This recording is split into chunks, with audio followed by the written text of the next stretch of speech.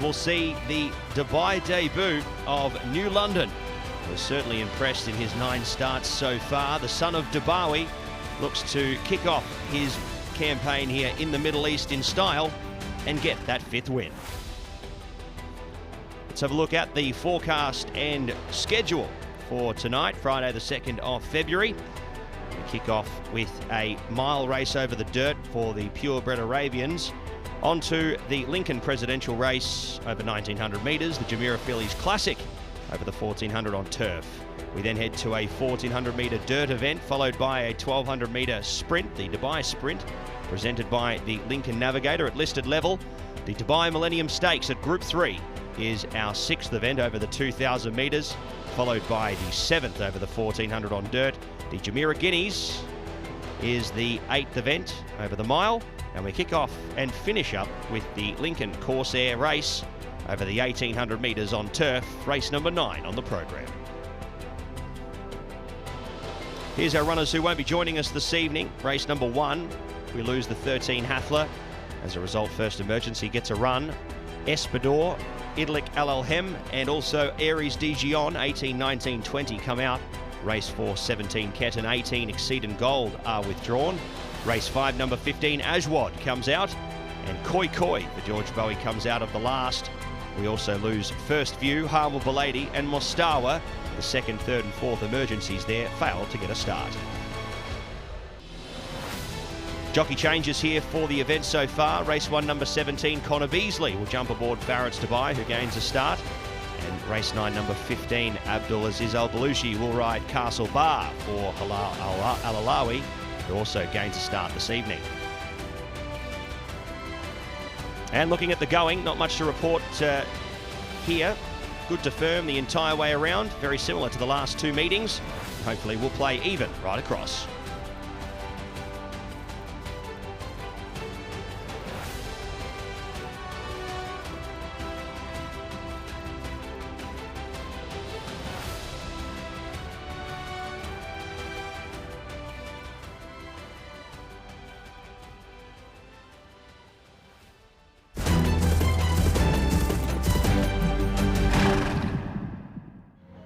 As always, excited about the card that we've got coming up today here at Meydan, and Pat Comerford is alongside me. Pat, just looking at the quality of the racing last week, obviously this week not quite as good as Fashion Friday, but what we have got are a number of horses that could potentially end up on World Cup night again. It's thank you very much. Great to be joining you as well, Rishi. But I agree with you. We've obviously had these feature days.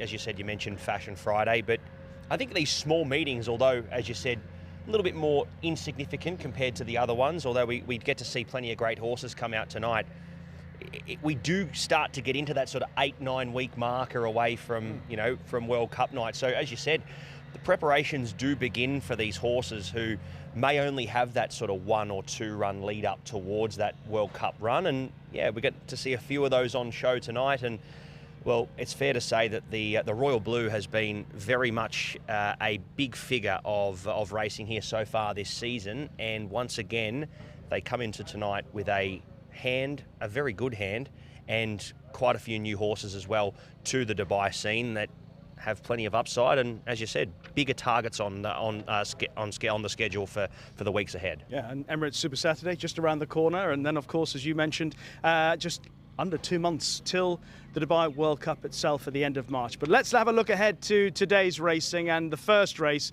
is for the purebred Arabians. It's due off at 5:30 p.m. local time. It's over 1,600 metres on the dirt. Quite an interesting field of horses that are still unexposed, 1 or 2 that we know a fair bit about. But looking through the field for this race, Pat, it was quite awkward trying to be adamant about these horses because you just don't know how good some of them are. I mean, I quite liked, for example, number 14, Moklis. I thought decent draw, but then it's only had a handful of runs. Yeah, it's one of the more open races we've seen here for the purebred Arabians at Meydan so far this season, and plenty of form lines do tie into this race. That's the big question that we have here. There's a lot of horses that are obviously lightly raced coming through maidens who meet here tonight, and probably a couple that have been, I guess, have won, but have also just probably knocking on the door there and haven't really hit their straps so far this season. You mentioned Mockless. I think he's definitely a horse going off what we've seen in his last couple of starts as one that's gravitating towards a win. Bernardo Pinero's back here to ride for Majid Al Jahuri. They've been a dynamic combination so far this season. But again, we've got horses like Hathler, who had a great run last time out to the races. Al Denari was very impressive at Abu Dhabi as well, being able to win.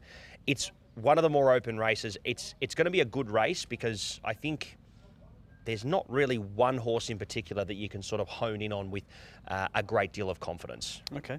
I did like Mockless because I thought the run at Alain early in December was needed after the layoff. Yep. And then stepping up in distance, probably a little bit too fast. Stepping back in distance over 1,200, probably a little bit too short. Now fit, raring to go. This is the right distance, 1,600 metres, and I thought decent draw. And I agree. I'm with you on the 14 Mockless. He's my top pick for this event. Look, you could, as I said, you could give honourable mentions. I think Naja was probably a horse that you've got to give some respect to. The 6 in game time as well, unseated the rider last time out. He's working towards a big performance at some stage. If you take that last run out, and if you look at the international market, the price that he is game time certainly is represented by the fact that he did unseat the rider last time out, but I don't really think it's a respectable piece of form to be going off. If you go back through his last 2 runs, he's impressive enough to be taking out a race like this. But I'll side with you on the 14 Mockless. I think he's the one. Excellent. We're in agreement already. Bodes well for the remaining 8 races. And let's have a look at race number 2, which is now for the thoroughbreds. It's the Lincoln Presidential Race over 1,900 metres on the dirt. It's worth 175,000 dirhams. And again, horses that are unexposed, some young horses, but I think quite promising number of horses in this race. You've got Guns and Glory, who showed a fair bit of promise for Bupat Sima first time up. And obviously, Tokyo Tower is a fair place to start. We can have a look at Tokyo Tower in action up against Tactical Bound, Guns and Glory also included. Look how wide Guns and Glory was there, turning in the blue and green of the Fitchery Hay colours. I think he's got a big chance today. Yeah, look, he definitely does. This is a form line that we've seen focus or be, seen quite heavily through this race of runners coming into the event. Guns and Glory's got to be given respect. You've got to remember how much ground, as you said, Tokyo Tower did make up off it was a genuine enough tempo, but made up good ground there to really close off well in those late stages. I think of the horses with the form here in Dubai, I think that's the key form line here in this event. I mean, Shah Baby won very well at Jebel Ali last start. He's got to be given respect as a result of that. But I'm going for something a little bit different here. Just off what we've seen track work wise, Michael Bell's got one runner out here at the moment. And from what we've seen so far, he has taken to the track quite well. They work him on it, as we see, multiple times per week.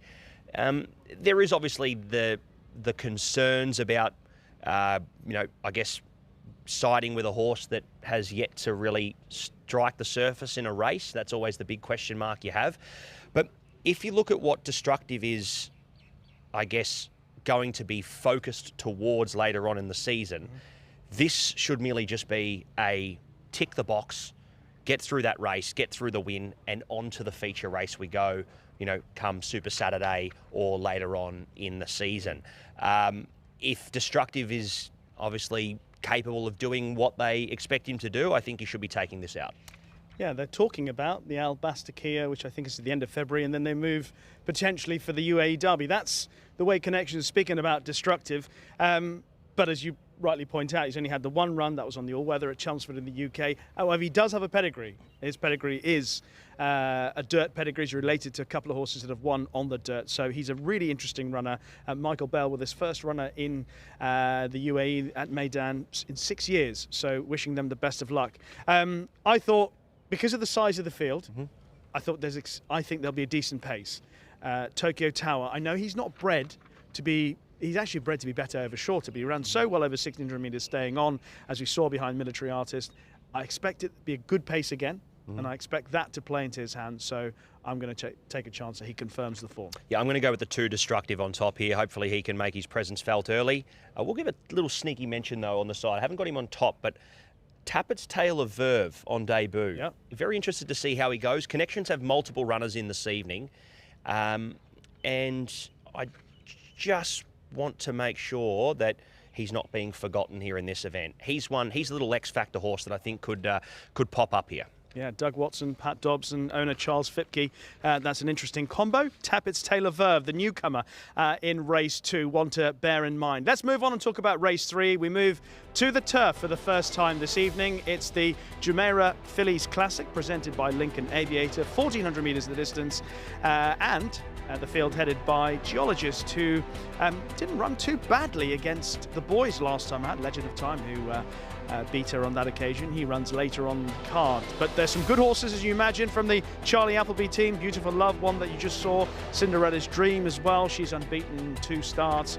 There are 1 or 2 others that you couldn't completely rule out, including number 9, Nadelia. We'll come to her maybe in a little moment. But it appears that Charlie Appleby has the strongest hand here. Pat with Cinderella's Dream. Let's deal with her first of all. Now, she wins here, makes it 2 from 2, but I'm not convinced about the strength of the form. I don't think it's a very high standard unless she's improved enormously. Yeah, look, it's an interesting one. You'd say that William Buick's had the pick of the 2. He's ridden both of them to a victory. We saw Beautiful Love go on and win a novice. And, that's another form line that you probably have to take into consideration. But look, I think the booking of Buick on Cinderella's Dream may say that from a form perspective, although, as you said, there may be a question mark in regards to the depth of what she beat. She can only beat what's put in front of her as well. So ratings and times can mean a lot, but at the end of the day, when they're so lightly raced, look, I'm willing to take into consideration that she did as much as she needed to, and hopefully she's able to go to another level here this evening. So she's your top pick? Cinderella's Dream on top for me. Okay. Might put up 2 against her. I went for Geologist and also Nadelia. I went for Nadelia as the actual selection. Trainer Nicholas Coyeri has had a couple of winners in the last couple of weeks. And this filly, actually, if you look at her first run in France at Deauville on the all-weather in December, she actually is in a good position. She loses that position, has to switch round and make up ground. She had a sparkling turn of foot, and I think she could be quite useful. Now, I'm not saying it's good enough. It's certainly not good enough to win today's race, that form, but she's bound to improve. She's with a trainer who's done traditionally very well here over the years. And just looking at the way the race is going to be run, Beautiful Love, I think, if you look at the form, actually, she probably has stronger form than her stable companion, Cinderella's Dream. Geologist has overall, I think, stronger form as well. So Cinderella's Dream has to improve, as does Nadelia, but I'm taking a chance with Nadelia doing just that. So she would be the pick for me. Let's move on and talk about race 4, which is again back on the dirt. It's the Lincoln race, 1,400 metres. And it's worth 165,000 dirhams. This was one of the trickiest races to solve because a fair few that you have to take a leap of faith with, according to their form. There are a fair few horses here that have only shown glimmers of form recently. I mean, I guess an obvious one would be, to start off with talking about Pat, would be 4, Meydan, for Doug Watson and Jim Crowley, who's drawn in stall 11. Shown a couple of bits of form. I think the run at Jebel Ali, probably the 1,400 at Jebel Ali is probably just a bit on the stiff side for Meydan. I think a slightly easier 1,400 metres here at Meydan will suit. I'd say so, and I'd say the track will definitely suit Meydan here in this event. Coming back to the flatter surface, the gate is a little concern for me. I, as a result, didn't lean towards him as my top selection, but I definitely do respect him as, a horse that's got to be deserving of respect. Chief of Navy was impressive enough at Jebel Ali last time out in that 0 to 80. He's obviously on the quick backup heading into this event because he was looking like the horse that was going to be the biggest challenger there in the late stages of the race to La Basse. Unfortunately, did drop away there a little bit, just didn't handle that hill all too well. But you'd say the fitness there'll be plenty of fitness taken from that event. I am going to focus my attention though here on number 2. He's the one I've had on top here, and that's Nomasee, the 5-year-old entire for Ismail Muhammad. He comes into this with, I guess, a fitness run under his belt there at Jebel Ali. It's probably not you're not going to go in with any degree of confidence coming from, I guess, York and Wolverhampton, and then going in for your first UAE run at Jebel Ali and expecting big things. But I think that he's probably been able to sort of get a bit of fitness out of that, and I think conditions will suit him a lot better. I do like the booking of Mikhail Barcelona. I thought that was that was a bit of confidence in itself that we may see this horse improve, and he's going to get every favour from the gate as well to find a nice spot in behind the leaders with cover. Yeah, that's a good call. Mikhail Barcelona, as we know, is excellent getting them out of the gates and getting them handy. So Nomasi is an interesting shout on his second start here in the UAE after that run at Jebel Ali. I'm going to stick with Meydan. I just thought he was a solid selection in a race full of imponderables. Let's move on and talk about one of the most intriguing and exciting races of the card today, and that is the Dubai Sprint presented by Lincoln Navigator. 1,200 metres on the turf. It's a listed race worth $500,000 dirhams, and it features a number of familiar names and horses that come into the race in pretty good form, plus one or two others that showed glimmers of their old form. We can have a look at the performance in just a moment. See Wallbank, number 11 there, representing British connections, George Bowie and David Egan. And we can have a look at Wallbank in winning action here back in earlier in January, beating Yanafis, Ventura Rebel. On the near side, you'll see just 3 runners, but Batwan, who reopposes today, comes comfortably clear of his 2 rivals on the near side. I think he was a little bit compromised, obviously, by the way the race unfolded. How will you see this form being replicated or changed today? I see the winners coming from the same part of the track that we saw on this evening. Batwan's unfortunately drawn to the inferior side of the course once again. Yeah. But going off what we've seen the last few straight races, there's just no possible way you could do tactics for this event and think going to the near side's going to be a benefit in any way, shape or form. Even if you've drawn to the outside, the aim is going to be try and get some cover, at least come down the centre of the course. The way that it's walked over the last couple of starts, there is a bit of a softer side to the nearer side part of the course. Now that might suit, your European horses coming over here. They might, prefer to have a little bit of sting out of the track. But look, they're going to be the numbers are going to be very slim of runners, if any, that go over to the near side. So you've got to give horses that are obviously on the far side part of the track, draw-wise, a slight advantage here.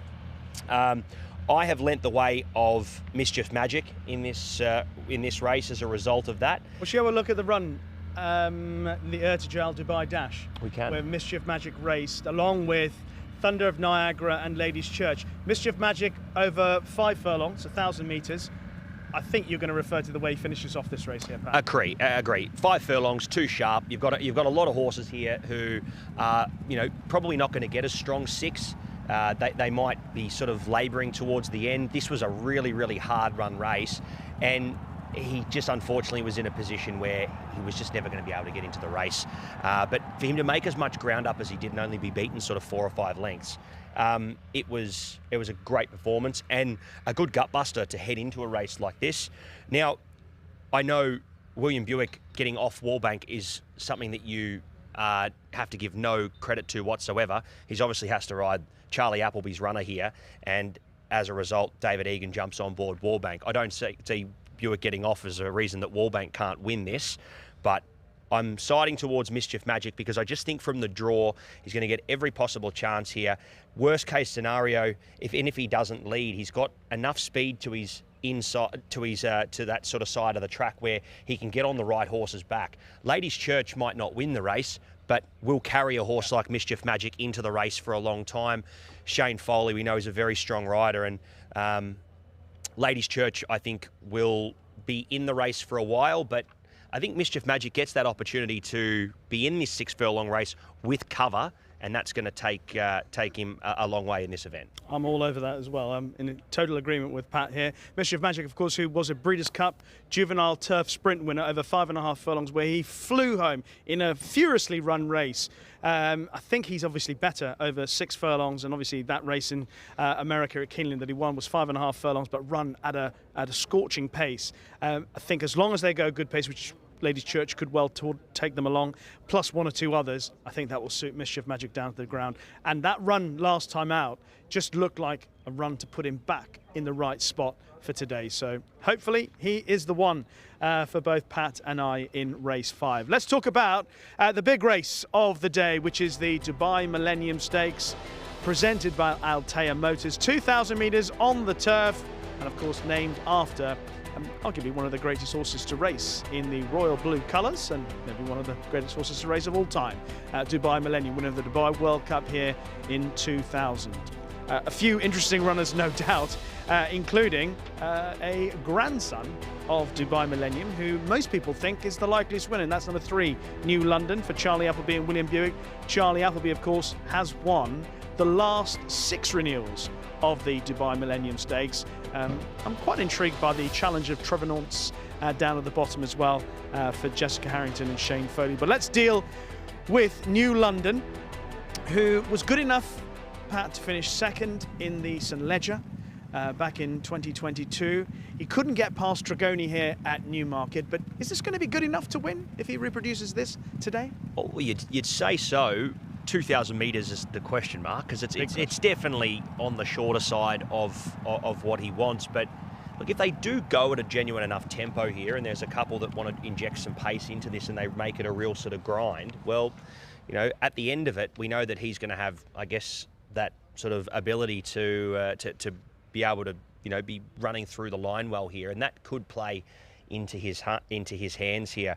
I think he's a welcoming inclusion to the race. Again, we're probably going to see him over more ground as we get further on into the season. But look, for a $700,000 Group 3, it's not the deepest of 2,000 metre races at Group 3 level that we're going to see here all season. And he may have just found himself a race that he probably can take out over a distance that's a little bit shorter. Look, Trevenants, I respect big time here.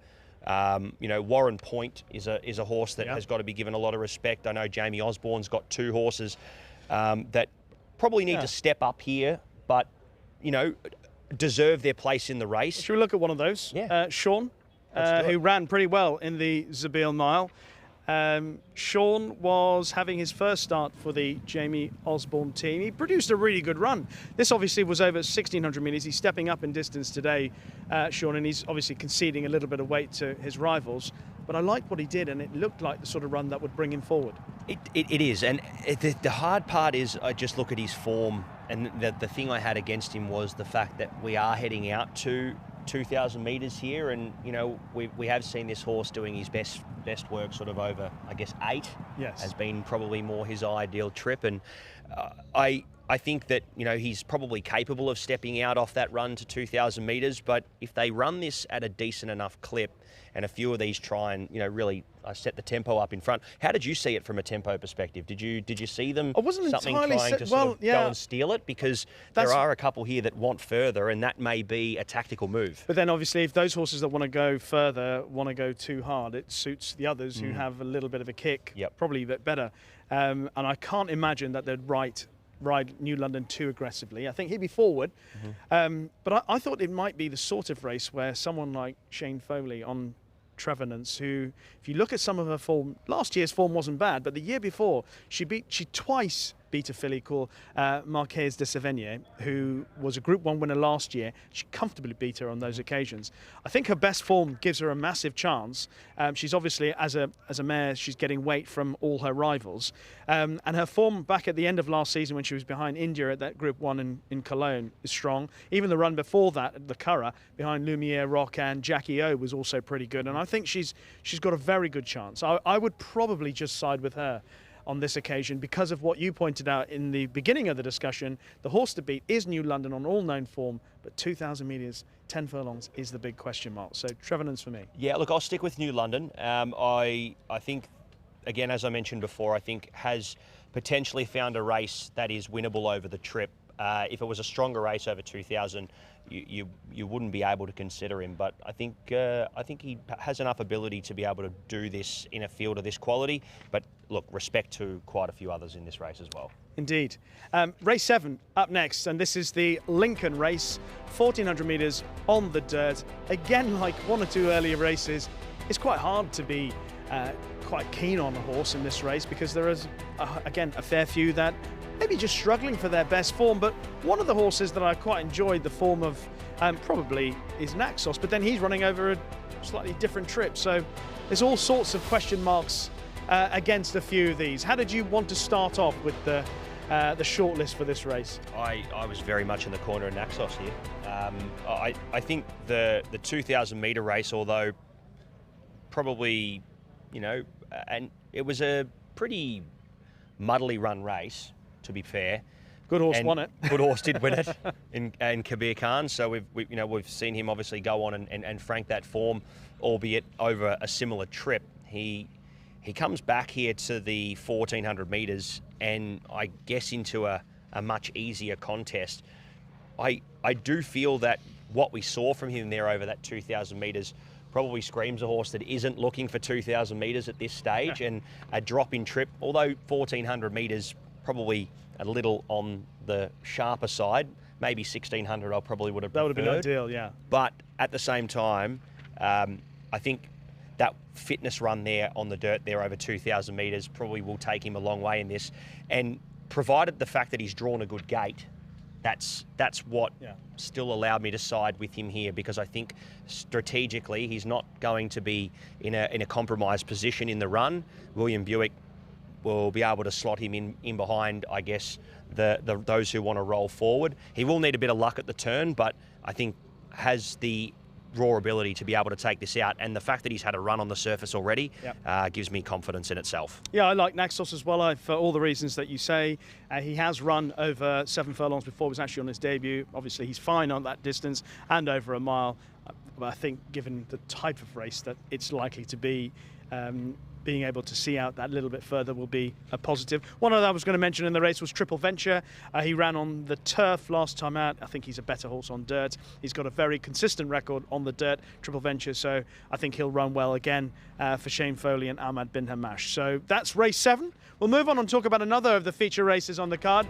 The penultimate race, 8, the Jumeirah Guineas, presented by Lincoln Nautilus. Again, this race is worth $500,000 dirhams. And I quite like the shape of this race, because Legend of Time is a horse that I thought created a significantly good impression when beating Shamrock Glitter, who reopposes here. And I can't see how Shamrock Glitter can overturn the form. Now, I sided with Shamrock Glitter on this occasion, other than maybe he settles a bit better, Pat, because he was a bit keen, but so was Legend of Time. I remember talking to you about this. Because I was with Legend of Time. You were all elevated. And I said, I think there was a slight doubt about the trip. But actually watch the way Legend of Time hits the line. Even though he was a bit keen, if they went another furlong, there is only going to be one winner. Correct. And now that the draws are reversed, and he finds himself in a position where he doesn't have to lead, because we know Athan's going to burn across from 7 and will take up the lead once again. That's his racing pattern, and he's going to inject that once again. He gets a very good opportunity here to boot up, one back the fence. He's going to get a beautiful run with cover, and the fact that Legend of Time was able to do what he did there from a wide draw and then be able to sit 3 deep and beat these horses fair and square.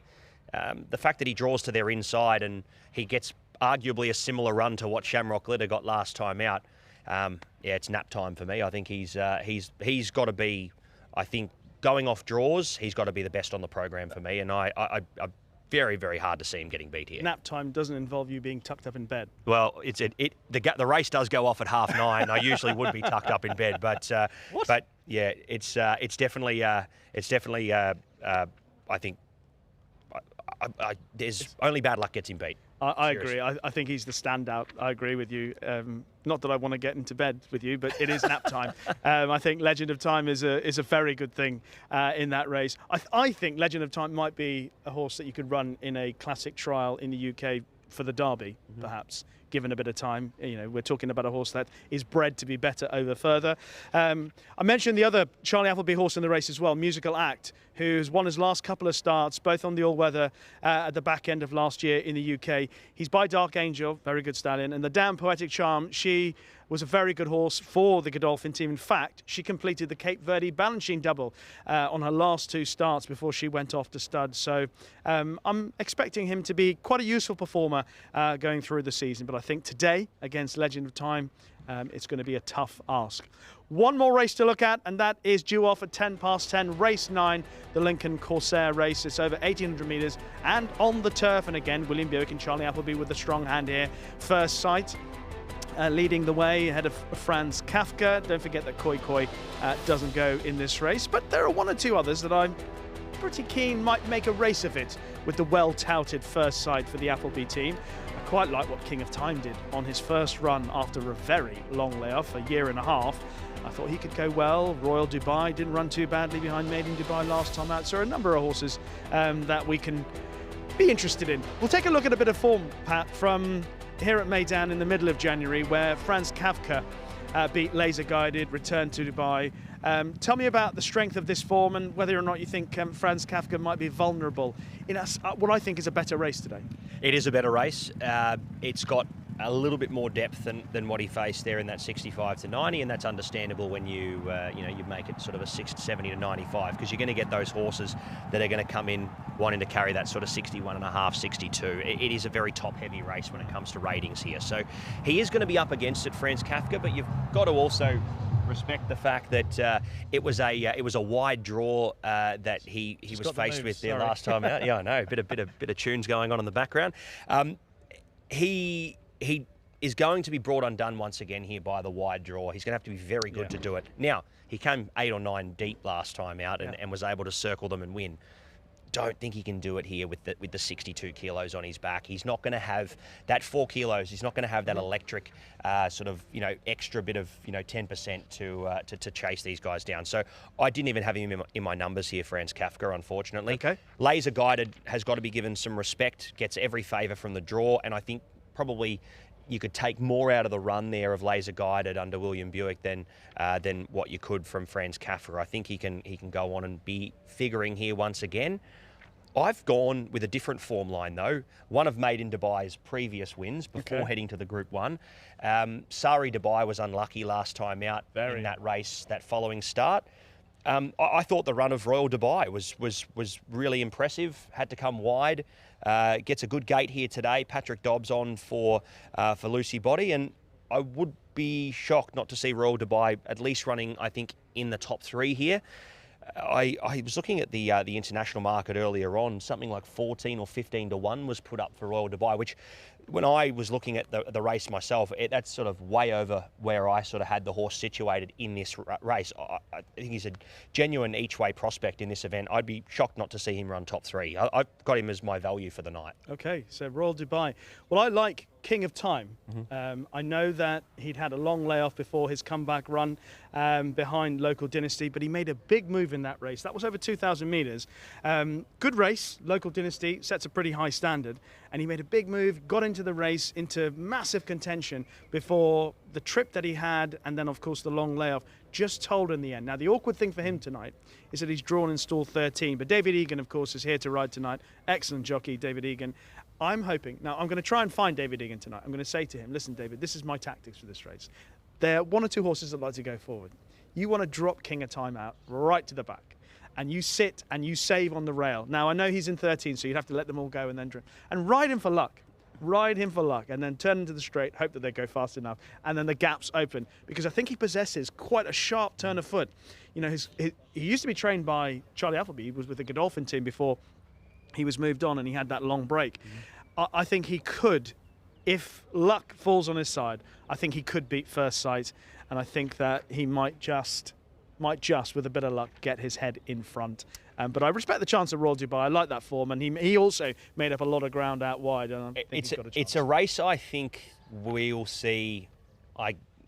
We'll see something, I guess, that you would consider sort of a top 3 hope at best, coming out and just getting all the runs. The runs come the right way, and he goes on to win. It's an open event to finish up the evening, but a cracking race nevertheless. It will be a cracking race. Maybe a bit of drama to close the card off. Maybe make it a bit of a challenge for our commentator, Pat Comerford, in the final race. Let's have a look at Pat's selections.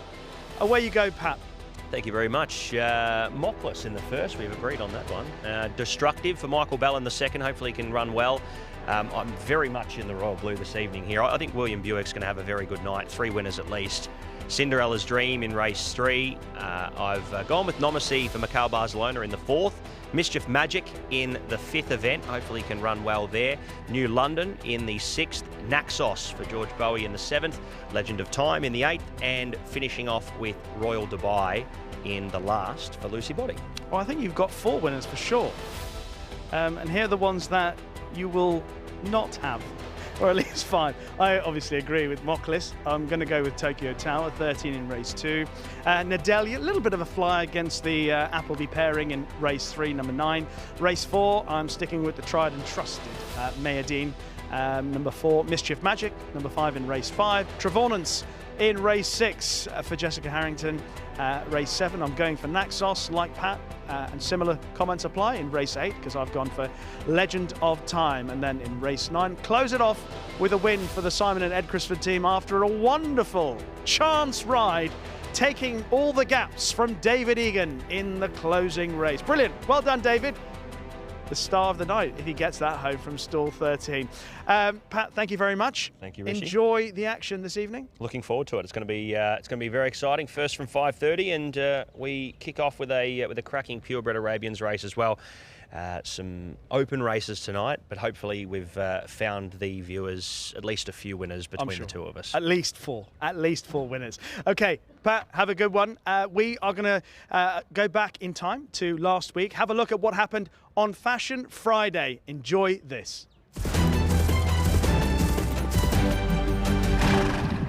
Set to go here at the 1900 metres, the first of our Group 1s, the Al Maktoum Challenge here for the purebred Arabians, and we are underway.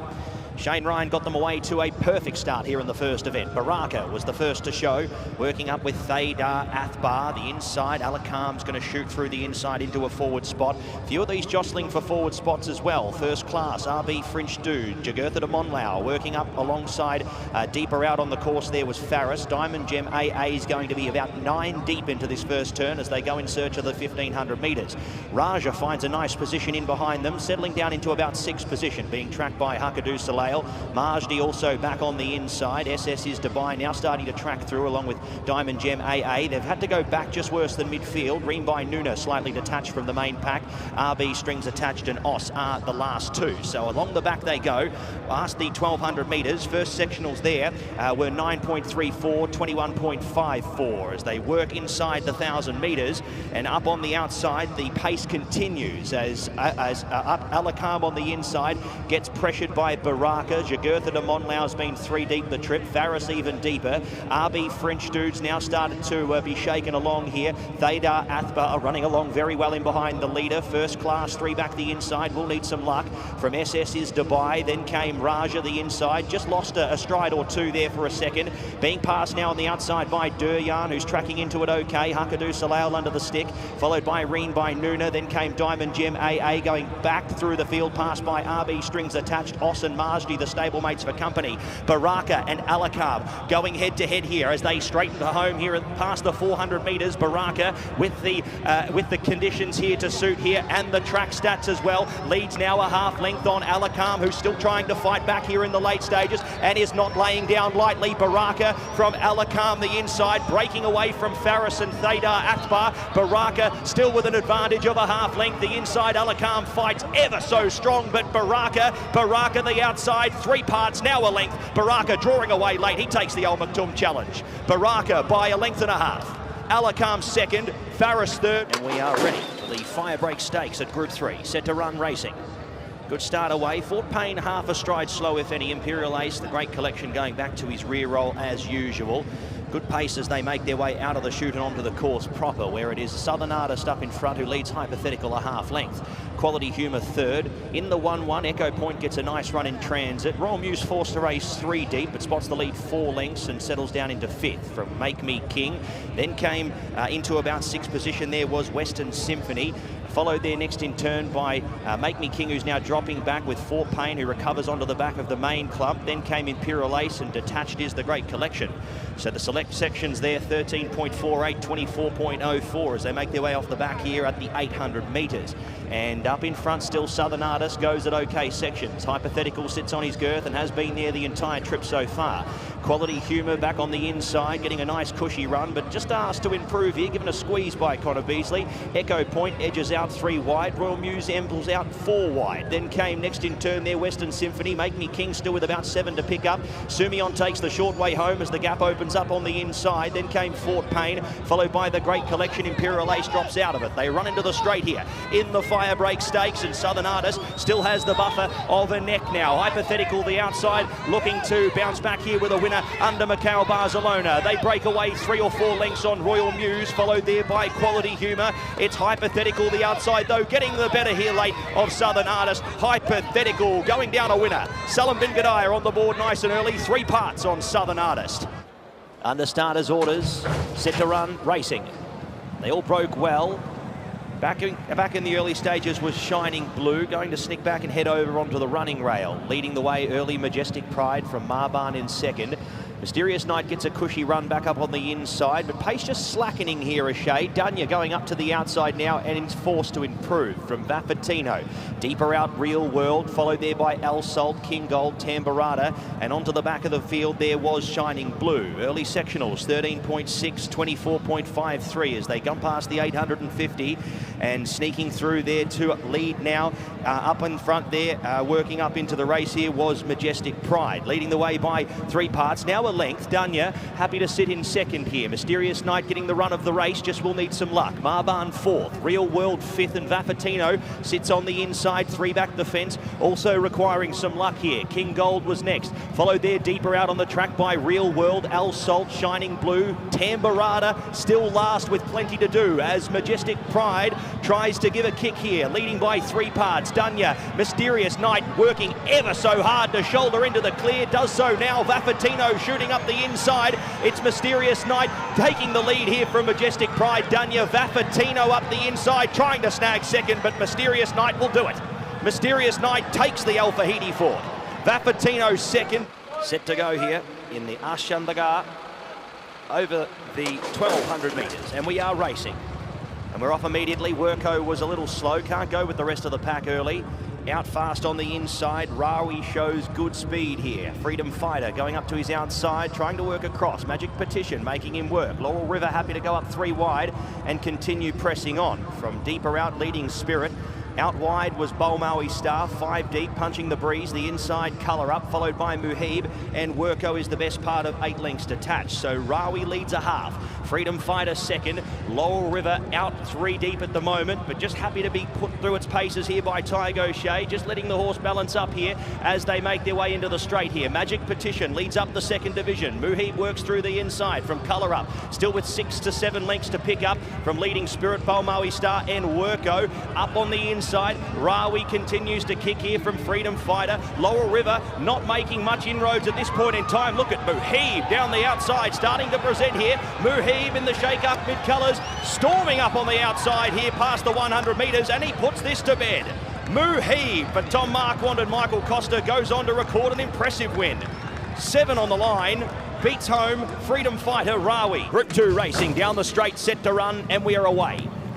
Great run by and start by Pontos, pressing forward early here with Zorkin. Thunder of Niagara out fast, along with Emirati Anna, Clarendon House, and tracking them there was Tajala, reading to the centre of the track. Zulu Chief leads the way from Urgent Appeal. In behind them there was Equality, followed by Equilateral. Logo Hunter joins that second group, back to Star of Mystery, and 7 Questions at this point sits about last and spots the lead the best part of 8 or 9 lengths as they make their way inside the 4. Pontos well head together under Fresu, leads the way by 3 parts. The inside was Thunder of Niagara under being whacked away, trying to get on level terms. Clarendon House, Emirati Anna, Star of Mystery out now. 7 Questions making good ground here in the late stages. Pontos the leader. Look at Star of Mystery. Star of Mystery flying up to the outside of Pontos. Levels up, goes on pie. She's a nice filly. She's a fast filly. Star of Mystery, too good. Pontos second. Third across the line was Tajal, set to run. Racing to the best line of the night. Walk of Stars fast out off the inside. Desert Wisdom pressing forward. First Constitution also up there as well. Mimi Kikuchi. Franz Strauss is going to have an opportunity to slot in as these 2 gaps appear here between these 2 groups. Kabir Khan sticks to the inside, followed by Clapton, spotting the lead 6 as they work off past the mile. Then came Celtic Prince, followed there by Made in Dubai. Military Law third to last. Atletico El Colano and Everfast have each other for company here at the back. 20 lengths top to tail here, and First Constitution injects more tempo. 8.52, 19.26 as they work their way along the back here past the 1200 metres. First Constitution leads by 3. Walk of Stars second, Desert Wisdom third, sliding up the inside. Kabir Khan slides off the running rail and starts to make an improving run here from Fran Strauss, who's outside. Then came Meydan Dubai, getting on their back out wide was Clapton, followed there by next in turn, working along there Mimi Kikuchi, just attached at the moment from this first group, being pushed along with Celtic Prince. Then came Military Law from Atletico El Colano and Everfast. So 2 groups of runners make their way past the 750, and Walk of Stars leads them at good sections. Kabir Khan up into second. First Constitution, the first to be scrubbed along here. France Strauss makes a looping run. Clapton starting to loom into the race. Desert Wisdom was next, followed there by Meydan Dubai, who's now dropping away here. Best of the rest was Military Law. Atletico El Colano still within striking distance as they make their way into the straight here in the Al Maktoum Challenge, and it is Kabir Khan up on the outside here of Walk of Stars, who starts to lengthen now. Clapton with the job to chase down the Russian. Then came on the inside, working up into it, France Strauss. Desert Wisdom fighting for minor placings here though, but the Kazakhstani, the Russian, he's off. Kabir Khan, he has got the Al Maktoum Challenge sewn up here. Kabir Khan continues his undefeated streak here in the Middle East. Wins by 5 lengths. France Strauss second. Racing from the 1800 metres and getting away on the inside. Highland Avenue broke well as they make their way onto the course proper. Morge was second. Salawi's going to find a beautiful spot in, although tugging for some rain under Christophe Soumillon. Then came back 3 deep at the moment, settling down into 4th position was Measured Time, followed by Spirit Dancer. The inside in 7th, Erzincan from El Patriota, Ottoman Fleet second to last, and San Donato the last one. With 1,350 metres left to travel, 14.41, 26.39 the early clocks as they make their way along the back section, and it is Highland Avenue keeping the pace very honest. 3.5 lengths on Morge. Salawi third, happy to stay there at this point in time. The outside in 4th, working up into it, Measured Time, but wide without cover at this point in time. Spirit Dancer as a result gets some cover. Erzincan was next from El Patriota. Then came up on the outside there, Ottoman Fleet, and San Donato still spots the leader the best part of 18 or 19 lengths as they make their way down the side section of the course. And it is up in front here, still rolling along Highland Avenue, leading by 6 or 7 lengths here. Morge into second, starting to chase the stablemate here now. Up into third, still rolling into it as well was Measured Time, followed by Salawi. Then came still about 6 lengths off the leader was Spirit Dancer from Erzincan. El Patriota takes the inside passage. Ottoman Fleet starting to get warm down the outside. San Donato having to come off his heels this time. No inside runs at this point in time as Measured Time takes over.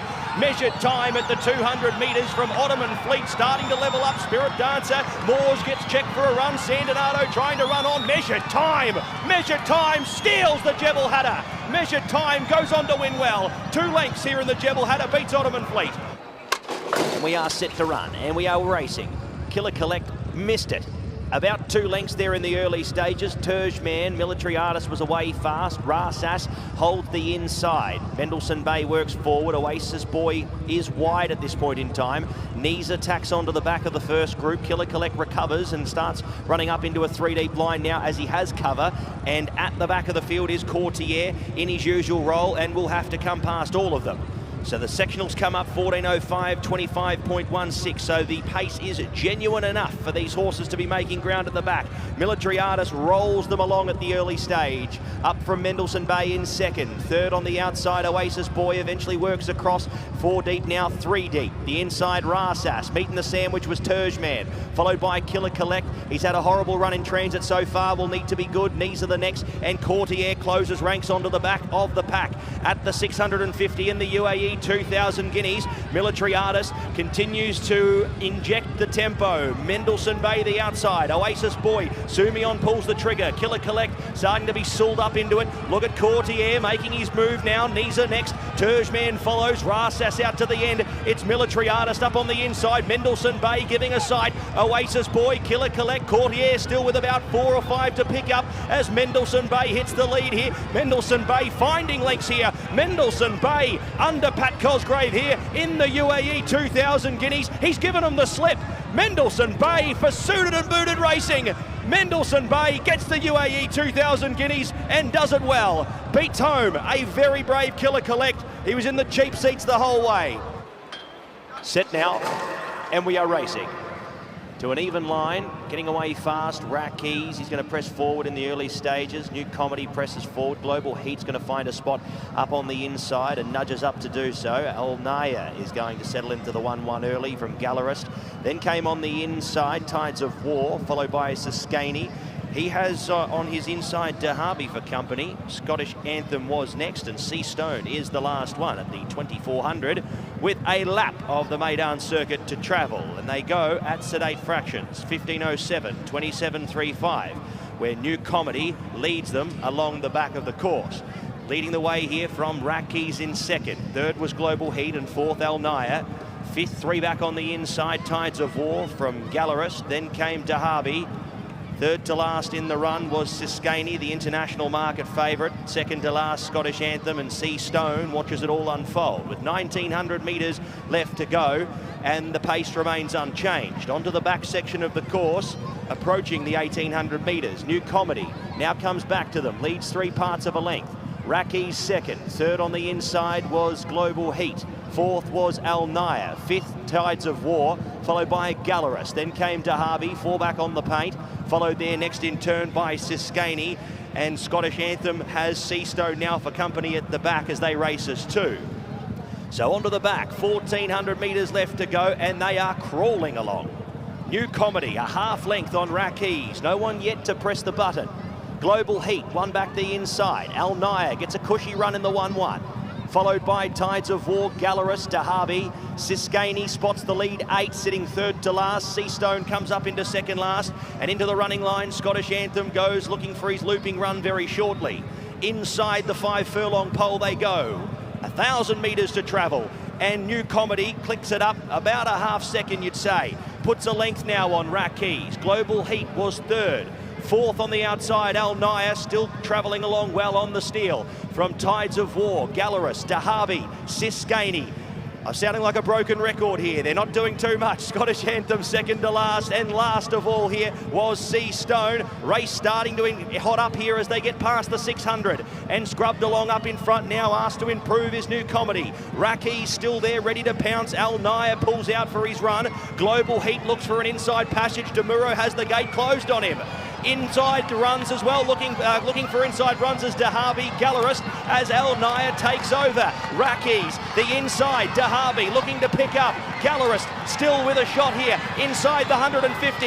Al Naya, Gallerist, Siskany when it's all too late. Siskany down the outside, Al Naya holds on tight. Oh, photo finish, maybe Siskany. Siskany, maybe a short margin. Not much in it. Al Naya second. Third across there, Derby from Gallerist, Rackeys.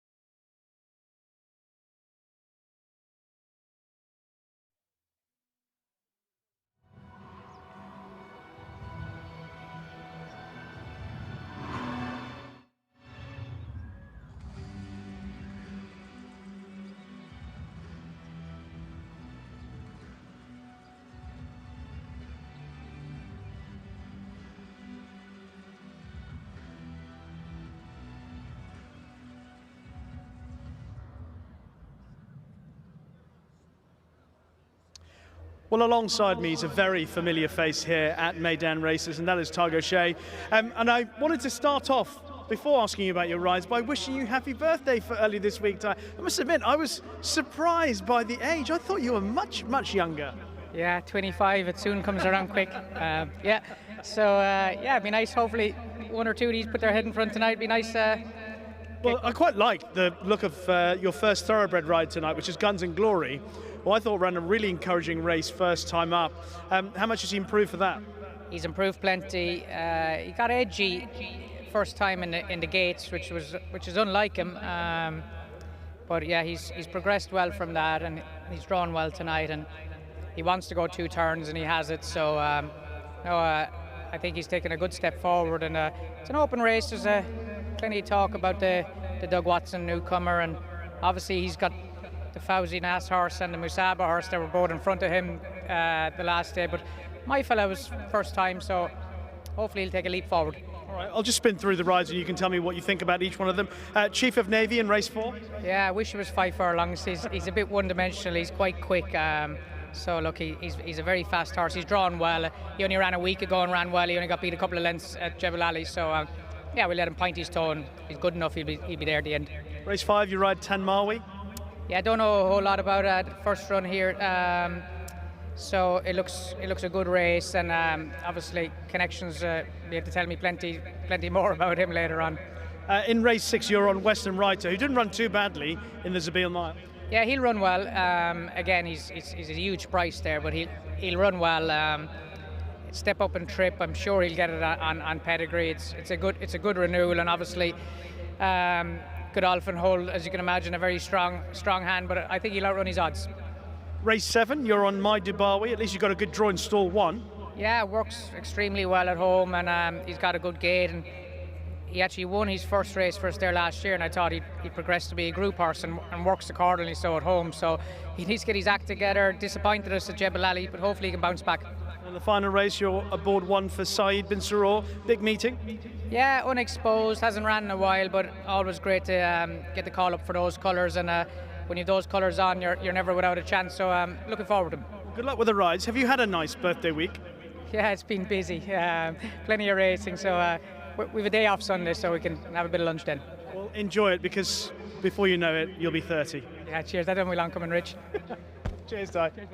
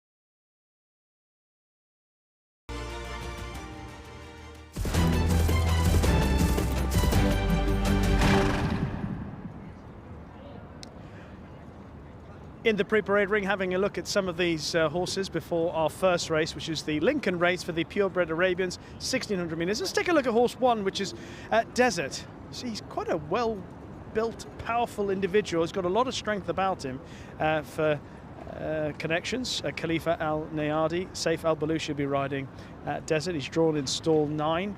It's actually been in pretty good form towards the back end of last year. Let's have a look behind that. We'll have a slightly different type, a little bit leaner, a little bit tighter, but there's no doubt that Desert is fit. He's had a lot of runs recently. Here's Naji for Dr. Jabba Bittar and Andrew Slattery. Then we find a grey, actually one of the smaller, a little bit smaller than Naji, and the grey is AF Afam for Ernst Ortel. Tiger Shea will be riding this 6-year-old grey horse.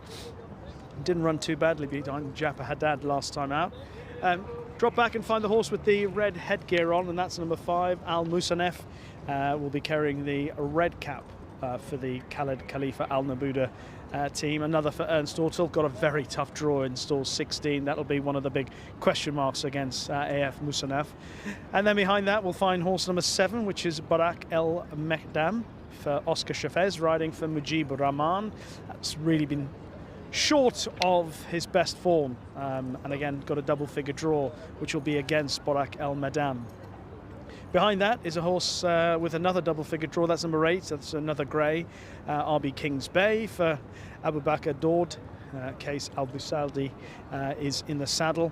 Won last time out at Abu Dhabi, but that was on the turf. However, does have a couple of wins on dirt to his credit, so wouldn't rule out a decent run today. Let's drop back and find horse number 10, who's just coming around to the right, another with red headgear on, and that's Najib for Eric Lamartinel. Jules Mobian is in the saddle. Another tough draw in stall number 14 for Najib. Generally a pretty consistent type, has been doing a lot of work at Alain in recent times. So those are the ones that are going around the pre-parade ring. There's just one spotted over in the far side, just being saddled up, and that is number 6, Game Time. That's one that, when Pat and I were talking about this race, did refer to the unseating Al Alain. Just getting the call, actually, from officials here to shift it a fraction. Let's get on with it. So that's number 6, Game Time, who will be joining his pals very shortly in the pre-parade ring. The rest of the runners are beginning to file out onto the track, headed by Desert. He's about to head out. And then there are a few, obviously, as we know, in this pre-parade ring here at Meydan, they split them. Some are saddled up on this near side, others on the far side. So the ones from this side all gone, apart from horse number 6, Game Time, who is now being rushed along to join his pals, and is just having to trot to catch up. But that's it. They're all leaving us. Pat, it's over to you. Thank you very much, Rishi. They're looking forward to tonight's card as well, and a really nice race to start off proceedings here. Great to have people on course here for the 9th meeting. It is slightly breezy conditions out here in Dubai this evening at Meydan, but hopefully the wet weather that is hitting Abu Dhabi at the moment will be staying away for the time being. Really looking forward to tonight's card. And we're about to make our way into the mounting yard here for the first of 9. Really looking forward to seeing who will be able to take out this purebred Arabians race, and we head into the mounting yard very soon.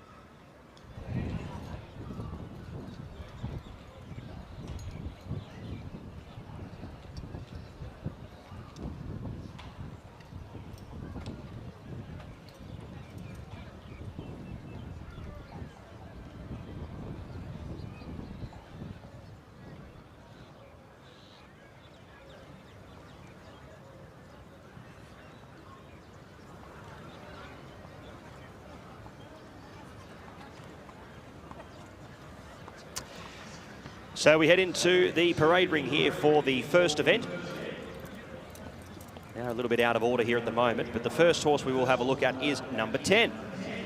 And that is Najib. He comes into this race here off a run on the 23rd of December last year at Elaine. Running second there to Astro de Sol. He has his first run here for the season, but was able to step up into proven company last start. And will hopefully be able to do it once again here tonight for Jules Mobian and Eric Lamartinel.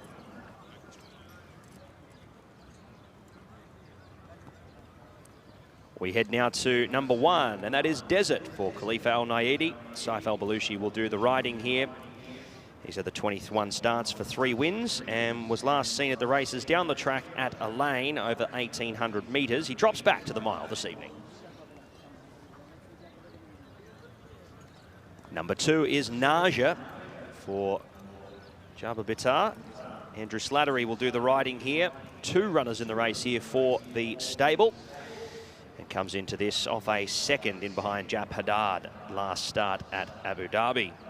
Off that run, he hopefully can step up to the task here tonight. If he's able to run out the mile, it is a 400-metre rise in distance from his last start. One of multiple runners here for the Autel camp this evening. AF Afam is the first one here off the inside draw. Tygo Shea to do the riding here. It'll wear the black cap and has its 3rd run for the year, with 2 runs through January there amongst similar company. Both runs, though, at Abu Dhabi. He's 3 wins from 15 starts, hoping to make it 4 this evening. Calnor gets Marcelino Rodriguez, getting down to 56.5 here. The 9-year-old Entire having his 31st start. With those 5 wins to his name, he was a second, beaten a length and a half last start behind RB Kings Bay.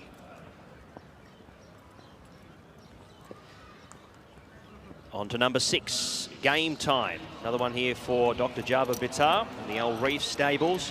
Unseated the rider last time out and unfortunately did not finish the race. If you go back to his 2 starts before that, he has been impressive, including that neck defeat at Sharjah.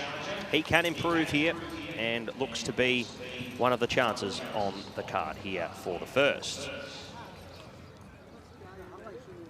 7, Barak Al-Madam, Oscar Chavez for Mujib Rahman. Drawn a little wide here for this 9th start in his career.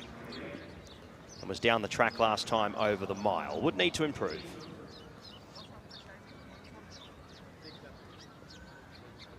RB Kings Bay looking to back up his last start win at Abu Dhabi. This looks a little deeper of a race. Case Al Basadi stays on board and claims his 2.5 kilograms, getting this 7-year-old son of General down to 56.5 kilos.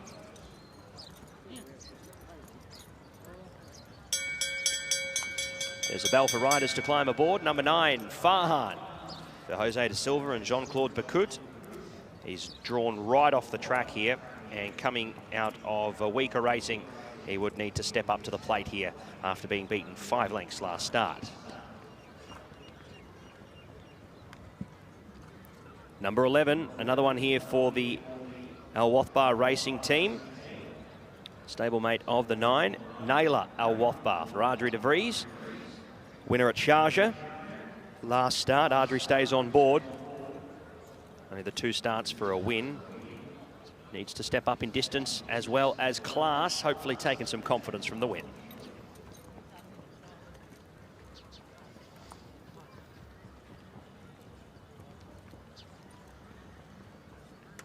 (12 and 13 are out. 14, Mockless. He comes into this as a 5-start maiden, but has run some nice performances in behind some runners who we will see figuring hopefully this weekend as well. 3rd behind Jinan last time out, looks a good form line. And then 2nd at Elaine in behind Rad Lembarak, who will be a short price select tomorrow night at Elaine. So some form around him despite having not won. And he's out for the right stable as well. Majid Al Jahuri stable going very well so far this season. 15 is El Denari. He was a Abu Dhabi winner last start. Ben Cohen returns to racing here and jumps back aboard. He was partnering this horse for his last 2 starts, and both performances have been over the distance of 1,600 metres. 16 is our next runner in Sari. Black cap. He has won a race at the back of last year, but his recent races suggest that a drastic improvement would be needed. And the reserve comes in. Farid Ubay, Ibrahim Al-Hadrami. Connor Beasley picks up the ride here, looking to hopefully improve off the first up run. That was a run there where he was first up for 2 years, so hopefully we'll improve off that run, but needs to improve sharply here second up.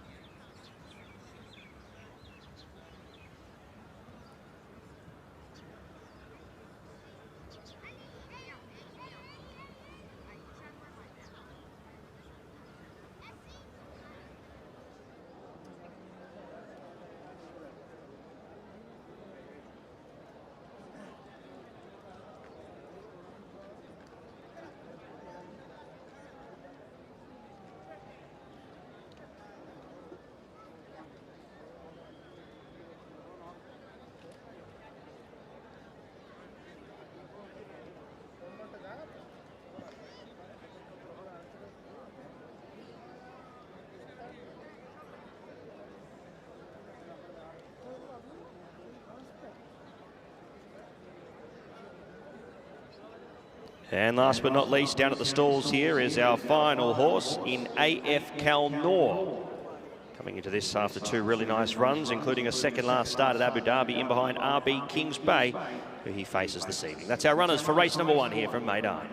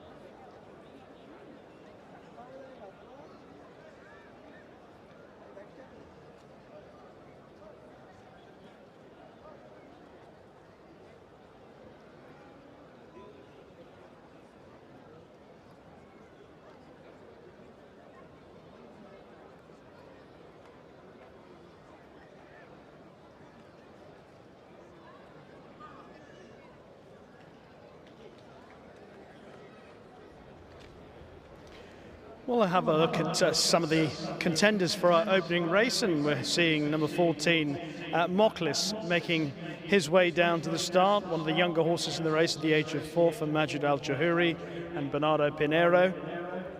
He's had 3 runs in the UAE this season, Moklis, having come over, having had 1 run in France back in May, so would have needed his comeback run at Al Ain at the beginning of December, and appeared to get a little bit tired in the closing stages. After that, ran pretty well back again at Al Ain, but that was over 1,800 meters, and again, just got a little bit tired over that distance late on. Was only beaten a length and a quarter on that occasion. And then after that, dropped back to 1,200 meters at Jebel Ali, and stuck on pretty well on that occasion. So back at a mile, 1,600 meters today, and now fit and hopefully near his best. I thought Moklis had a big chance. I think Pat was in agreement. One of the 4 that we're in agreement tonight, likely winners. So Moklis in this opening race with a decent draw in stall 4 for Majid Al-Jahuri and Bernardo Pinheiro. Now we're having a look at horse number 11. That's Nala Al-Wathba, 5-year-old mare, trained by Jean-Claude Picou. Adria de Vries is in the saddle. It's got a very good draw in stall 1. Did well to win at Sharjah back in November. Just hanging on from a short head under Adria de Vries to win that maiden over 1,200 meters. Obviously stepping up in distance today. That's a little bit of a question mark, but the decent draw in stall 1 should give Nala Al-Wathba a little bit of a chance of getting a forward position and hopefully being able to sit towards the head of affairs and then being able to pounce late on, assuming the stamina holds out for this 5-year-old.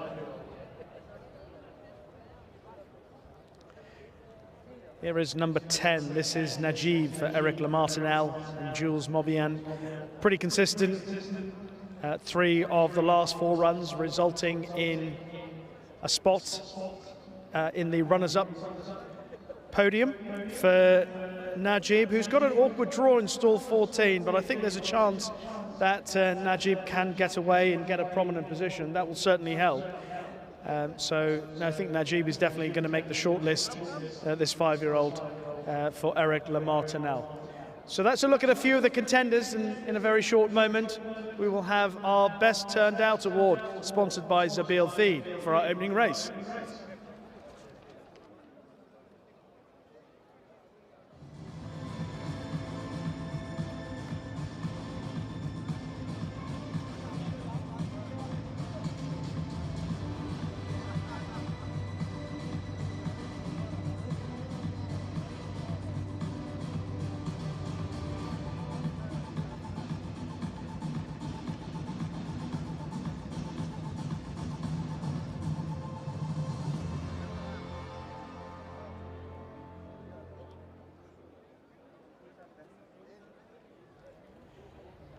And so to our first Best Turned Out Horse Award, kindly sponsored by Zabil Feed, and we have Mr. Iftikhar Hussain, Manager of Operations, in the winner's enclosure now, and he is alongside Jaswant Singh, who looks after horse number 10, Najib, who we were just speaking about in glowing terms a moment ago, and he's receiving his prize. Congratulations to him, Najib, the best turned out horse in our opening race, and our thanks to Zabil Feed for sponsoring the Best Turned Out Horse Award at Meydan this evening.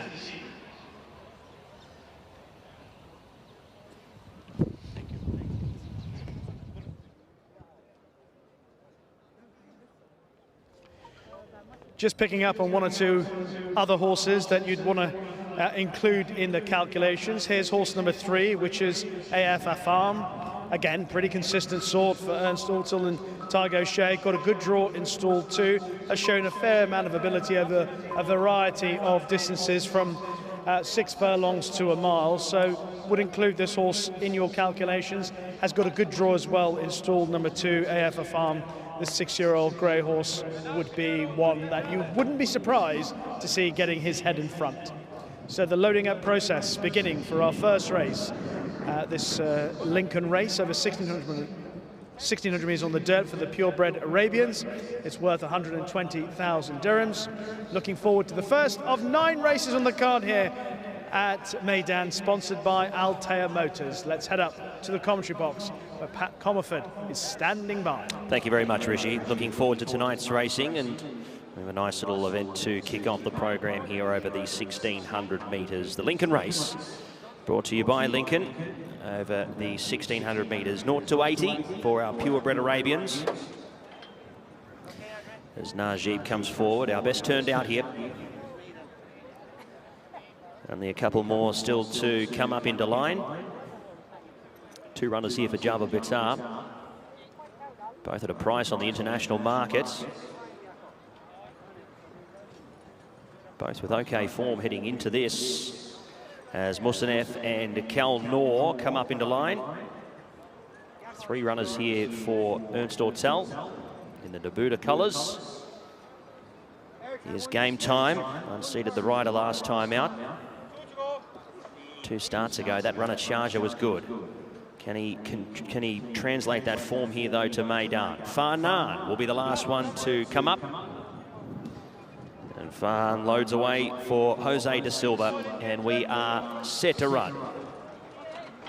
Naja a little fractious under Andrew Slattery, settles racing.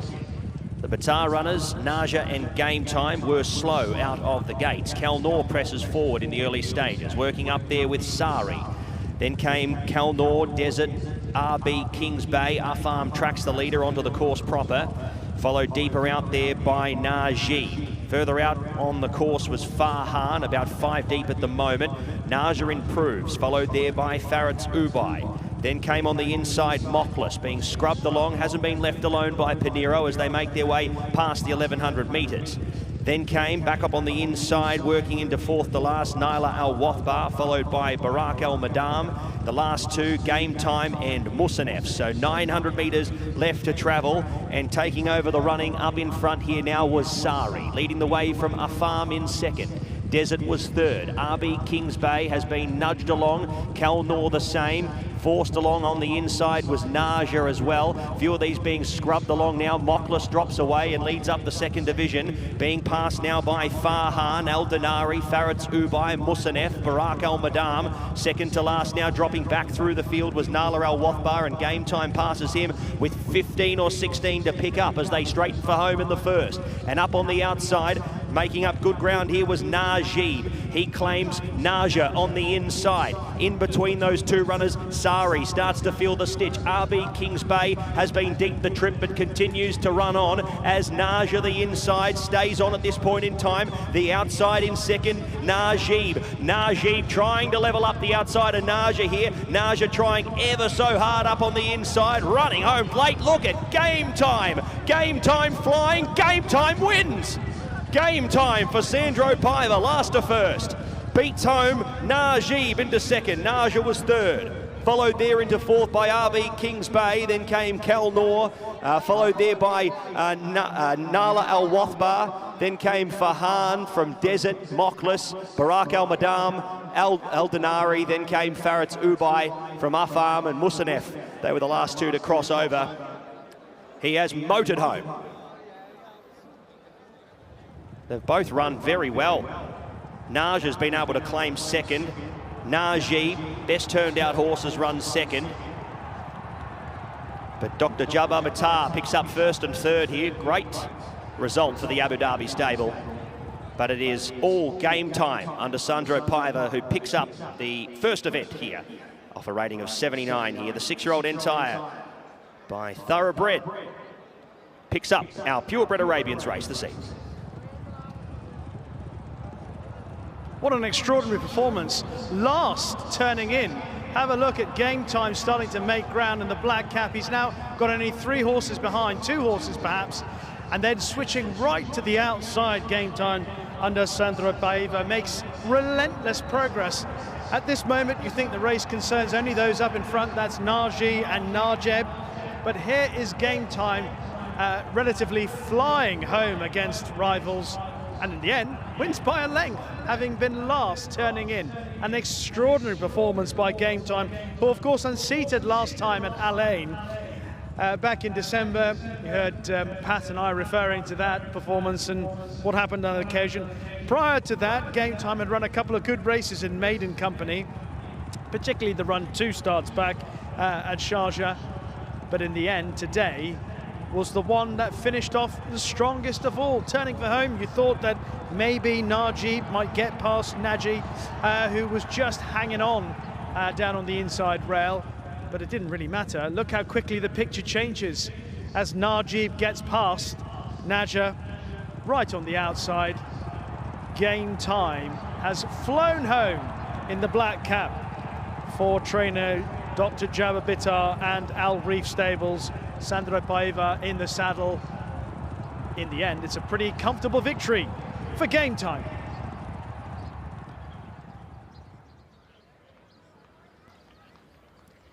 Numbers for race number 1, the Lincoln race over the 1600 metres, 6, 10, 2 and 8.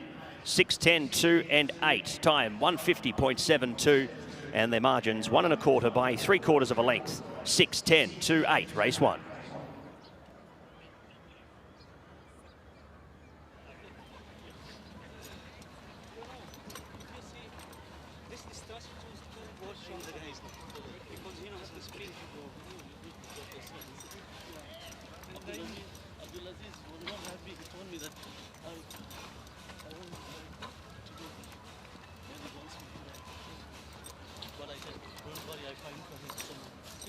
Well done. Thank you. I asked you all on how you didn't race was I won with him. The day I saw he running the Sharia, I will watch him. Sorry. And right to him. I want to ride.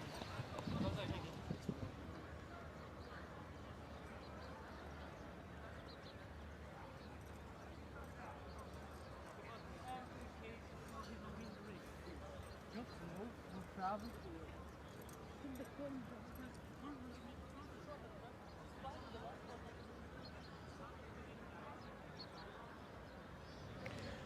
Well, it's time to welcome back our first winner of the evening after the Lincoln race over 1600 metres on dirt. It goes the way of the fast finishing Game Time for trainer Dr. Jabba Bittar, rider Sandro Paiva and owner Al Reef Stables. Put your hands together for Game Time!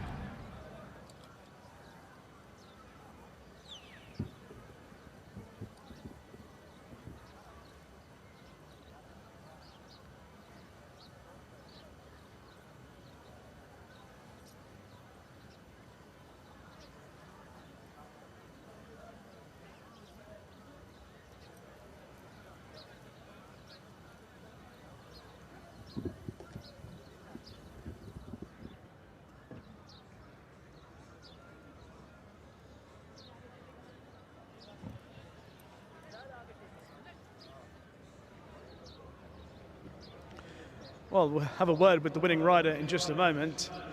I said hello to him before the first race in the weighing room and had no idea he was about to be aboard a horse that would finish off the opening race quite in the manner of Game Time in our opening race. Turned into the straight in last position and with a rare rattle in comparison to his rivals, Sandro Paiva, and Game Time has done the job. I'm looking forward to hearing your version of what happened in the home straight. Oh, yes, the home straight was, I think it was the best moment I have there because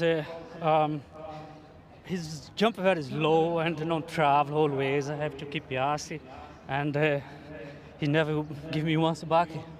So when I hit the straight and ask him more, and I give on his mark, and then he responded quickly. I say I have to move out, otherwise if I get a little bit traffic on the way, maybe he's not gonna finish. So I take him always out, and he keep responding, and go further. Finally he won the race. At what point in the home straight did you think you might win? I think in last 450 meters. Really? I think he was the best time he showed for me. Have more to go. So yeah, I tried to get a clean way and asking him what to cross the line.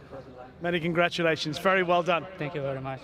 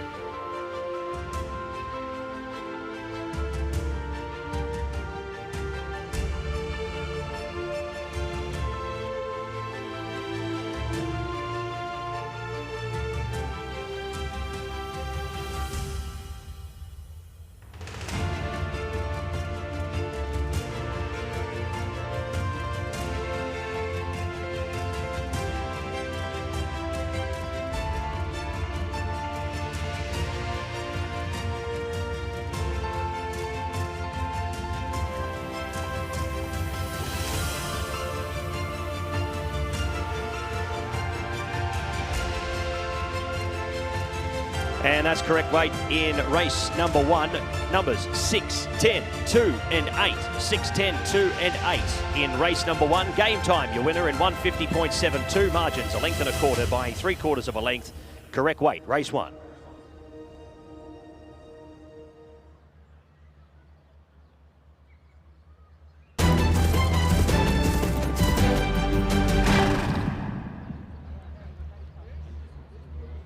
Well, ladies and gentlemen, we come to the presentation for our first race tonight. And tonight's racing, kindly sponsored by Altea Motors, and we thank them for their generous support of tonight's race card. The first race, the Lincoln race.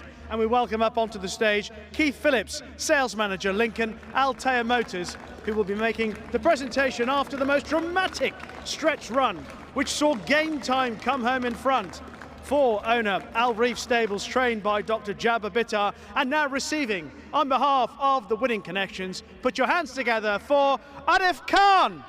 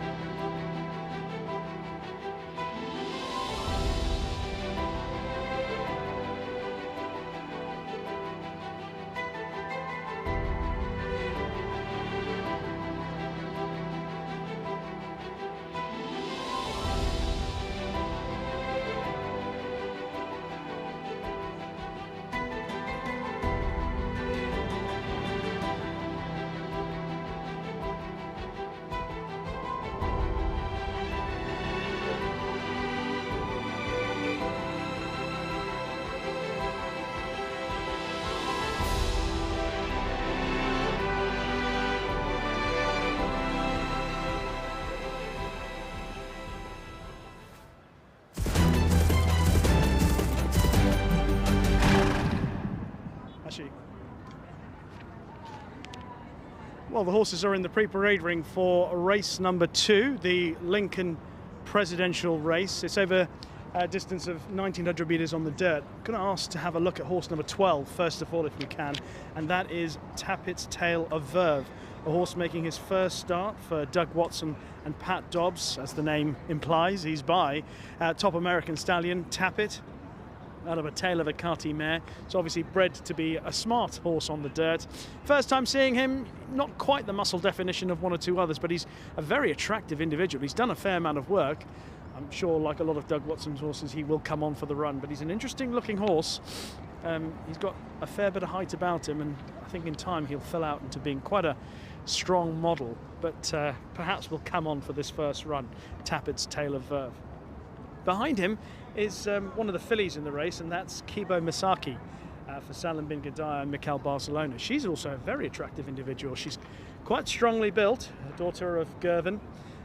She's drawn in stall 14, which is a bit awkward for her, but she did show a fair amount of promise first time up behind Manama Gold, and that was here in the middle of January. I think she's got a chance, but the draw is all against her. Let's have a look and find horse number 3, who's over to our left. It's just being saddled up at the moment. That is El Yabri. Showed a lot of promise first time up, but unfortunately on the second start behind Maya Tal just never got into the race. It was a very disappointing effort, has to bounce back. But the promise first time behind Mendelssohn Bay would certainly put this horse in the mix, El Yabri. A fair few others around here. Let's pick up horse 9, who is just in the foreground now, and that is Princeton for Salim bin Gadaya and Royston French. Was behind Military Artist last time out, and one or two others, including Guns and Glory, etc. So we'll have a little bit to find on that recent run. Princeton probably needs a little bit more time before starting to show a little bit more. Drop back and find horse number 10, which is Sendai, who's the son of Bernardini, drawn in stall 11 for Shane Foley and Ahmad bin Amash, one of the lighter types in this race. Probably needs a little bit more time to strengthen up and find a little bit more of his best form. Behind that is horse number 11 with the red hood on. That's Tactical Bound, who I really quite like as a contender here. Was behind Killer Collect 2 starts ago, back in December, and that was over 1,600 metres, and then ran a really good race behind Military Artist, who of course is a stable companion of Tactical Bound. That was a good effort from the son of Good Magic. Seems to be progressing with every run, and you'd have to consider the fact that this horse must be on the short list of contenders for this race. 2 back and find horse number 13, and that's Tokyo Tower, who is a son of Yoshida. That's fairly similar markings to Yoshida. It's had a couple of runs, stepped forward significantly from the first run at Abu Dhabi, which came on turf. Not surprisingly, acted better on the dirt, Tokyo Tower, finishing second in that race that we referred to, that Military Artist came out on top. He's quite a good-looking individual, Tokyo Tower. I like the way he stayed on in that race. Now, his pedigree suggests that he doesn't really want this sort of distance, 1,900 metres, but the way he ran last time out behind Military Artist gives a lot of encouragement to think that this trip is going to be absolutely fine. And also, he seemed to appreciate the fact that he came off a strong pace and came wide, and I suspect that if they go a fair gallop in this race today, which I think they probably will, that it will suit Tokyo Tower. Richie Mullen in a saddle riding for Musaba Al-Mahiri. One other to look at on this side, and that's 2 back, and that's horse number 15, Ramsa, a daughter of Congrats, who's making her debut for Ahmed bin Hamash, Gabriele Malune in the saddle. Of course, Congrats, the sire of a fair few good horses and fair few good fillies over here over the years, including the likes of Polar River, who did really well. So that's a look at the horses. They are making their way out into the tunnel and down into the paddock. So Pat, it's all yours.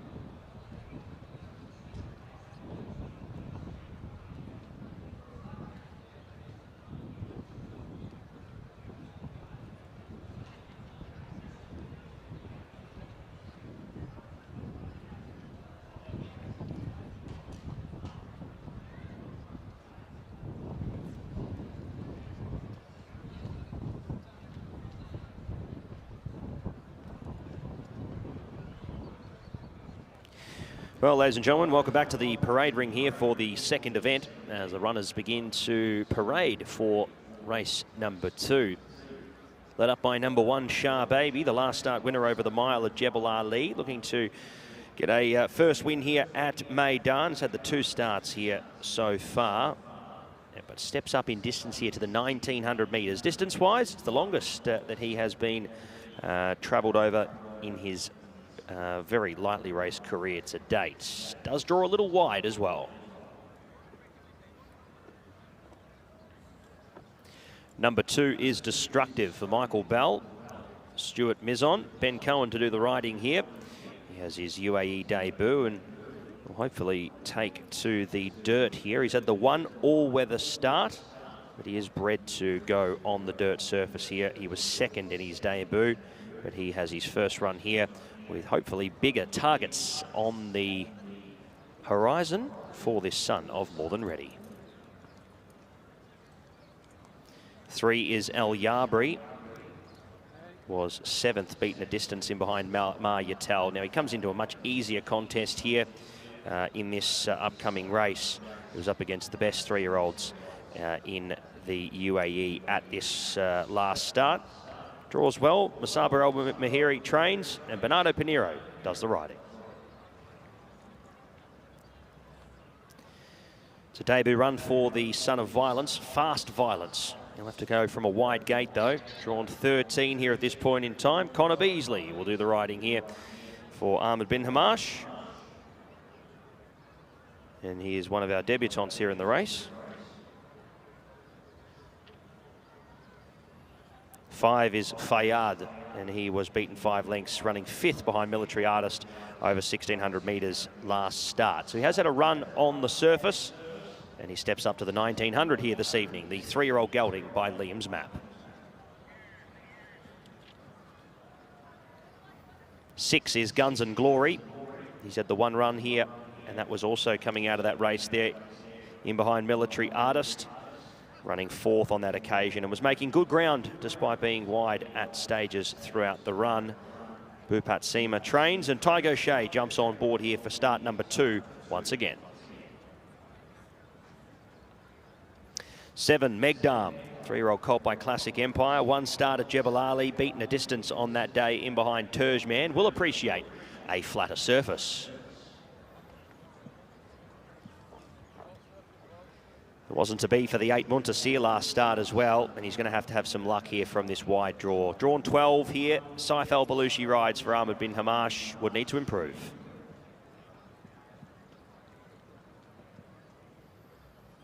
Same can be said for the 9 Precedent. Comes out of the same race, steps up in distance, but also beaten a distance last time out. Royston French stays on board for Salam bin Gudaya.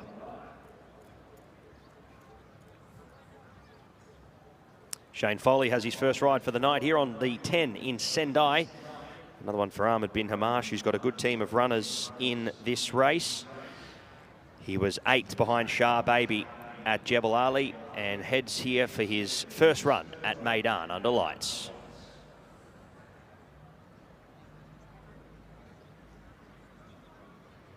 It's a big day for the Fawzi Nas stable right across the Middle East, with racing in Bahrain as well today.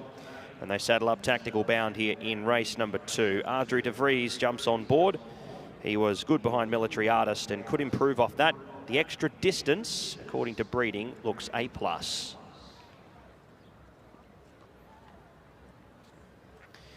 He's an unknown quantity, Tappett's Tale of Verve.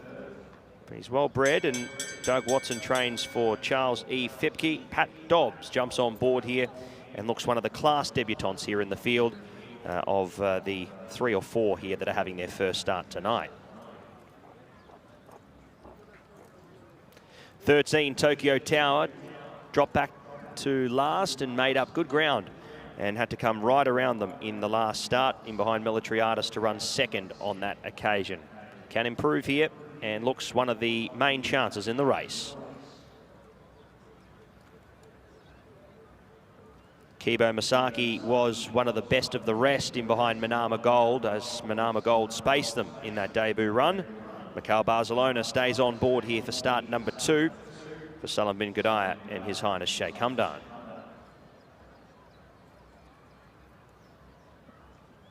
Number 15, Rumza, the 3-year-old filly by Congrats. So bred to go on the surface here. For another one for Ahmed bin Hamash, and Gabrielle Maloon will do the riding here on the debut performance. That's our runners heading to post here for race number 2. It is the Lincoln Presidential Race over the 1900 metres for 175,000 dirham.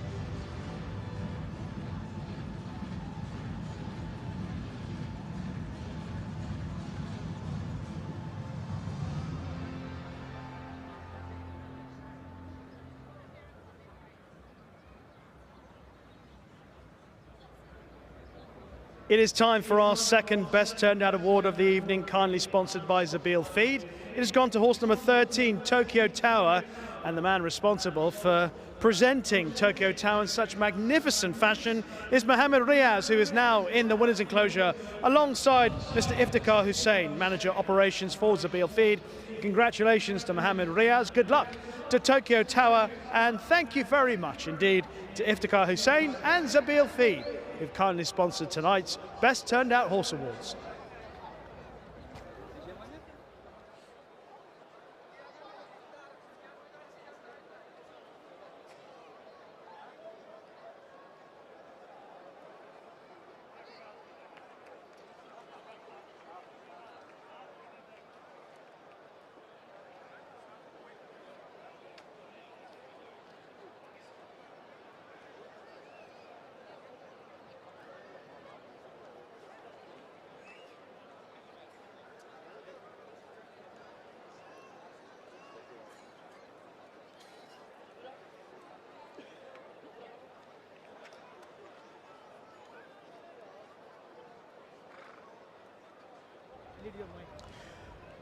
Let's take a look at some of the main contenders for this race, and first we'll have a look at horse number 6, Guns and Glory for Bhupat Seema and Tiger Shea.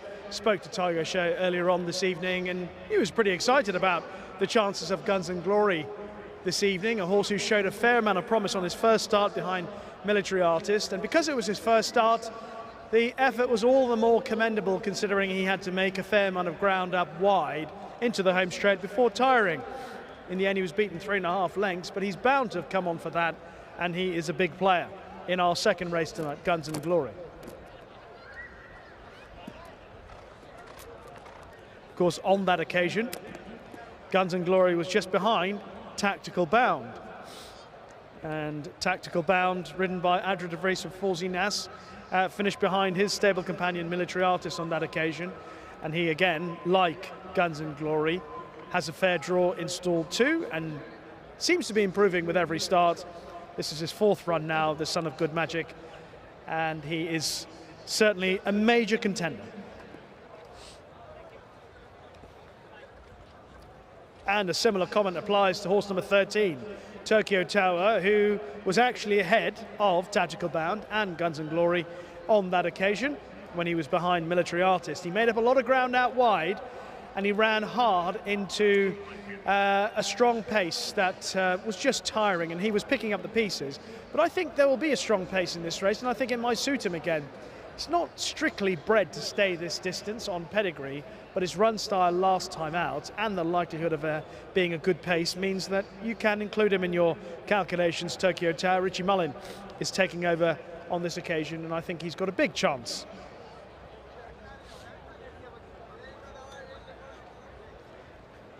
Very interesting runner here is number 2, Destructive, for Michael Bell, Ben Cohen. Michael Bell, trainer in the UK, obviously trainer of the Derby winner, motivator amongst others.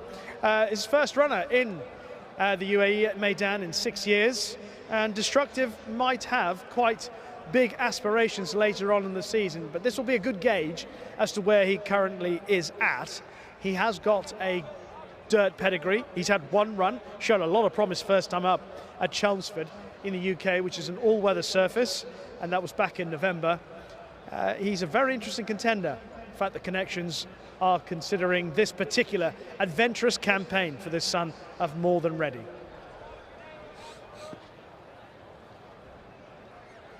So the loading up process has begun. Also worth mentioning number 1, Shababi, who looked really well beforehand, a big strong individual. Of course, he's conceding weight to all his rivals because of his Southern Hemisphere pedigree. He's got stall 15 as well, which will be quite tough, but I think he's an interesting contender. There going forward is number 15, Ramsar. She was on her toes a little bit, messing about in the paddock. This all looks a little bit, she's just taking all her surroundings, and just perhaps a little bit too much for her at this moment. But hopefully she's settled down in the race and be able to show a little bit of promise for connections. And also worth mentioning number 14, Kiba Masaki, another filly in the race who ran really well first time up behind Manama Gold. She showed a fair amount of promise. She's got stall 14 to overcome, and I think she will have a fair chance as well. There's Sendai, who's had that one run behind Shababi. He's going forward shortly for Ahmad bin Hamash and Shane Foley into stall number 11. So about half the field loaded up. They're starting right in front of the grandstand. So at least in the early part of the race, it's going to be nice and easy and crystal clear for Pat Comerford. Thank you very much, Rishi. And it's nice and breezy up here in level 6, that's for sure. I've just had to pull a couple of bulldog clips out of the bag to keep everything down on the clipboard. It is a little bit breezy up here. I'm not too sure what it's like at ground level, but nevertheless, the flag posts and the flags at the winner's post suggest that there is quite a headwind at this point in time, which those runners will be running into later on in the evening as the runners continue to come forward. Muntasir loads up into line. Kibo Masaki to come up. Maybe one of the last ones up here.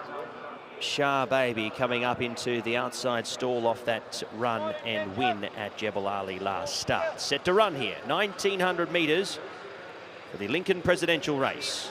Set to run, racing. Good line. Precedent was a little slow. Out the back early with Tappett's Tail of Verve. Tactical Bound pressed along up on the inside fence. Spotting the leaders about 5 lengths at the moment. And there's good speed as they make their way past the 1700 metres, where Al Yabri takes over on the inside. Leading from Guns and Glory. Destructive 3 wide. Sendai 4 deep at the moment, continuing to press the issue.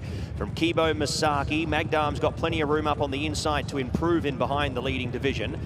Then came next in turn, working along there was Shah Baby from Tactical Bound, a length and a half to Faryad. Being passed by Fast Violence, Muntasir. Precedent is 4th to last from Tokyo Tower. Ramza, Tappett's Tail of Verve, the last one. So down the back they go, 1100 metres left to travel, and Al Yabri leads them at OK fractions, 8.65, 19.92, as they make their way in search of the 1000. He leads by 3/4 of a length. Guns and Glory second. Kibo Masaki third and 3 deep from Destructive. On the inside was Magdam. Then came deeper out. Shah Baby pressed along with Tactical Bound. Deeper out on the course. Fast Violence. Muntasir. Precedent back on the fence. Tappett's Tail of Verve starting to get going now. Tokyo Tower on the back of that first division. Faryad and Ramza drop away. So 600 metres left to travel in the second. And Al Yabri starts to extend here. A length and a half on Guns and Glory. Destructive comes up the rail though into third. Tactical Bound continues to improve into 4th. Next came Megdam, Kibo Masaki, Tappett's Tail of Verve still with 6 to pick up. Then came Shah Baby and the best of the rest was Muntasir. It's Al Yabri still the leader. Destructive in behind, continuing to make some ground and some headway. Tactical Bound, Guns and Glory. Al Yabri still leading though. Al Yabri into the final 150 metres, out by 3 lengths. Tactical Bound, Destructive, Guns and Glory, that's your 4. Al Yabri though will lead all the way. Al Yabri, gate to wire, 2.5 lengths. Tactical Bound second, Destructive over Guns of Glory there in a photo finish for third. Then came Tappett's Tail of Verve, dropping back through the field into a long 5th was Kibo Masaki. Tokyo Tower never made impressions late from Precedent. Then came Megdam, Muntasir, back to Shah Baby, Faryad, Sendai, Fast Violence, and Ramza was the last one home. Al Yabri got some moderate fractions there along the back section. Nothing pressed the issue, and he was able to extend there late and get a return winner for Bernardo Pinheiro, who's been off with suspension for the last 2 weeks. So that'll be a nice confidence booster coming back to the races here for the Brazilian rider. 3:11, 6 and 2. Al Yabri, the winner in 2 minutes, 0.5, 2 3/4, the winning margin.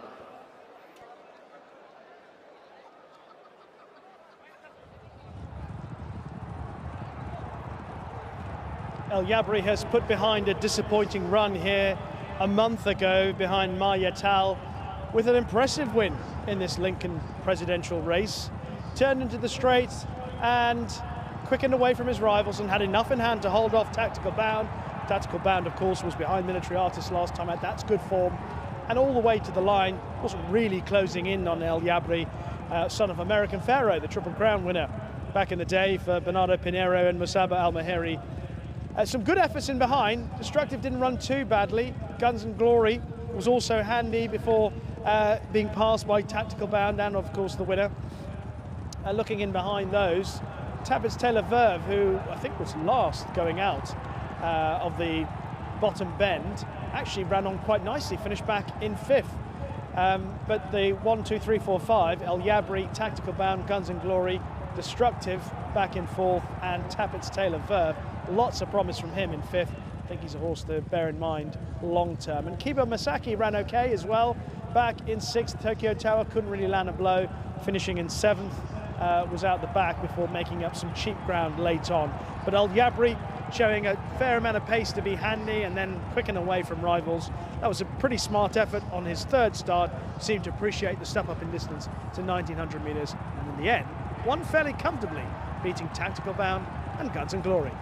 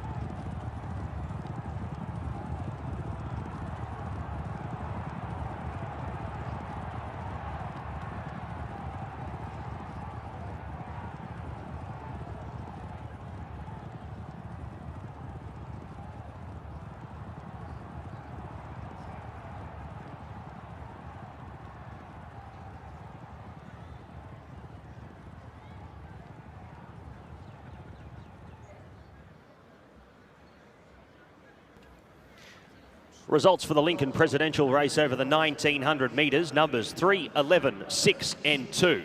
3, 11, 6 and 2. El Yabri gets the win in 2 minutes and 2 minutes 0.5. Margins 2.5 by 3 lengths. 3, 11, 6 and 2. The numbers here for the second.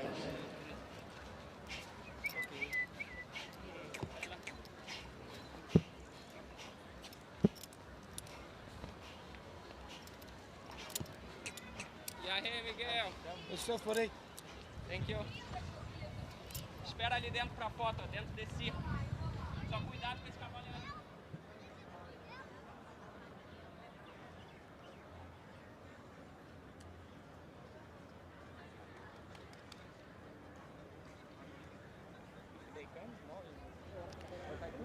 Well, it's time to welcome back the winner of our second race, the Lincoln Presidential Race, a conditions event won by the Musaba Al Maheri trained Bernardo Pinheiro ridden, owned by Juma Mubarak Al Junaibi. Put your hands together for the 3-year-old son of American Pharaoh.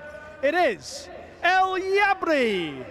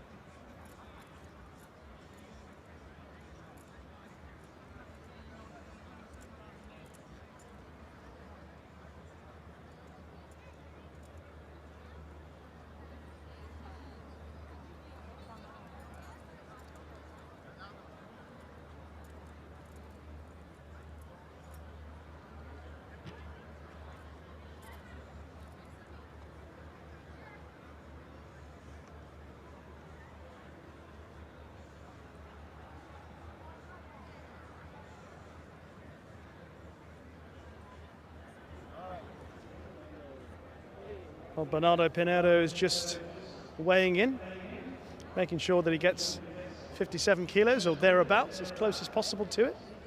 And we can get the debrief on that performance. Very smart effort. How impressed were you?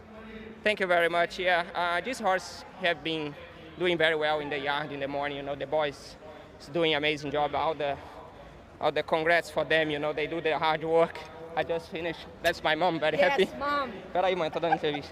And then, you know, he just confirmed what he do. He did the homework. First time out, he ran good from gate outside. Last time, I think he missed the jump.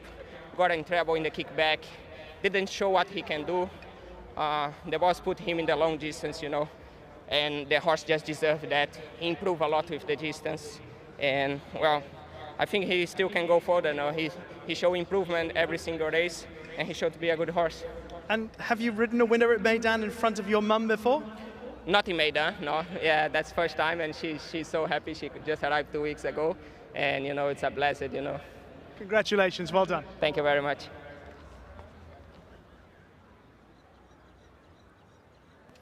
And that is correct weight in race number 2, the Lincoln Presidential Race over the 1900 metres. Numbers 3, 11, 6 and 2. Al Yabri gets the win in the second. Winner's time 2 minutes, .50. Margin 2.5 by 3 lengths, 3, 11, 6, 2. Correct weight, race 2, Meydan.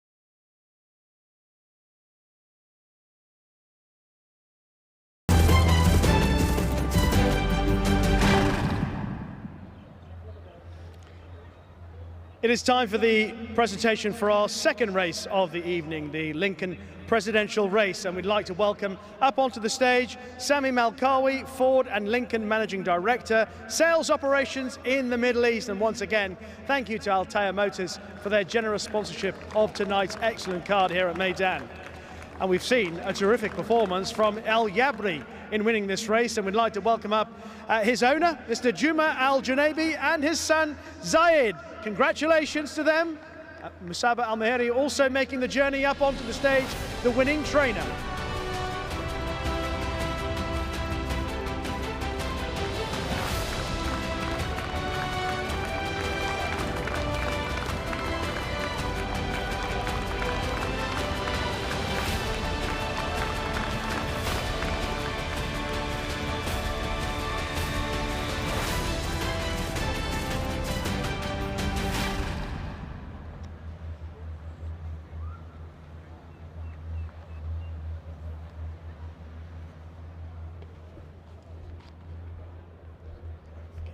Congratulations. I'm going to keep the winning trainer up here, Musaba Al-Mahiri, just to get a word from you about this horse who has got the most wonderful pedigree.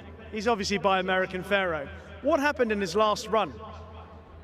This horse, he liked to be in distant races. We didn't find a race for him distant. I ran him 2 times in short distance, like 7 furlong. Sure, he cannot pick up with them. But when he has his distance, he go easy in front, and he has stamina. Yeah, he hit the line very hard today. It makes you think races like, obviously, the Al Bastakir, the UAE Derby, are going to be viable targets. Sure, inshallah, if he will be improved more on this, I will put him in like a special race for him. Do you think he will improve enough to be a big contender? Because it looks to me like he's improved quickly already. Sure, he's improving every time. But you know, other stables, they have also special horses. But inshallah, he will be ready for that day. Very well done today. We look forward to seeing him in action once again. Al Yabri for trainer Musaba Al-Mahiri.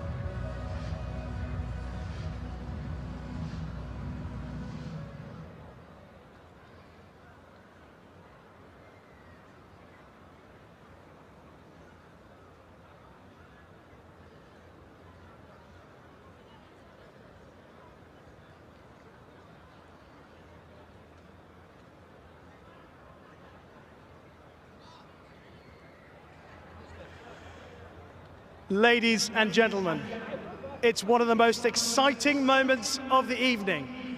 But don't worry, because it's not the only one.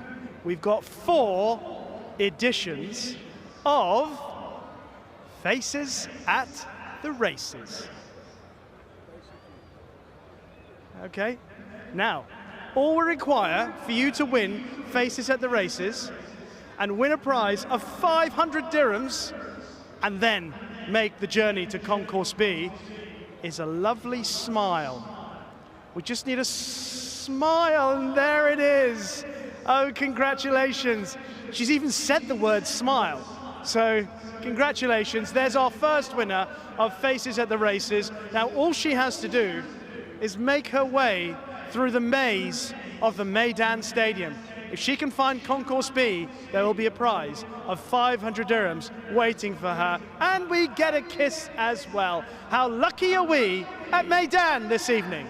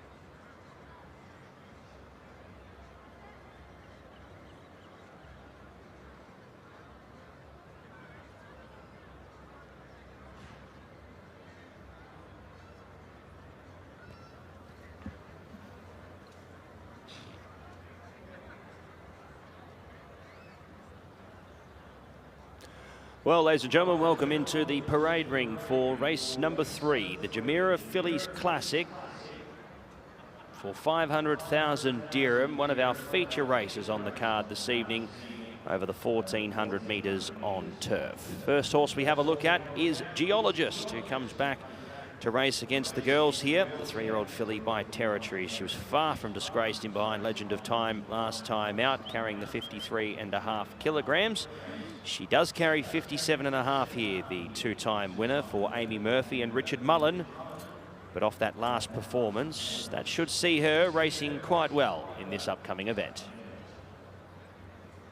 2 is Aram, the daughter of Omaha Beach for Ahmed bin Hamash. Connor Beasley will do the riding. Coming up in distance here to the 1400 metres. Was down the track, running 10th there in a tougher race than this, but will hopefully be able to improve on that performance. We'll need to do so to figure in the finish. 3 is Awesome Spirit Gal for Doug Watson. Patrick Dobbs does the riding once again here for Doug, and also owner Mr. Charles E. Fipke. 3 starts, yet to figure in the top 3. He's had the 1 run here in behind Al Abed, was beaten 8.75 lengths. Once again, a horse would need to improve on the only run here so far to date. Number 4, Beautiful Love, the 3-year-old daughter of Siuni. Charlie Appleby and Mikhail Barcelona partner up here. Has had the 1 win in a novice at Newmarket under William Buick. Yet to run out of the top 4 in the 4 starts to date, including a listed event at Newmarket last start in behind Regal Jubilee. The filly makes her UAE debut here at career start number 5. William Buick rides Cinderella's Dream for Godolphin and Charlie Appleby. The white distinguishing cap for the 3-year-old filly by Shamadal. A 1600 metre novice winner last time out. There are question marks on the depth of the field that she beat, but nevertheless is 2 from 2 so far, and comes into this as a horse hoping to continue on the undefeated streak. Hasn't run since the 1st of September, though, of 2023. 6 is Frosted Dawn. You know, has a bit of speed, this 3-year-old filly by Frosted. Jim Crowley rides once again. Last start certainly not going to plan. Dropping back in distance here and heads on to the turf for the first time here at Meydan for career start number 5 and the 3rd run in the country. 3rd run in the country as well for Hala Abra for Gay Callaway. Bernardo Pinheiro looking for a race-to-race double here on the filly by Inns of Court. Beaten a distance last time out, but much like Frosted Dawn, heads on to the turf here at Meydan for the first time.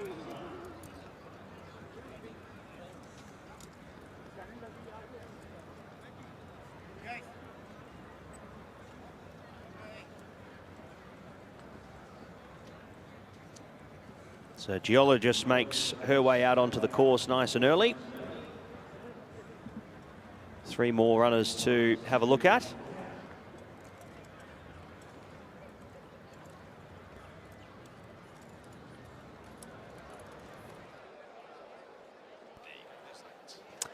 Number 8 is Morjana, who will wear the black distinguishing cap here. Saifal Belushi for Ahmed bin Hamash. Looks a bit outclassed here, would need to improve.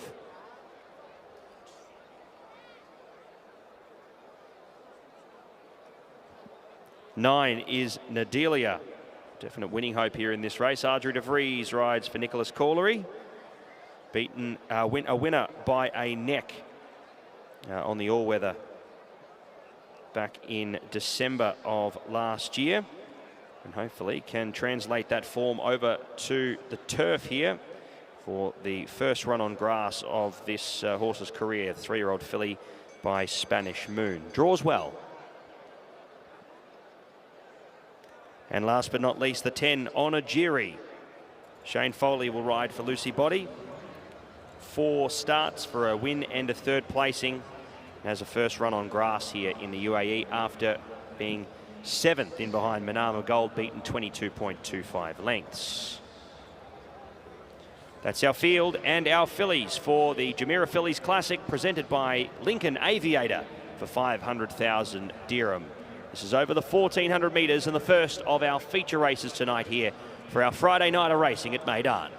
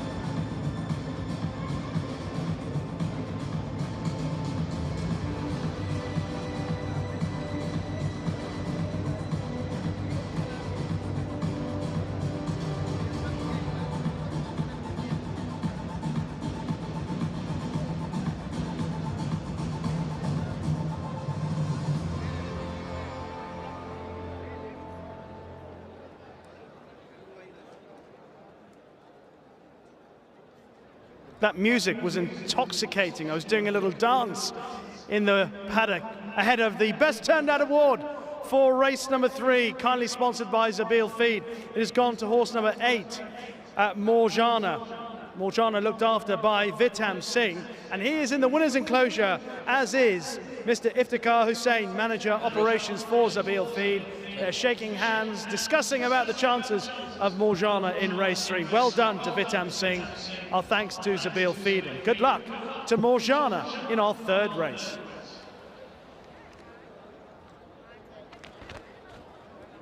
And we're having a look at the horses on the way down to the start. This is horse number 5, Cinderella's Dream, a daughter of Shamadal, who's 2 from 2 for Charlie Appleby and the Godolphin team. She won first time up at Lingfield back in May. Had a bit of a layoff after that return with a fairly routine, comfortable win over a horse called Faiza at Thirsk in a novice race. And the strength of the form perhaps isn't the best in this race, but the fact that William Buick is on board suggests that he believes, or at least maybe Charlie Appleby believes, that she is the best of his 2 representatives in this race, because his other horse, Beautiful Love, has arguably slightly more substance to her form. She's a daughter of Siuni out of Powder Snow, on the dam side, she goes back to Said bin Surur's Derby winner back in 1995, Lam Tara, and other very good horses. And Beautiful Love showed some progression through last year in the UK. She showed promise first time up at Newmarket, then she was second to Classical Song at Sandown. That looked a good run at the time. Classical Sound quite highly rated by the Rafe Beckett team. And following that, she went to Newmarket and won her novice under William Buick, and then she stepped into listed company back at Newmarket, but it was on heavy ground and she couldn't really land a blow. She didn't run too badly when she was fourth behind Regal Jubilee. She looked well in the paddock beforehand. Wouldn't be surprised if she gave her stable companion and the favourite something to think about. Here's an interesting runner for Nicolas Couillery and Adra de Vries. That's Nadelia, who is drawn in stall 3. She's only had the one run. She's a daughter of Spanish Moon. She won pretty well first time up. Now, obviously, the form of that race is some way away for what she'll have to achieve today, but she's quite attractive, and she showed a fair amount of ability first time up. The way the race panned out, she was just caught in an awkward position, but then she switched out and picked up her horses late. That was a good effort first time up, and I think she would perhaps be an intriguing contender in this race. And another horse who's shown some good form is number 1, Geologist. She was a winner in Germany at the back end of last year. She won a listed race at Cologne. She'd run pretty well in stakes races in the UK. Her first run here against the Colts was a creditable effort. She was beaten 6 and a bit lengths by Legend of Time. Legend of Time obviously runs a bit later on the card tonight. Looks to have a very good chance of following up that success at the beginning of January. And Geologist, I think she can come on for that run. She looked pretty well beforehand, although a little bit edgy, and she was one of the first to leave the paddock. But on her overall form, she would certainly be on the shortlist for this Jumeirah Fillies Classic. One more to have a look at is Frosted Dawn for William Knight and Jim Crowley. She ran really well on her first appearance at Meydan. She was a pretty useful horse in the UK. And she's had 2 starts so far. She showed a lot of promise in her run behind Manama Gold on the dirt. That was back in December on Festive Friday. Not so good after that, over a mile back on the dirt. Back on the turf, she may have a chance of stepping up on that last run and something more in keeping with her first run here back in December and what she did in the all-weather in the UK. Good race coming up this for the Jumeirah Fillies Classic. This race presented by Lincoln Aviator. Charlie Appleby, of course, with 2 good contenders. And there's the one that William Buick seemingly has chosen. Cinderella's Dream just going forward. Let's head up and join Pat. Good race it is, Rishi. Thank you very much. And for $500,000 dirham, one of our higher prize purses for the evening for our fillies. In a field of 10, line up for the event. As Morjana comes up into line. Bernardo Pinheiro picking up the second. He rides this runner coming forward now for Gay Calloway in Hala Abra, and the last is the last one to load forward. We are set to go at the 1400 metres, the Jumeirah Fillies Classic, and we are underway. Aram broke fast. Onagiri pressing up in the early stages. Hala Abra the same, working across to sit outside the leader. Followed by Nadelia, then came deeper out on the course there, Morjana. Working through with Geologist, Frosted Dawn, back up on the inside, Awesome Spirit Girl, and Godolphin second last and last.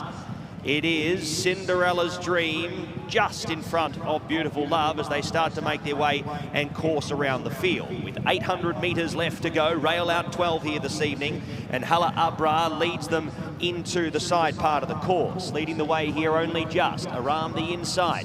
Morjana third and 4 deep at the moment. Geologist presses the issue and keeps Morjana posted. From Onagiri, who was next. Then came Frosted Dawn, Cinderella's Dream, Nadelia, Awesome Spirit Girl. Beautiful Love is the last one with 400 metres left to go, and retaking the lead is Aram. The outside Geologist, Frosted Dawn presents. Hala Abra dropping back through the field. Here comes Cinderella's Dream down the outside, doing it quite easy at this point in time. Frosted Dawn claimed on the outside by Cinderella's Dream, who aims for 3 on the bounce and will get 3 on the bounce. Running home into second late, Beautiful Love, Godolphin 1-2.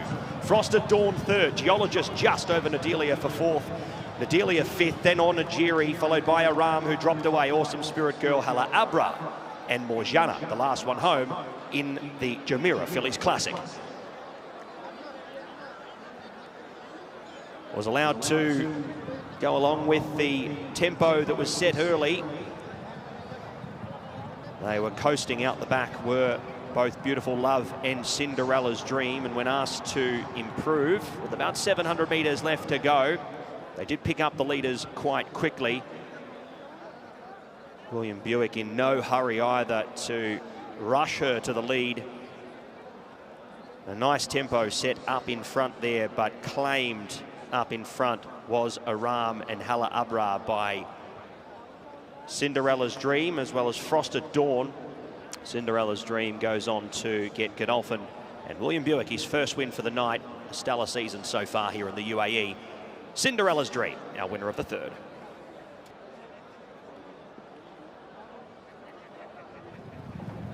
That was very impressive from Cinderella's Dream in winning the Jumeirah Fillies Classic. She was ridden with a huge amount of confidence by William Buick. Turning into the straight, she had a fair amount of ground to make up, and even a couple of furlongs out, he was able to just sit in behind Frosted Dawn, who has run really well on the turf, and she's quickened away in impressive fashion. She's won with an enormous amount in hand. Her stable companion, Beautiful Love, who was also held up, has finished off quite nicely and finished back in second. But there was a fair amount of ground to make up in the home straight. Probably helped that they did go a decent pace in the early part of the contest, which left one or two vulnerable. Geologist has run okay. She's run a bit better, certainly, than her last start. She's probably stepped up a little bit on that run behind Legend of Time. Nadelia has also run pretty well on her second start. This was tougher company, and she's run quite nicely. But in all truth, the winner was a class apart. I think the second horse is an interesting one, stepping up in distance further down the line. Beautiful Love, I think she'll improve for a little step up in trip. But it was the sharp turn of foot. At this moment, William Buick, he's got Frosted Dawn as his target, and he's just eased Cinderella's Dream into contention, just changes his hands, shortens the reins, asks for a bit more, and the response, as she changed her legs, was really impressive. She picked up Frosted Dawn in no time, and within 5 strides, she's gone from a length down to a length and a half clear, and that was pretty impressive to look at. She's now 3 from 3. Cinderella's Dream has a very bright future for Godolphin.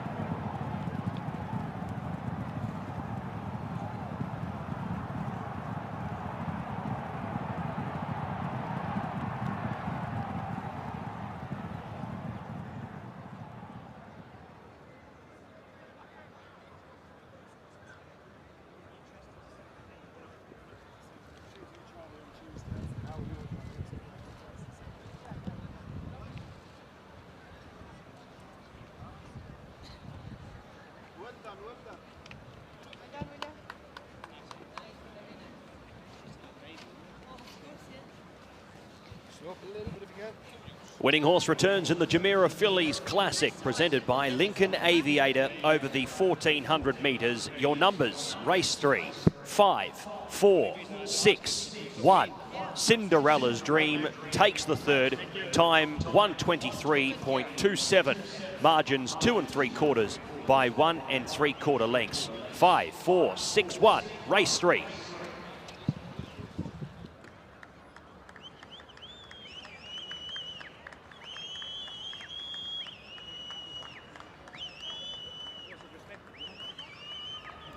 It is time to welcome back the winner of the Jumeirah Fillies Classic, presented by Lincoln Aviator. 3-year-old bay filly by Shamadal out of Espadrille.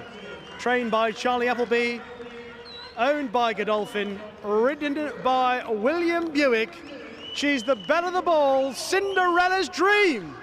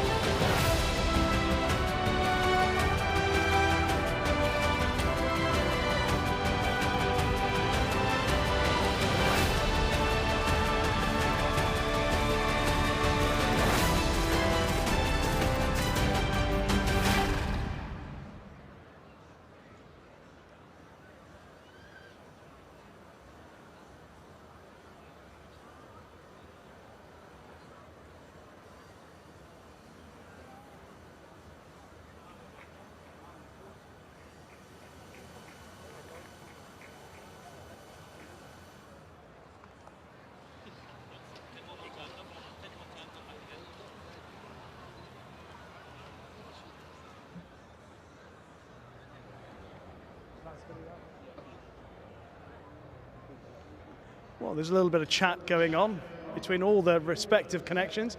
Jim Crowley, William Knight, just proud of the run of Frost of Dawn, but it's William Buick who is enjoying, I imagine, William, the response that she gave you when you changed your hands and she changed her legs. Yeah, she was there for me the whole way, and she's still learning on the job, only having had 2 previous runs before this evening. So, but once I put her in between horses, it was just about trying to follow the right ones, and you know, she was there instantly, and it was a very nice performance from a filly who I think is progressing. Yeah, and obviously we'd like to know how good they can be. Now, speaking of the Cinderella story, you can ride some horses, it's like kissing a few frogs. Some turn into prince and princesses and some don't. Will she turn into a top-class horse? Is she a classic contender, say, for example, back in Europe? Well, I think Moore's won this race last year, and she ended up winning, obviously, the next round of this series, and then won the Guineas. So, you know, she's in good company. I think she's going to progress, so I wouldn't want to rule anything out. Well done. Thank you.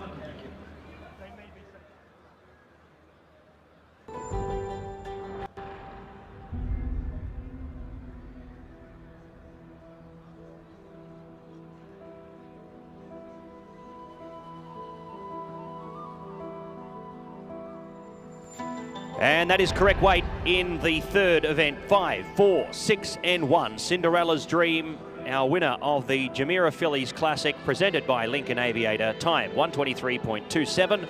Margins 2 3/4 by 1 3/4. 5, 4, 6, 1. Correct weight, race 3.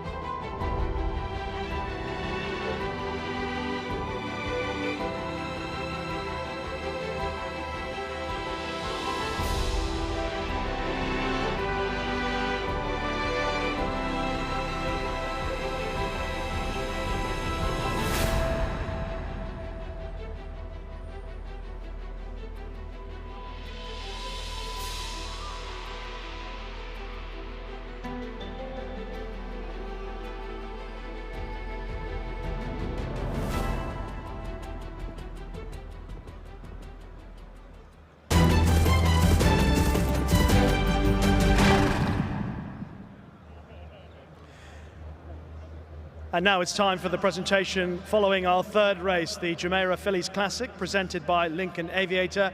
And we are delighted to welcome up onto the stage Paul Moore, Senior Vice President Finance for Altea Motors, and our thanks to Altea Motors for their generous sponsorship of what has so far been a wonderful night of racing. And stepping forward to receive the winning trophy after that scintillating performance from Cinderella's Dream, owned by Godolphin, trained by Charlie Appleby and ridden by William Buick, can we please welcome to the stage Hamdan and Maktoum Al Sabusi.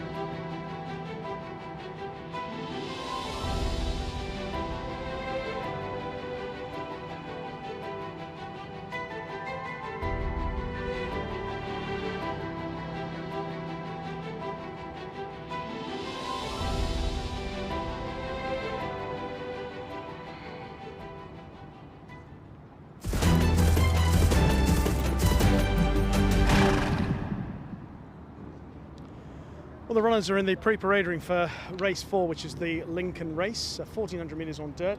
And just behind me is horse number 5, the first one that we get a close-up look at, and that's Miller's House, one of the runners in this race for Rashid Borsley. He's got 3, and this horse ridden by Richie Mullen. He's got a bit of ground to make up, was well behind Mr. Cafu last time out, and that was obviously over 1200 metres, stepping up to 1400 today, bit to prove.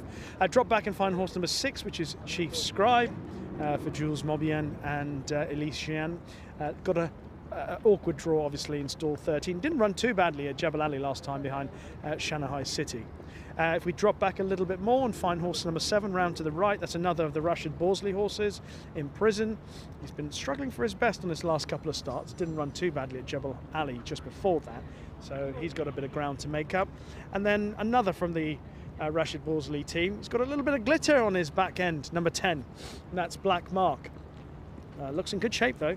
And the last one leaving this particular area is horse number 8, and that's Axopar for Osama Refai. Oscar Chavez riding, managed to win back in the UK at Newcastle, but we haven't seen him on the course in, what was it, a year? So quite a bit to prove for Axopar. He's been lightly raced, but didn't look too badly. Didn't look as if there was going to be that much lack of fitness, but having had a year off, there's always a little bit of sharpness still to go. So the horse is heading down into the tunnel, and we can head up to join Pat.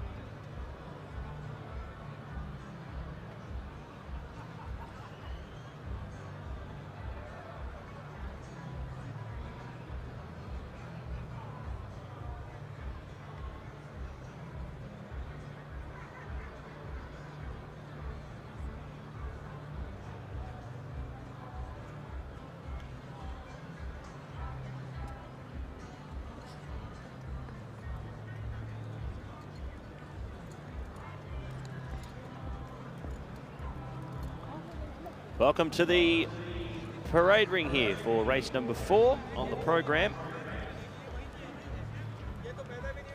And it is the Lincoln race over the 1400 metres for 165,000 dirham. We head to the first runner for the 4th event, and that is Maplewood, the 5-year-old gelding by Oasis Dream. Drawn a little sticky here and would need to improve on the last couple of starts. Stays at the same distance, but does find a similar race. Was beaten 4.5 last time out. Would need to improve.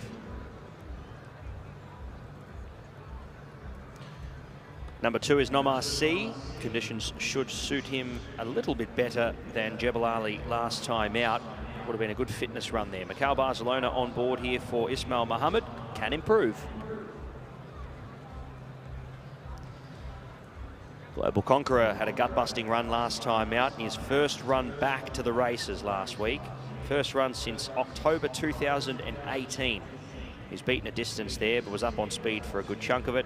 Hopefully see him improve, but again, plenty of unknowns with this now 9-year-old.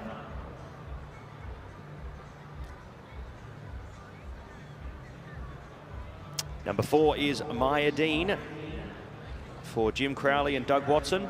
Drawn a little sticky here, but again, the return to Meydan should be welcomed. Hopefully can perform well here, looking for his 6th win here this evening at career start number 41. First of 3 here for Rashid Borsley. First is Miller's House, the 7-year-old gelding. Richard Mullen rides. 19 starts for the 1 win, beaten 18.5 last start. Needs to improve.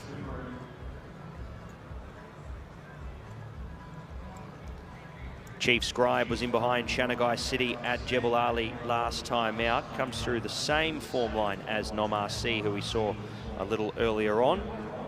We'll appreciate, I'd say, the switch back here to Meydan, but 13, the wide draw makes it very tough. 7 is Imprison, the 11-year-old gelding by See the Stars. Abdulaziz Al Balushi rides for Rashid Borsley. 3 wins from 36 starts. Best result recently was at Jebel Ali, getting within 6.5 lengths of the winner there in Mojaya, but has been beaten a distance the last 2. On recent form, this will be tough.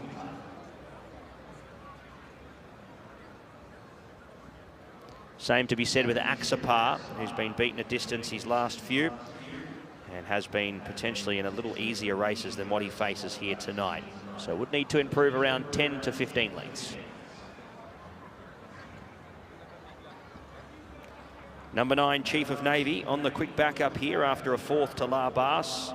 Looked very good, just didn't handle the Jebel Ali hill too well, so a flatter surface will be welcomed.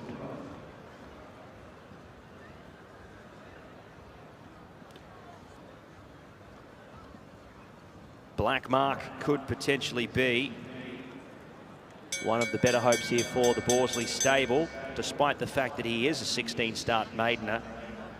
He was 3rd in behind Elusive Terry last week at Jebel Ali. It'll be interesting to see how he goes here at Meydan, but again, the wide draw is a concern. Coming out of the same race is Al Sahib. He never figured there at any stage of the race, dropping away early in the event.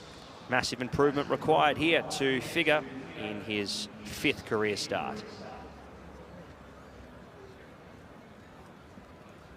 Rock the Bazaar, a little disappointing last time to the races. The mare here by No Nay Never has the first run here at Meydan under lights, so a few question marks. Case Albacete will claim his full 2.5 to get down to his minimum riding weight of 53.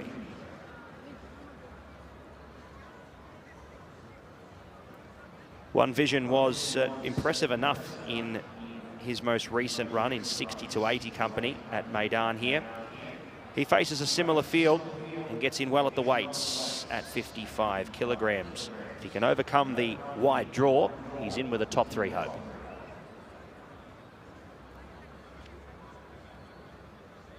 Assad, Sandro Paiva already with a winner tonight. Down the track, his last 3, improvement required.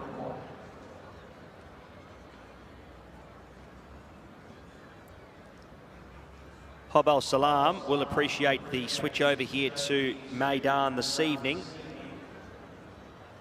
Down the track, beaten 16 lengths last time out in conditions company there, over 1,200 metres. He steps out to 1,400 metres for the first time this evening.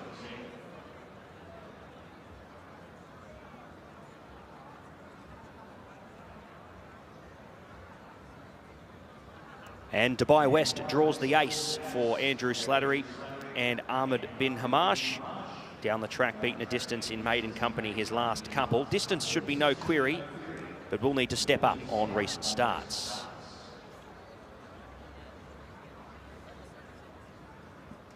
Let's have a look at the runners here for the Lincoln race, brought to you by Altair Motors over the 1,400 metres, our 4th on the program here from Meydan.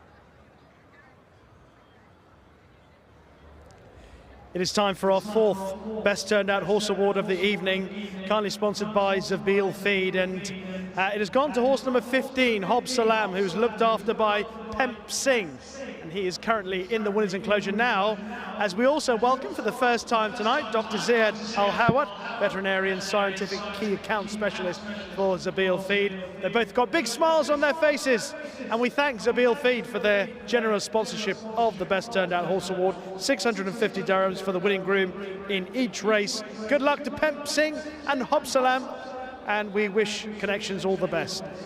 And our thanks to Zabeel Feed for sponsoring the Best Turned Out Horse Award.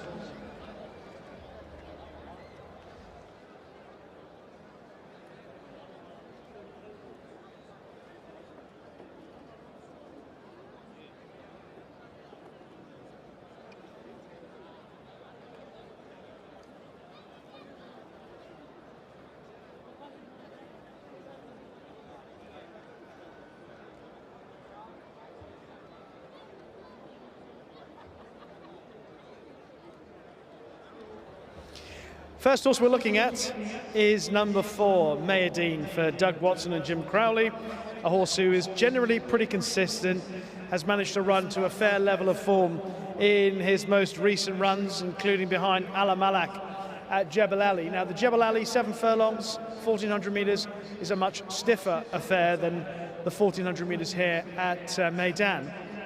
Meydan was just running out of stamina at that stiffer track, and I think back at Meydan has got a better chance of lasting out the distance. Has got an awkward draw in stall 11, but I can see Jim Crowley just getting him into rhythm, and I think Meydan will run well, the 9-year-old.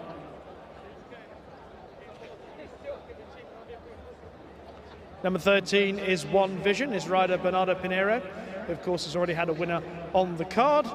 Just feet out the irons, trying to keep him nice and settled on the way down to the start. That's One Vision. He's got a very awkward draw in stall 15. Didn't run too badly here last time when 4th behind Border Edge.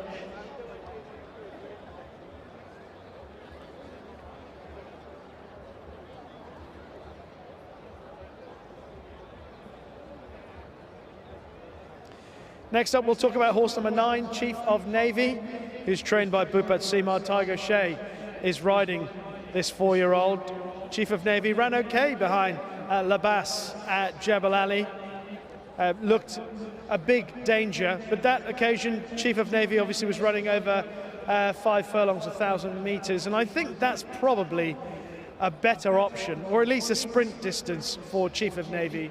Obviously, his run style will lend itself to shorter distances than today's 1,400 metre distance. So that may be the question against Chief of Navy, although he appears to be in decent form going into this race. Here is horse number 1, Maplewood, one of the runners in the race for Osama Rafai, the trainer. Pat Dobbs taking the saddle. Maplewood has had just the one start here at Meydan, having been in the UK. Didn't run too badly. Was only beaten 4.5 lengths behind Border Edge here in January. If he's coming forward for a little bit of fitness, if he's sharpened up a little bit, I think Maplewood can run okay tonight and have a decent chance.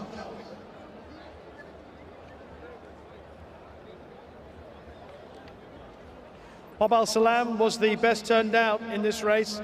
Pep Singh, his rider, his groom, picked up 650 dirhams. Hob Salam has got a decent dirt pedigree, has shown a bit of promise on his 2 starts, although in fairness, the run behind Jebel Ali second time, he was beaten a fair way behind the same horse who was ahead of him first time, which was Turjman.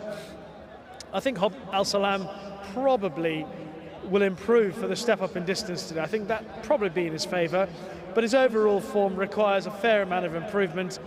I think looking at his appearance and his strength and size, a little bit more time probably necessary before we start to see the best of Hob Al Salam.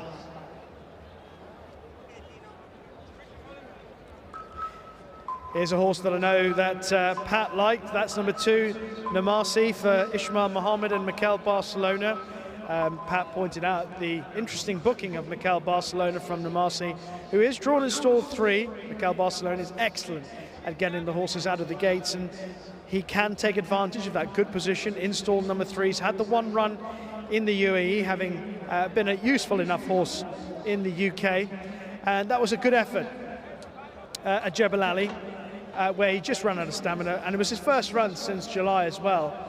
Stepping forward for that, decent draw today.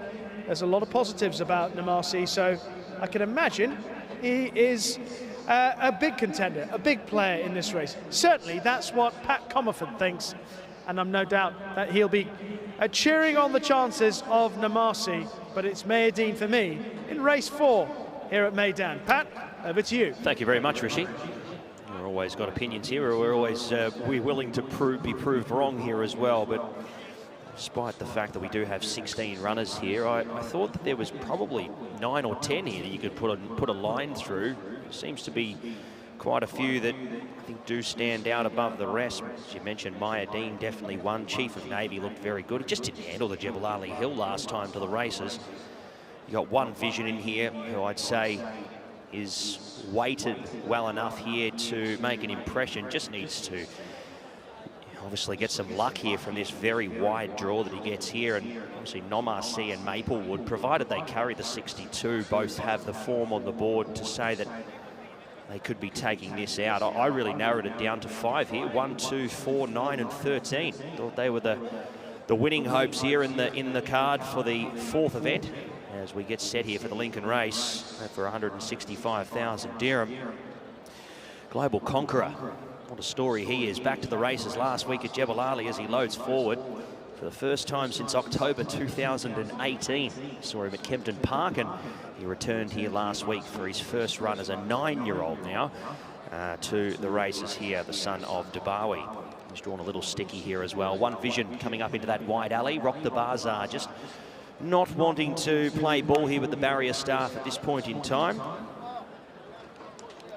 6-year-old mare, you think she'd know what it's all about by now, but just being a little bit fractious behind the starting stalls here as we are almost completely loaded away. Meydan will be the last one to come up, and he's been well specced on the international market here, has Meydan for Jim Crowley and Doug Watson. So up goes Rock the Bazaar. She's 80% in. The gates are now locked away, and up comes Meydan to complete the line here for the Lincoln race. Brought to you by Lincoln and Altea Motors. We are set to run. Racing, immediately dispatched, and it was a good line as well. Meydan was one of the first to show. Nomar C pressing forward. Dubai West, Chief of Navy, and also up in the first few there was Maplewood.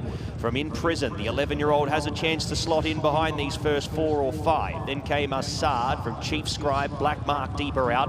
One Vision 5 deep at the moment, followed there by Global Conqueror, who's obliged to race wide as well. Further back, Miller's House from Aksapar. Then came Al Sahib, and the last one, Rock the Bazaar, the mare back to last.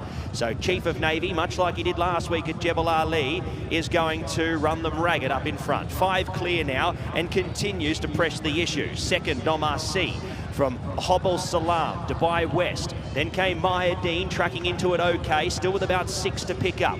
Followed there by Maplewood. Then came Chief Scribe In Prison. One Vision working through, Black Mark, Assad, Global Conqueror. Then came Miller's House, Aksapar. Followed there next in turn by Al Sahib and Rock the Bazaar. It's Chief of Navy on tied legs, starting to waver. Meydan starting to pick up on the outside, and he's picking up very, very quickly. Meydan picked up the 3 or 4 lengths very quickly, goes to a lead of 2.5 lengths here, running on Maplewood. Maplewood coming up to try and make it interesting. Look at Rocket Bazaar running home late down into a minor placing, but it is all too late. On the inside, it'll be Meydan just. Meydan a half head.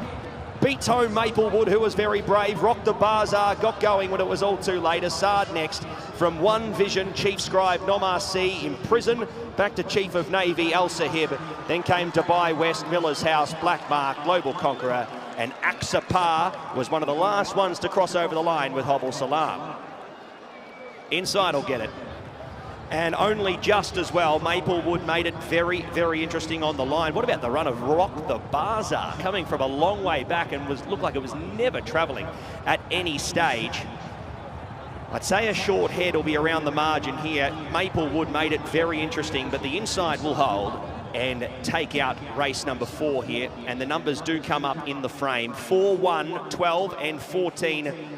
And as to be expected, Meydan a short head here in the 4th event over the 1400 metres. Jim Crowley gets the job done here for Shadwell, and Doug Watson takes out the 4th.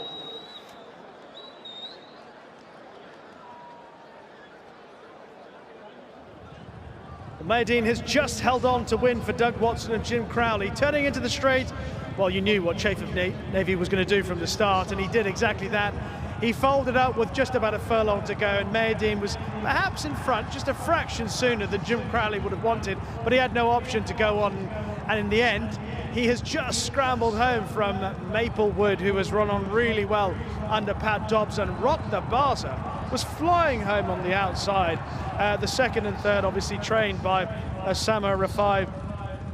Also keep your eye on, down on the rail, there's a horse in the blue cap. That's Chief Scribe under Jules Mobian. He's trying to get a run down on the inside, and in the end just gets caught in behind the weakening Chief of Navy. He's a little bit unlucky, Chief Scribe, and in the end his chance goes, but he actually ran a fair race. Meanwhile, Meydan is just doing enough to hold off Maplewood before the line. Jim Crowley had very little chance other than to have to press on when he did, but Meydan, who just got tired at Jebel Ali last time out, perhaps he's actually best over maybe 100 metres less, maybe drop back to 6 furlongs, was just running out of stamina late on as Maplewood came thrusting, but he had his head down at the right time under Jim Crowley for Shadwell and Doug Watson.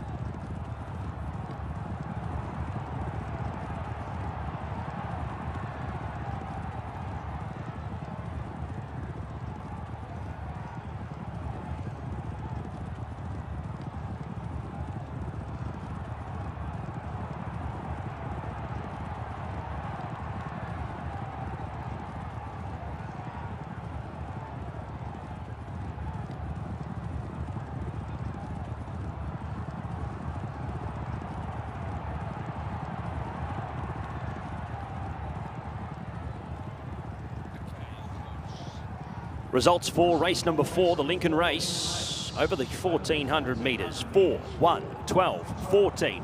4, 1, 12, 14. Meydan, our winner here for Jim Crowley and Doug Watson. 127.52, a short head by a neck. 4, 1, 12, 4, race 4.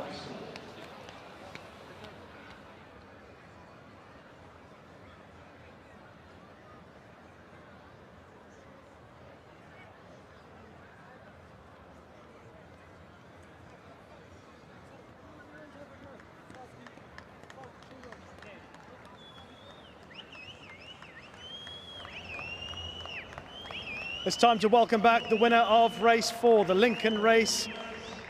It is a 9-year-old Bay Gelding by Invincible Spirit out of Rose de France, ridden by Jim Crowley, trained by Doug Watson in the colours of Shadwell. How about a round of applause for Meydan?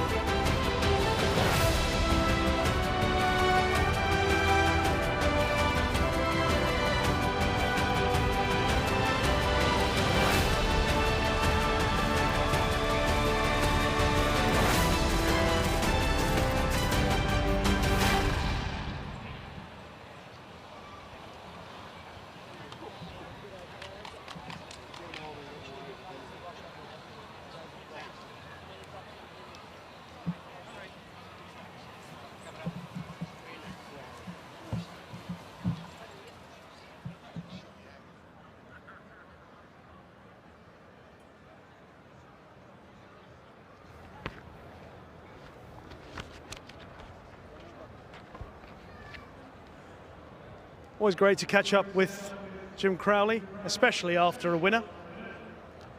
Jim always prefers when we chat after you've had a winner. Well done, Jim. I must admit, it got a very close at the line. Yeah, he did. Look, he's getting a bit wiser as he gets older. He's 9 years old now, and he knows all the tricks. And in fairness, the horse towing me into the straight stopped very quickly, and we were left in front plenty soon enough. And he had one ear cocked forward and the other one cocked back, and he was giving me about 50%. But listen, he won. It was great, and he's been a really super horse. You know, he's run plenty out here, and he always pops in. Because I was going to ask whether or not he might actually want dropping back in trip, because I thought Jebel Ali last time probably a little bit too stiff for him, and here today just hanging in. But you think he might just be saving a little bit? Yeah, he does. I mean, Jebel Ali, he saw a lot of daylight all the way that race, and you're probably right. He has got a bit of toe, and I'm sure they've thought about it. But you know, 7 when he's got something to aim at suits him. How's the golf going out here? Yeah, not too bad. We'll have to have a game sometime. Would love to. Well done, Jim.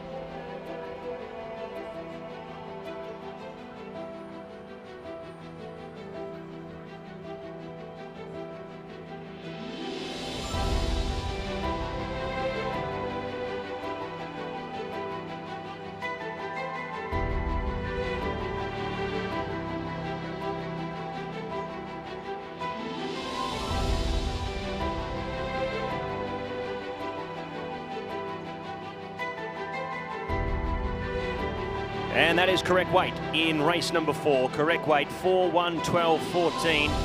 Meydan, our official winner, 127.52. Margins a short head by a neck, 4-1-12-14. Correct weight, race 4.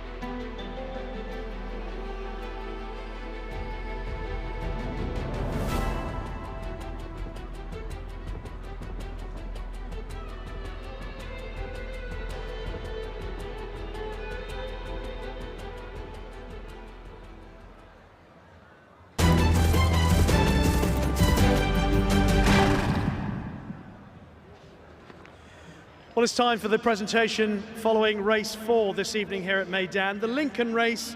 And once again, we'd like to welcome up onto the stage Pedro Simoes, Director of Ford and Lincoln Marketing, Commercial Vehicles and Fleet, and give our thanks to Altaya Motors for generously sponsoring tonight's card here at Meydan. Terrific race, race 4. Meydan just holding on to win.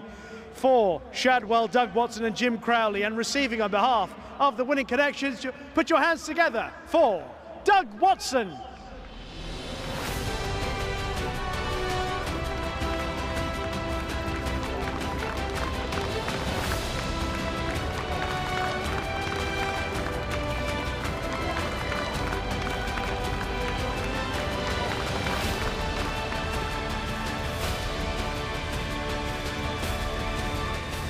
And we've got a very special prize for Doug as well. I've got a box of chocolates.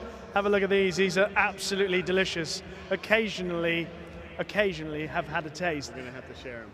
But yes, there's somebody else who wants it here. But Doug, I'd like to hand those to you. Congratulations. And I'd like to ask you about this old fella. I mean, he's been a wonderful horse, as you heard from Jim. What about tonight's performance? What did it tell you?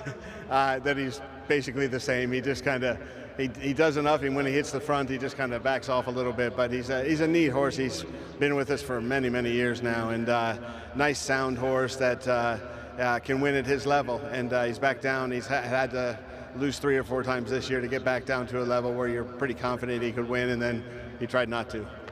Can I just ask you about Tapit's Taylor Verve, who I thought ran a really promising race earlier on and what looked to be a pretty competitive race for the 3-year-olds? Yeah, he's been great at home, jumping out. He's real good in the gates, just stood there for, I think they loaded about 13 around him after he went in, and I think he fell asleep a little in there, but broke that badly that he was out the back and he was getting all that bad kickback and climbing. I thought, oh no, this is going to be a disaster, but he made a huge middle move, and he's a really nice horse. Mr.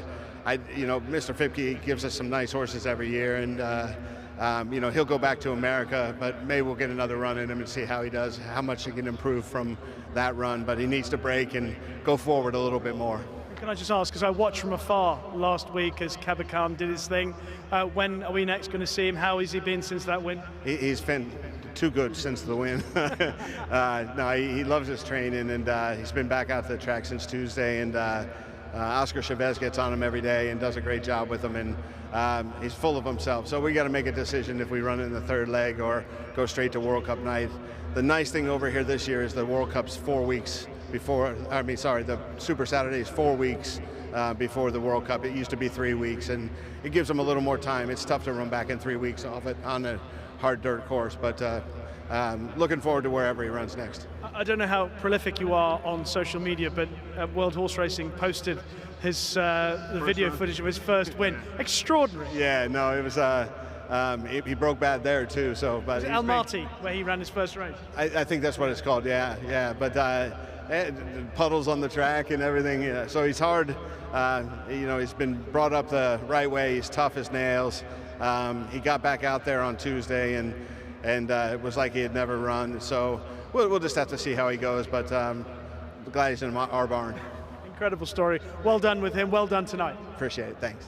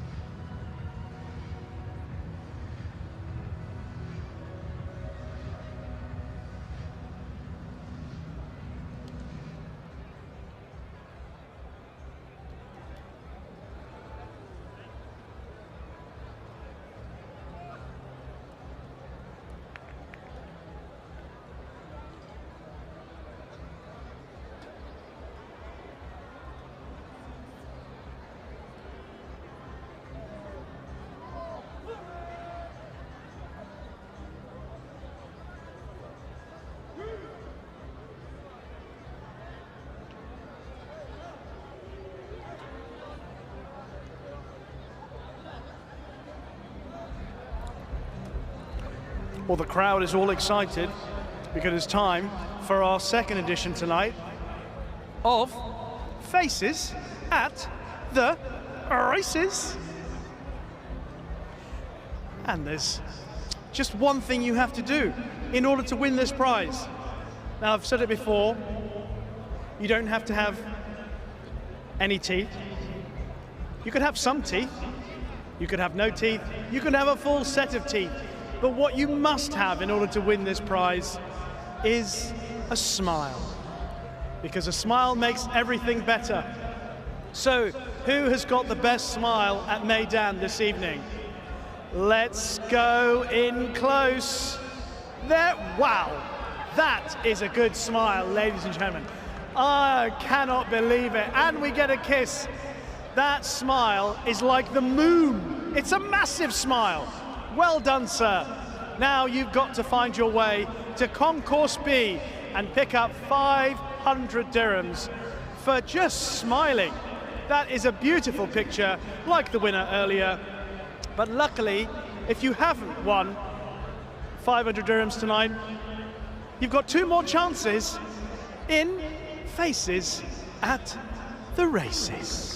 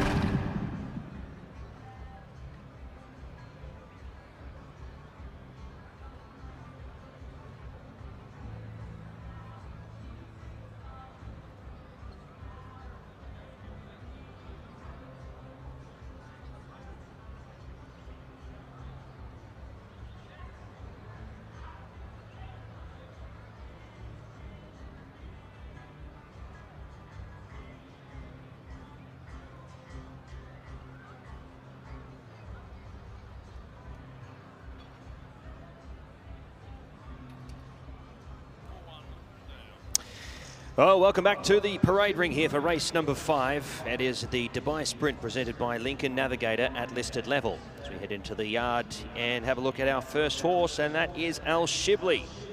Comes into this off a 1,000-metre win at Jebel Ali. Backed it up with a nice second down the straight here in behind Vespasian last start. This looks a bit of a step up, but he does come into this with nice recent form and hopefully is able to replicate that once again. Move on now to number 2, and that is Batwan, the 9-year-old gelding by Kendegant. Fortunately on the wrong side of the draw, you'd say, much like he was last start, so he will need some luck early to try and find a nice spot in running, but one could say he never got his chance last time out to the races, and hopefully will improve here in his second run back in the UAE.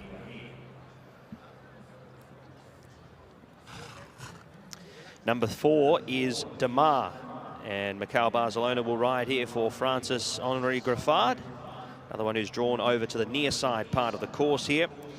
He was 3rd, beaten 5.25 lengths by Mysterious Night back on the 19th of January, and hopefully can back that performance up here, although coming up into a little bit more difficult company, and obviously back to the straight 6.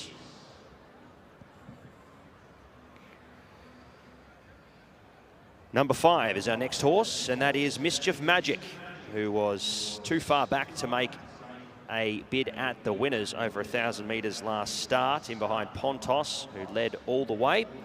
But he was making good ground late in the piece, and he will appreciate the step up to 1,200 metres.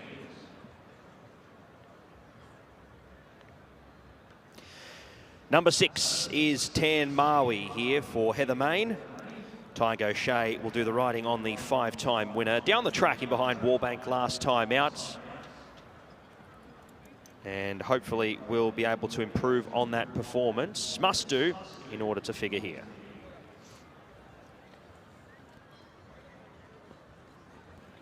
Number 7, Thunder of Niagara, has had a run in between, unlike most of these. That was in the Group 2 in behind Star of Mystery, who came out and won again and was over on the far side part of the course. Did get the best of it, was feeling the pinch a little late. Up to 1,200 metres here for the first time this season.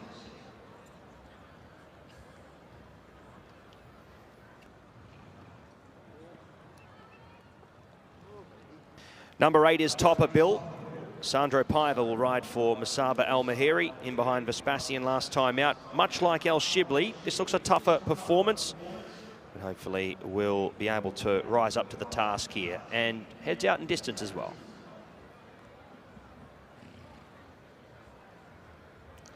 Nine is Urgent Appeal. He was down the track last start and much again will need to improve on that performance to be figuring here, as this looks a tougher contest than what he faced last start.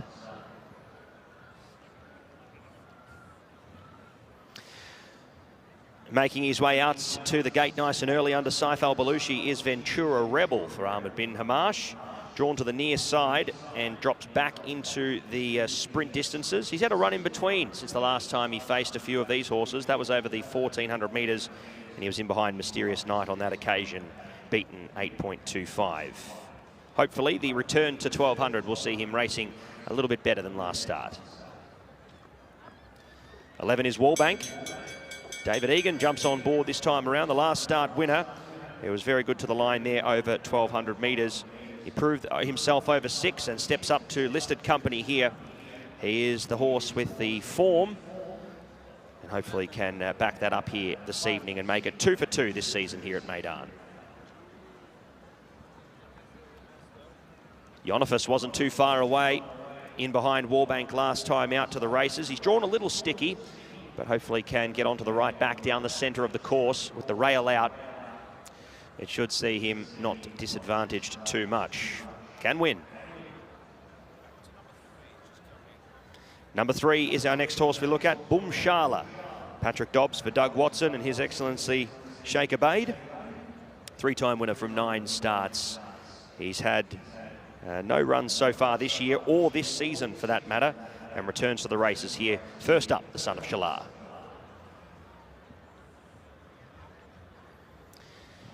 Number 13 is Ladies Church for Shane Foley. Has been seen once this season, and that was in behind Pontos. Draws to the right side of the course here in gate number 1.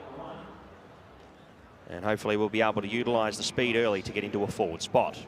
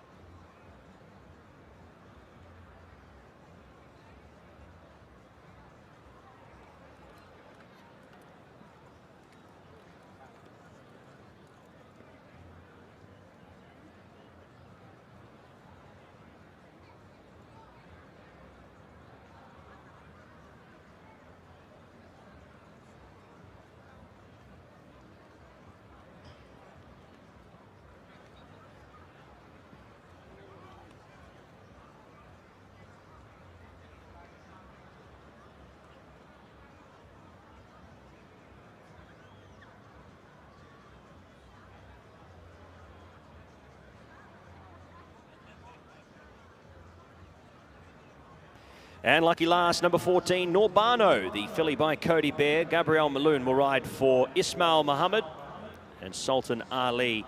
Norbano, going off recent form, would have to step up after running 11th last time out over the 1,000 metres. But he does get up to a more suitable trip here, taking on the 6 furlong event.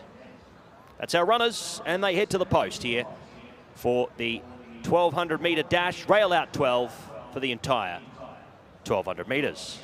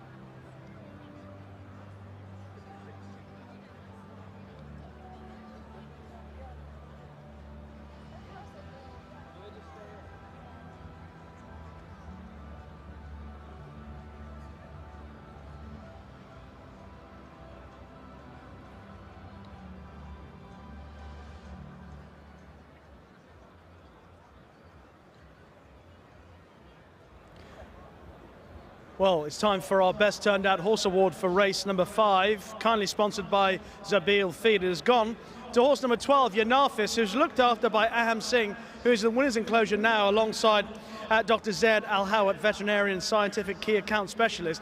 But have a look at the magnificent moustache on Aham Singh. He gets a prize for the Best Turned Out moustache as well as the Best Turned Out horse. I will take the money out of my own pocket and give it to him for that magnificent thing on his face. He looks superb. What a grand moustache that is. Congratulations to Aham Singh. Best of luck with Yanafis in our upcoming race. And our thanks to Zabil Feed for sponsoring the Best Turned Out Horse Award.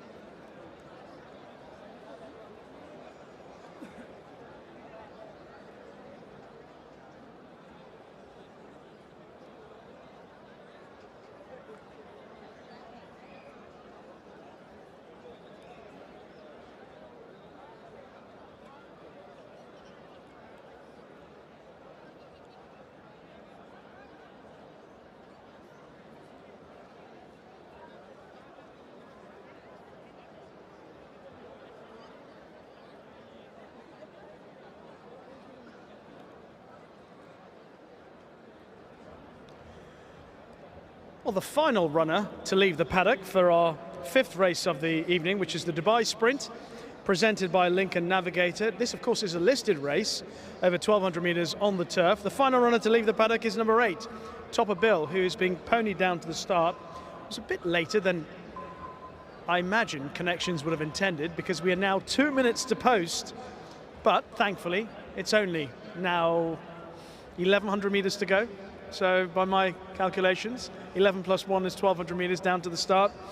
And Topper Bill, who'd been in pretty good form when we saw him back in, was it 3 years ago now? Were he to be in that sort of form, you'd be interested. But he's only had the one run since. Didn't run too badly behind Vespasian here at Meydan last month. But this is a bigger step up required for Topper Bill. So he's at the 3 furlong pole. And while he makes his way down to the start to join the rest of the runners for the Dubai Sprint, we can talk about some of the leading contenders for this race. One of those is course number 11, Wildbank for George Bowie and David Egan.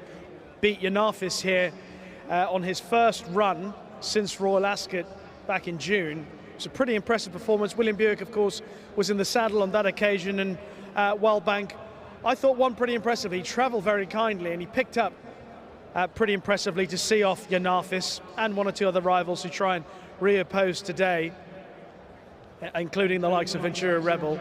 I imagine that Wildbank will be held up for a late dash again.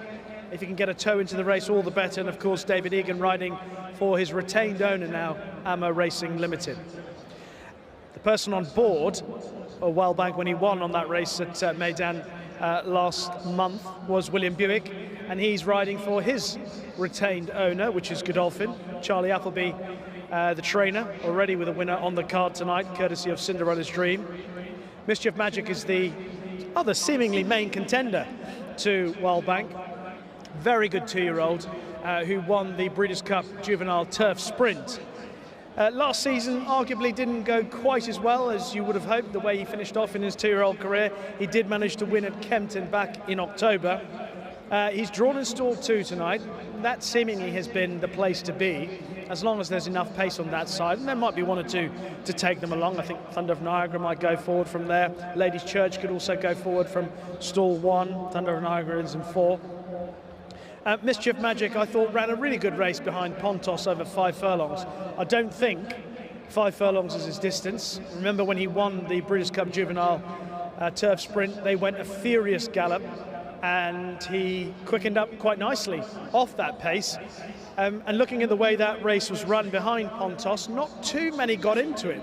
And Pontos won pretty well under an excellent ride for Antonio Fresu. Pontos then ran really well behind Star of Mystery to show that that was obviously no fluke. He's obviously a very good sprinter. But there is a great deal of substance to that form. And Mischief Magic was running on really nicely over 5 furlongs. So the step up to 6 should really suit the son of Exceed and Excel. And hopefully he's going to be back on the sort of trail that saw him in the type of form that produced that Breeders' Cup win in 2022.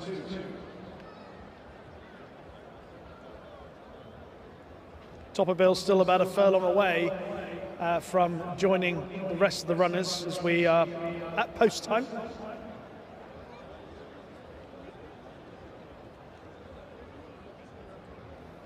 You know that the grey who is wandering around behind the stalls as well is Batwan. He's a regular here at Meydan. Hasn't always had the best of luck, whether it be with the draw, whether it be the way the races unfold. Hasn't always worked in his favour. I don't think the draw has actually worked in his favour once again. He's in stall 14. Adra de Vries is on board, and hopefully Batwan will get something to aim at on his side of the track, or perhaps try and draft in if they all race in one group. But he's been a wonderful horse over the years. He's now 9. But he showed in that run behind Wildbank, where he and 2 others were marooned on the stand side, that he's still got a lot of ability. He beat his 2 rivals on this side quite comfortably, but they were a fair way behind Wildbank and Yanafis, Ventura Rebel, etc. And I think that were he to be part of the main group, he would be a serious contender despite his advancing years. One who really caught the eye with the way he looked in the paddock beforehand was number 4, Demain, for Francis-Henri Graffard and Mikel Barcelona. He's drawn in stall 12. He actually ran really well behind Mysterious Night here last time out, having previously run on the dirt at the beginning of January. I think that didn't suit him. It was his only run on turf, on dirt so far. But his turf record is obviously very good. He's pretty good on the all-weather as well, and that was much better behind Mysterious Knight. He looked in great nick beforehand, Demain, and I'm expecting a better run as he continues his Meydan campaign. The loading up process is now well underway. Going forward is horse number 9, Urgent Appeal for Rashid Borsley in the familiar orange colours. Mischief Magic is drawn in stall 2, just going forward. Norbano towards the outside. A filly who's got a good attitude, but whether she's quite up to this level, we'll probably find out this evening whether she's that good. She hasn't shown anything in her career so far that suggests she's quite up to winning a race on this, but I think she's capable of running a place. Good race this. Wallbank, leading contender here for George Bowie and David Egan. Mischief Magic, one of the other main contenders for Charlie Appleby and William Buick. Let's head up to Pat for the call. Thank you very much, Rishi. Rails out 12, so the barriers extend all the way across from the outside rail to the inside rail, and as a result had to be moved into position once Topper Bill made his way to the back of the stalls. And he has come in, Yonifus Wallbank loading away. Joining El Shibley there. Tan Maui Batwan. Apologies, that wasn't Topper Bill who's come up, it was Boom Shala. Topper Bill still milling around behind the starting stalls. Right up the top of the straight here, having to scurry the deer a little bit earlier on, who were deciding to have a bit of a feed at the top of the straight. Topper Bill coming up into line. Ventura Rebel and Batwan towards the near side part of the course come up into line and will complete the field here.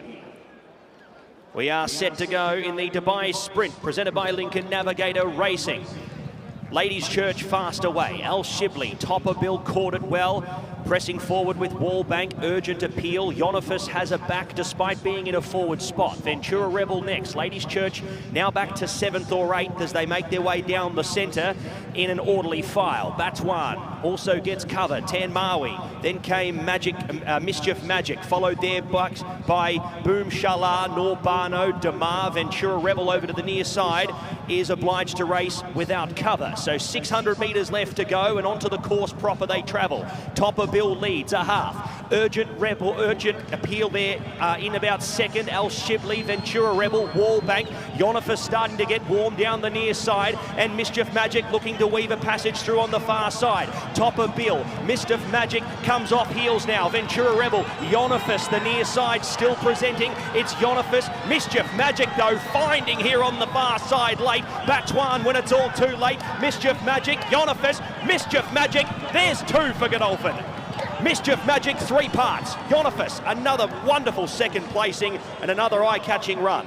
Batwan next. Ventura Rebel. Damar was running on late. Topper Bill. Ventura Rebel there was at the back of the field there, working alongside Thunder of Niagara. Ladies Church, Norbano. Wallbank dropped away with Tan Maui. El Shibley back to Boom Shala, and Urgent Appeal was the last one to cross over. He just needed a bit of room there in the late stages, did Mischief Magic, and once he found it, he was able to pick up very well. Yonifus has ended up running a strong second there in the event. Batwan was able to make good ground as well. He's certainly showing that his straight racing days or winning days are not over and done with, and Thunder of Niagara will take 4th, only just off a fast finishing Damar. Numbers across the line, 5, 12, 2 and 7. And it is Mischief Magic, who is too strong here off a rating of 109, appreciating the increase to 1,200 metres this evening.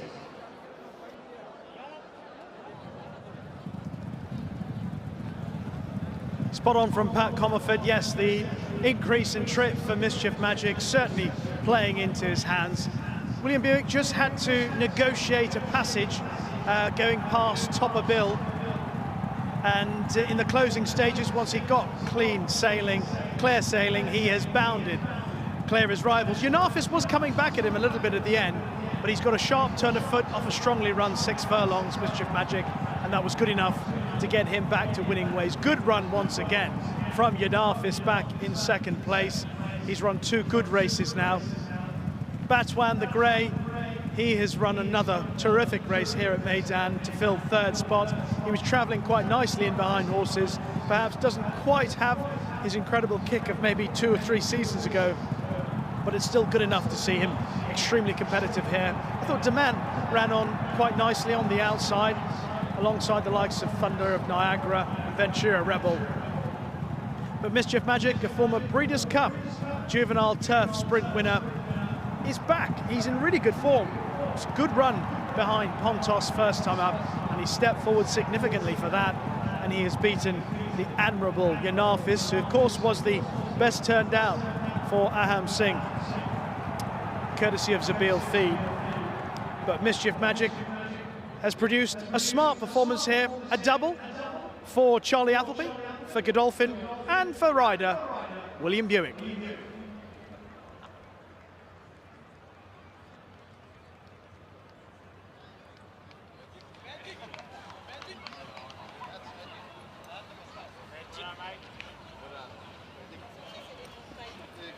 Numbers in the Dubai Sprint presented by Lincoln Navigator 5, 12, 2 and 7. Mischief Magic gets the win here, 108.96 margins. 3/4 by 2.5, 5, 12, 2 and 7. The numbers here in race 5.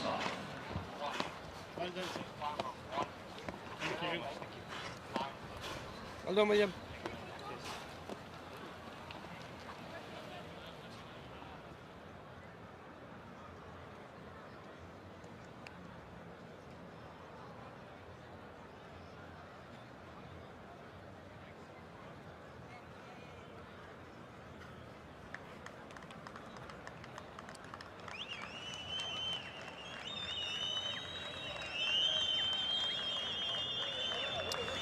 Time to welcome back the winner of the Dubai Sprint, presented by Lincoln Navigator.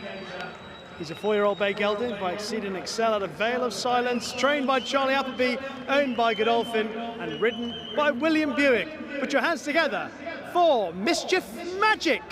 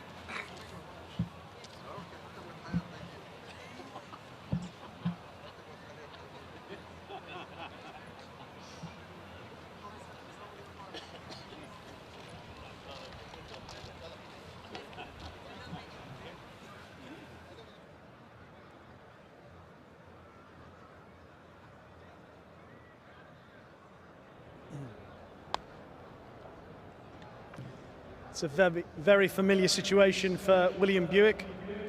Weighing in, hold it. Don't want you to crash into the dear old Mischief Magic.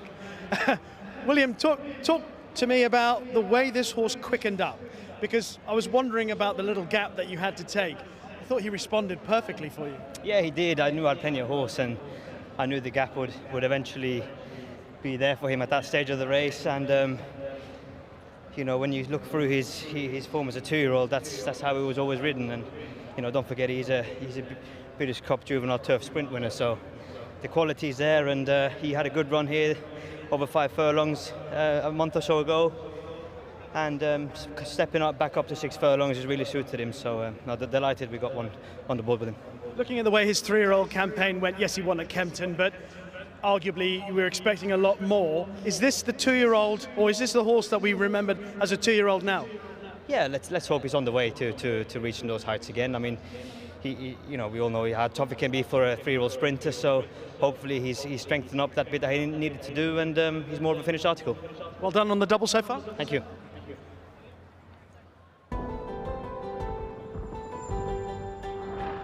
And that's correct weight. Race 5, the Dubai Sprint, presented by Lincoln Navigator. 5, 12, 2 and 7. Mischief Magic gets the win at 108.96. Margins, 3/4 by 2.5 lengths. 5, 12, 2, 7. Correct weight, race 5.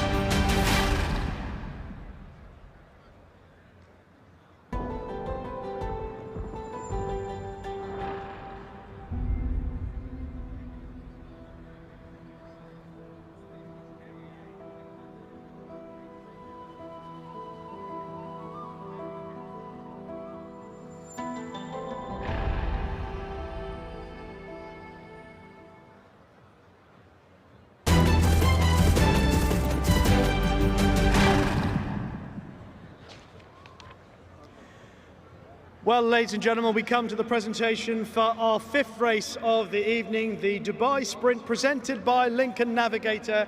And we'd like to welcome up onto the stage Mona Hassan Sadoun, Vice President, Customer Experience and Marketing, Altea Motors. And once again, we thank Altea Motors for their generous sponsorship of tonight's excellent racing here at Meydan. We've seen a terrific performance from Mischief Magic. He's always been a top-class horse, and he's produced a top-class performance to win today. And stepping forward to receive on behalf of the winning owners, put your hands together for Rod Daniels.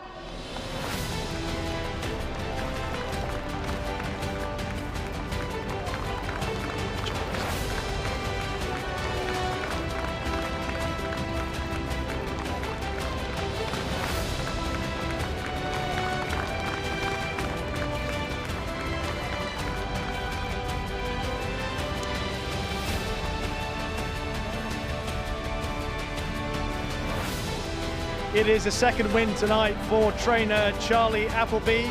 He's busy preparing his horses for other races, so we once again ask Rod to step forward and receive the prize for the winning trainer Charlie Appleby.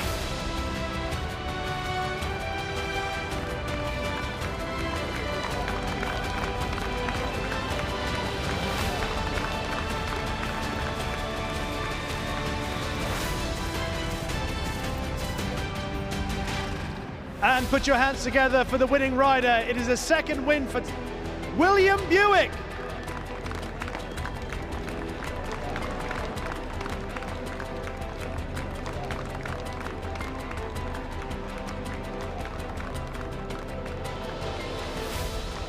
And we'll ask Rod to come back, stand together with William and Mona Hassan Sadoun.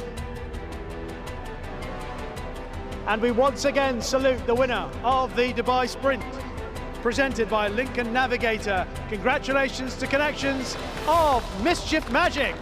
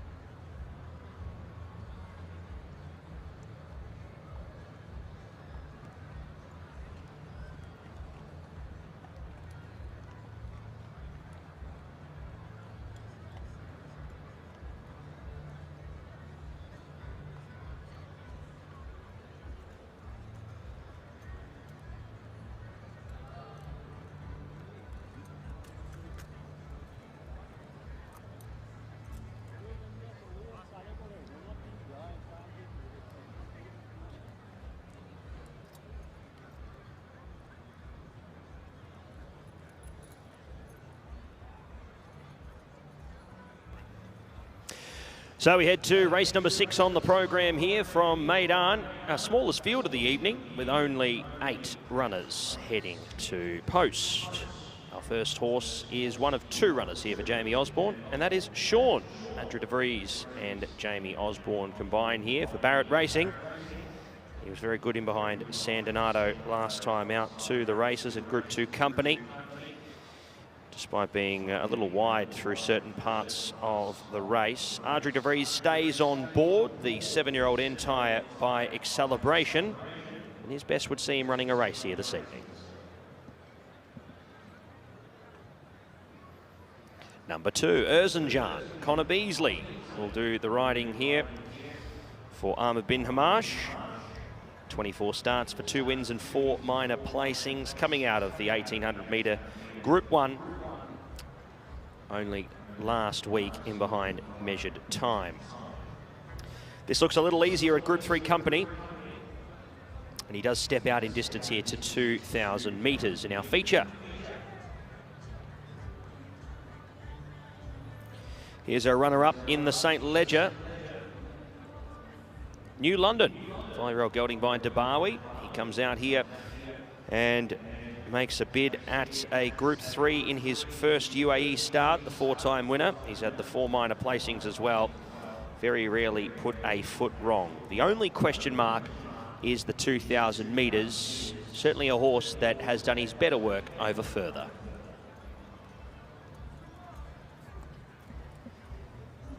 Coming off a second in behind Candlefoot before making his way over here is the 8-year-old gelding by Shamadal in Solid Stone. Safi Osborne rides for Jamie Osborne.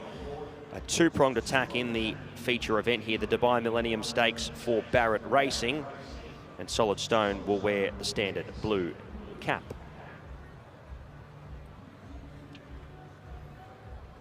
Five is Warren Point, the other runner in the race here for Godolphin. Charlie Appleby, Macau Barcelona, has had a couple of runs in different areas of the Middle East before making his way here to the UAE, a run in Bahrain, a run in Doha in Qatar. That was the 18th of February 2023, where he was beaten there, running second to Russian Emperor. So he's got some form with some nice horses from Hong Kong. He comes here for his first up run for the season. We haven't seen him for around 10 months.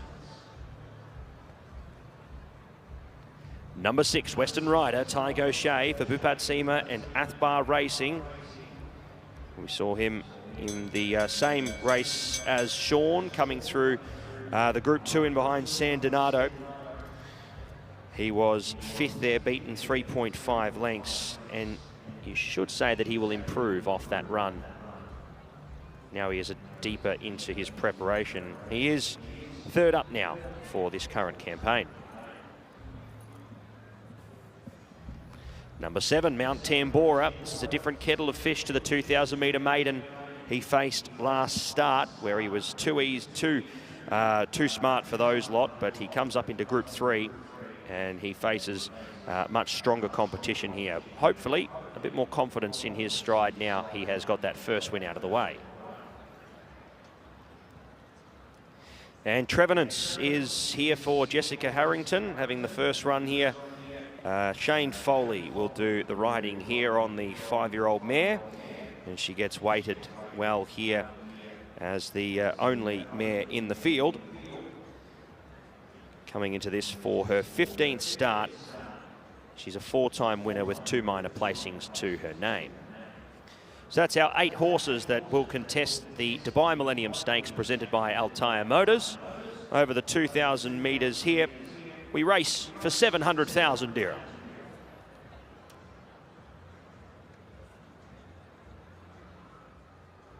Well, trainer Jamie Osborne's got 2 runners in this race, Sean and Solid Stone. Let's deal with Sean first of all. Ran a great race last time, Jamie. What chance today of stepping forward from that?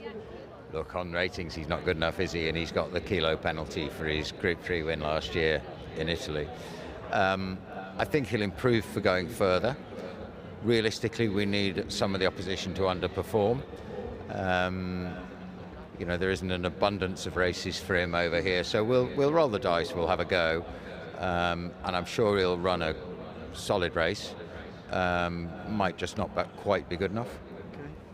The other horse, on his very best form, is good enough, especially over this distance, Solid Stone. How's he been since he came into your care? He's been good. Yeah, look, we've had a good preparation with him. Obviously, he's the higher rated horse getting weight from Sean. So kind of he's on standard, but, you know, I think Jessie's filly is pretty under.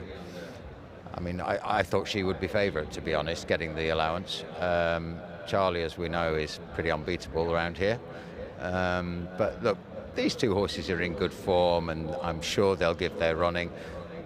They might just fall a little bit short. Well, we wish you the best of luck with both of them. Thank you for the time. Thank you. Cheers.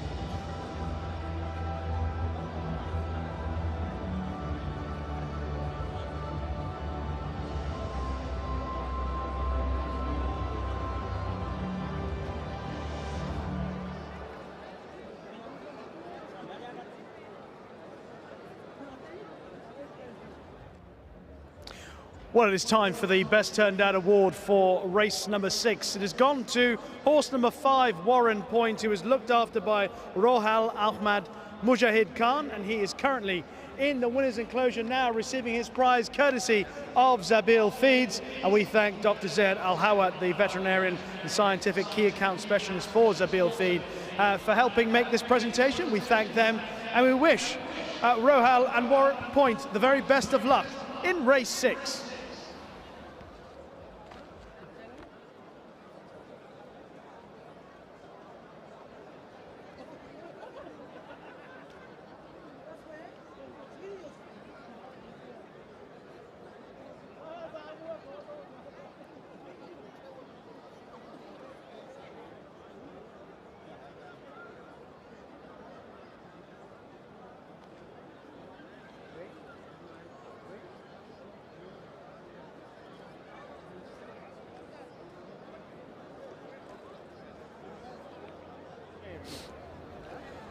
So the runners are making their way down to the start for the feature race of the night, the Dubai Millennium Stakes, presented by Altea Motors. And of course, it is named after one of the greatest horses to carry the royal blue of Godolphin, Dubai Millennium, who won the Dubai World Cup back in 2000 under Franco Dettori. Charlie Appleby has won the last 6 runnings of the Dubai Millennium Stakes, and number 3, New London, is a leading contender for this year's renewal. He's a very good 3-year-old. He finished 2nd in the St. Leger at Doncaster behind Eldar Eldarov. And last season he ran some good races in defeat. He only had 3 runs last year. He was placed at Newmarket, placed in Germany, and also was only beaten ahead by Trigoni at Newmarket at the back end of last season. I guess the question mark against New London is the trip. His best run came in the St. Leger, which is over 1 mile, 6.5 furlongs. Tonight's race is over 10 furlongs. So that would be the only question mark against him. He's got the class. Whether or not he'll be able to excel and show that class over tonight's distance, we will find out in due course. Alongside him on the way down to the start was Trevornance for Jesse Harrington in the colours of Moyglaire Stud Farm.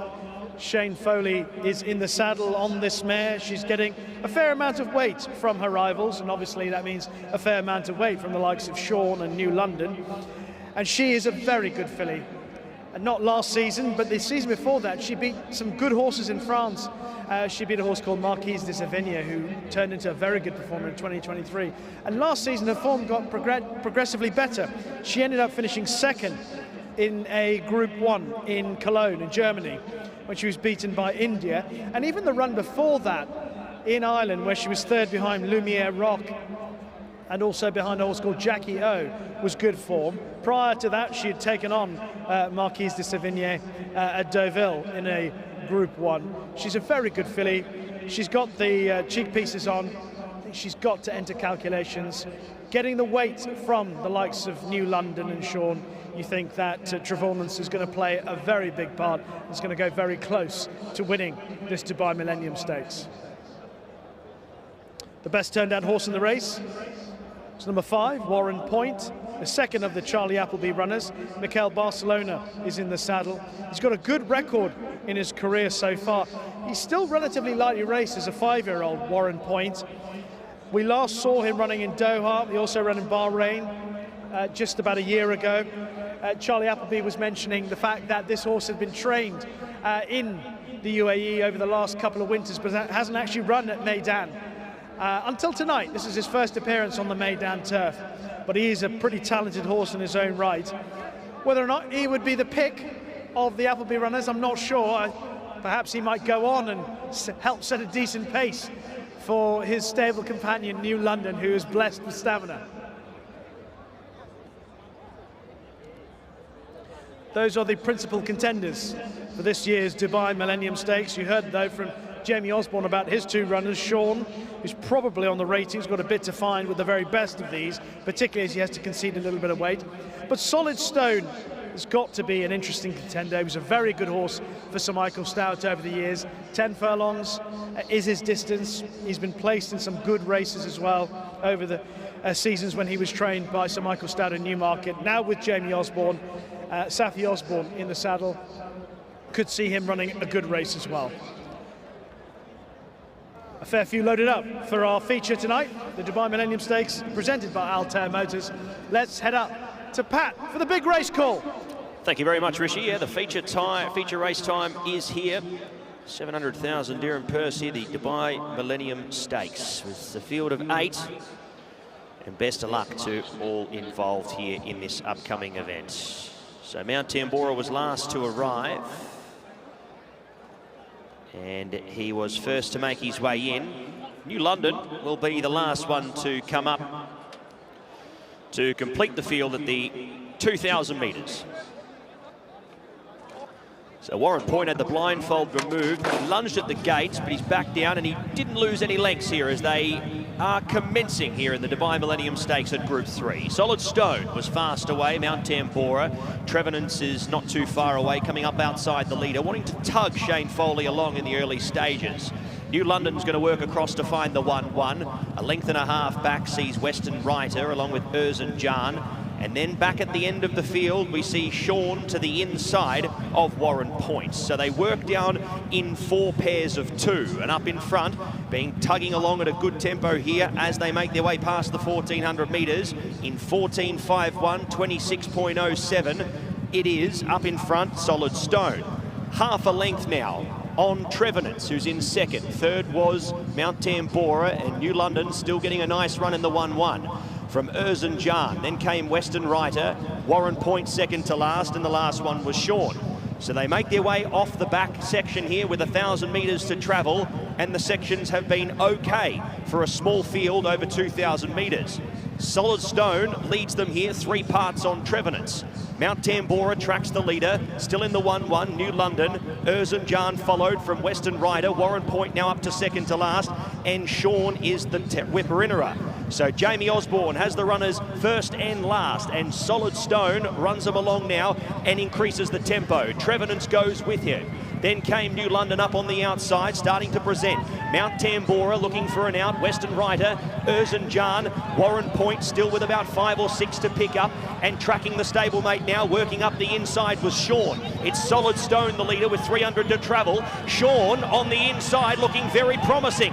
New London is full bore at this point in time. Warren Point Then came Trevenant. Sean up on the rail here. Sean coming from last. He comes to first. Warren Point out, but it's all too late. Nabs him. Warren Point. He has stormed home and got him by a lip. Warren Point beats home Sean. Very tight. Solid Stone next from New London. Western Rider. Trevenant's dropped out of it. Jan, the last one. Tight go down to the line. Warren Point with the momentum. And we await the photo. I'd say Warren Point a nose here. As we wait the number, better than that, Warren Point, a short head. 5, 1, 4, and 3, your numbers. Warren Point in front only at the final bound, and the 5 wins the Dubai Millennium Stakes.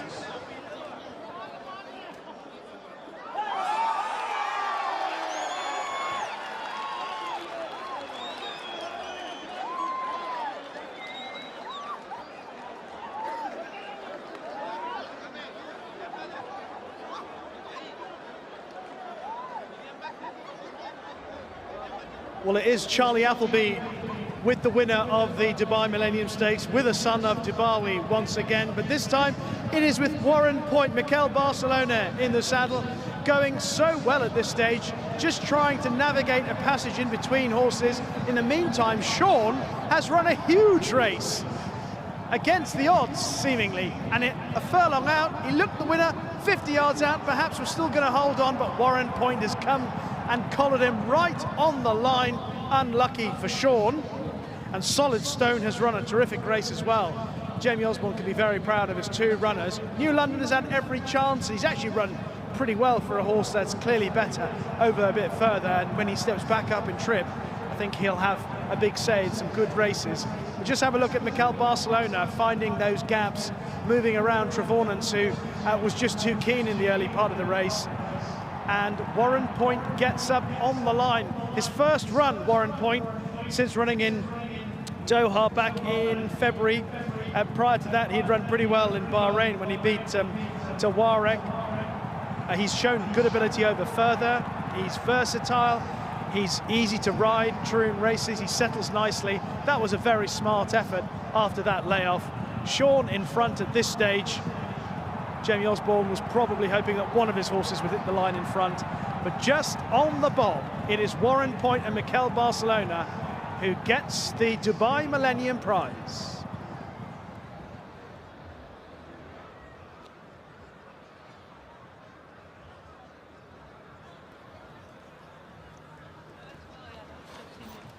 Numbers in the Dubai Millennium Stakes: 5, 1, 4, 3. Warren Point is the winner. 2:01.19 the time. Short head by 3/4.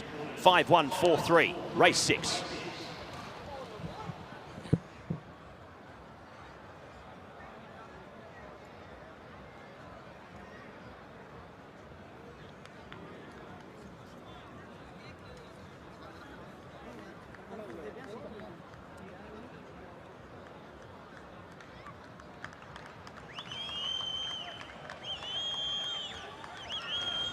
Time to welcome back the winner of the Dubai Millennium Stakes, presented by Altea Motors, trained by Charlie Appleby for Godolphin, ridden brilliantly by Mikel Barcelona. A warm round of applause for the winner. It is Warren Point.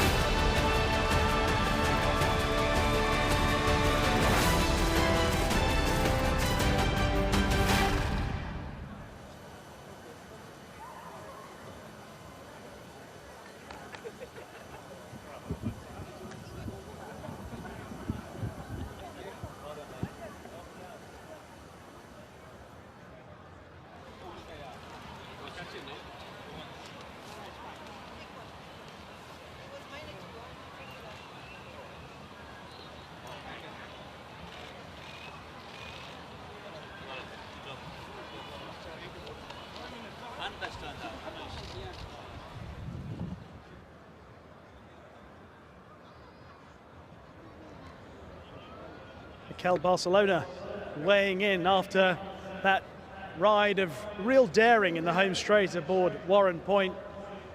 Mikel, well done. Now, you were travelling so well turning in. I could see that you had a lot of horse, but what about the passage that you had to take from there to the winning line?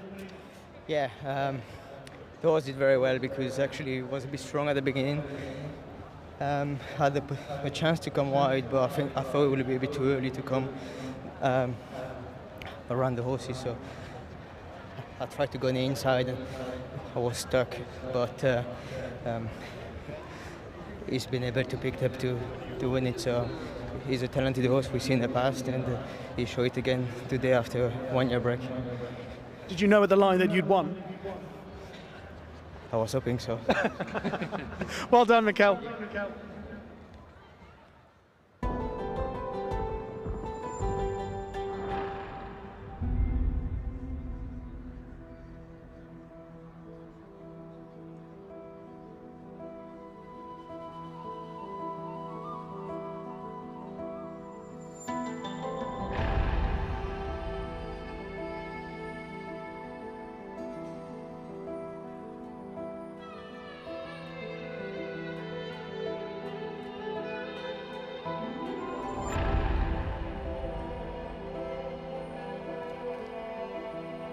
Correct weight in the Dubai Millennium Stakes. Correct weight 5, 1, 4 and 3. 5, 1, 4 and 3. Warren Point gets the win. 201.19. Margins are short head by 3/4 of a length. Correct weight, race 6.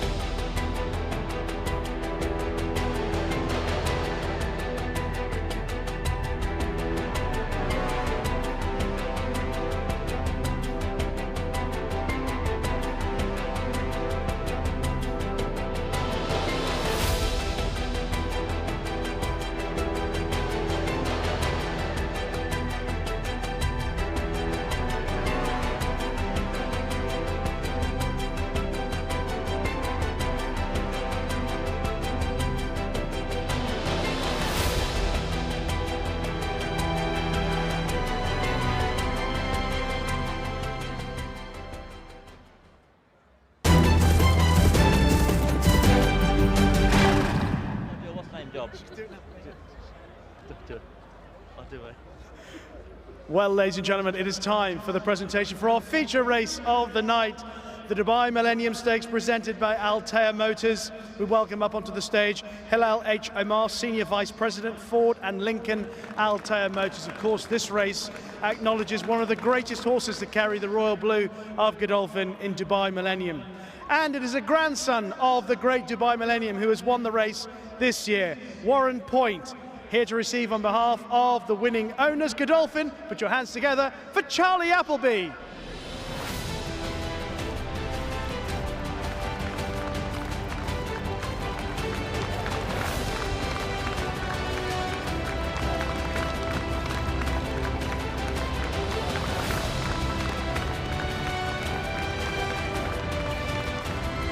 And celebrating a third winner this evening.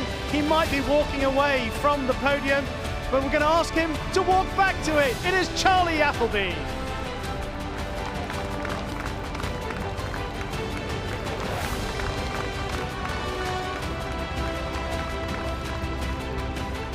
And coming forward now to receive his trophy, the man who navigated a passage home for Warren Point to put his head in front on the line.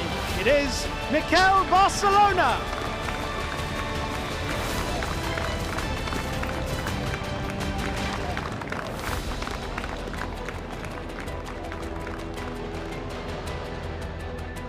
And we get Charlie, Mikel and Hilal H. Omar together again to salute the winner of the Dubai Millennium Stakes presented by Altea Motors, Warren Point.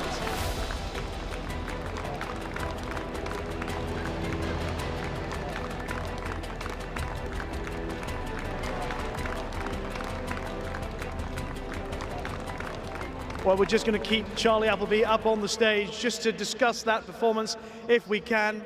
Must admit, I thought New London was the main selection for you, particularly as this horse, Warren Point, hadn't run since February last year. What were you expecting tonight? Coming into the race, I have to say the team were very confident with him in respect to, he's also, obviously he won in Bahrain, he won a great race in Qatar, just getting touched off in their big race, and he sort of lost his way during the summer there in America, and we ran him there in the autumn on the soft ground, which it was just sort of getting a prep run into him before he came back over here, really. But as you quite rightly say, New London was the horse that William had chosen. We felt it was the right horse as well. He's a class horse, but haven't had a chance to speak to William yet. I'd imagine he'd probably say start stepping back up in trip, as you quite rightly pointed out. It's a mile and a quarter tonight. He's been winning over a mile and 6. So, but back to Warren Point, he was getting a great toe round there. We felt that the race was being run to suit him, and Mikel gave him a great ride there in having to go the brave man's route, and he rode for a lot of luck, and thankfully the gaps opened. We were far from confident to say he'd get there, but he had the momentum, which was a key thing, that he was always going to hit the line strong. Can I ask you about your two other winners tonight? It's been a terrific night, as it often is here at Meydan. Mischief Magic stepped forward significantly from the first run over 5 furlongs to win in good style. Again, another horse who encountered a bit of trouble. Yeah, that suits that horse, to be honest with you, trouble. I mean, a turning track would be ideal for him, as we saw him when he won as a juvenile there in America. He was off the bridle there on the turn, and that run style suits him. But William gave him a great ride. He saw William kept looking for trouble, to be honest with you, which is unusual for a jockey to have to do. But he did that, and got the horse up, and hopefully the horse will gain a bit of confidence again. He'll probably head to Qatar now in a couple of weeks' time for their sprint race there. Excellent, exciting for him. And can I ask finally about Cinderella's Dream? Just how good you think she is? How good could she be? That's very impressive in making it 3 out of 3 tonight. Yeah, bless her, she's done nothing wrong. I mean, I think, stand to be corrected, I think she was our first 2-year-old runner, actually, back in back at Lingfield, I think it was. But she's not a big imposing filly, and she's got her characteristics about herself. But you can't fold her. She's got a big heart there and a decent engine, and it was a nice performance tonight. They went a nice even gallop up the front there, but you're always confident watching her that she was going to be again hitting the line at the right time. William was the one who actually pointed out to me after the race. I was asking about what aspirations you could have for her, and he said, "Well, Morge won the race last year. Could she possibly follow the same sort of campaign?" Look, we're step up to the mile. She wants stepping up to the mile, so she'll come back here on Super Saturday for the Phillies Classic there over the mile. Is she a Morge? I'd like to think so, but she's got a lot of water under the bridge to get till she gets to Moore's sort of level. But at the end of the day, you can't take it away from her. She's 3 from 3. Well done so far. Legend of time still to come. Just a brief word on him. Yeah, delighted with the way he's come out of his prep run here over the 7. We always felt that was going to be sharp for him, stepping up to the mile tonight. It's a small but select field, and you know, hopefully if he gets a nice even gallop round there, again, he should appreciate stepping up to the mile, and he should be the horse they've all got to beat. Charlie, well done. Brilliant, thanks Richie. Thank you.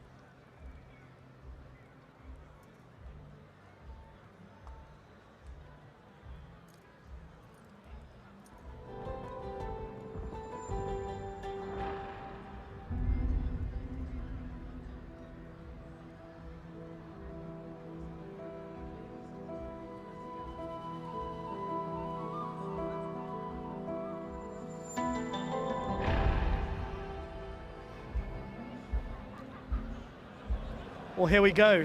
The 3rd edition tonight of Faces at the Races. 500 dirhams to the biggest, the brightest smile that we can find here at Meydan for the 3rd time tonight. Like I've said before, you don't need anything else other than a big, beaming smile. There's some people I've seen smiling who haven't brought their teeth with them.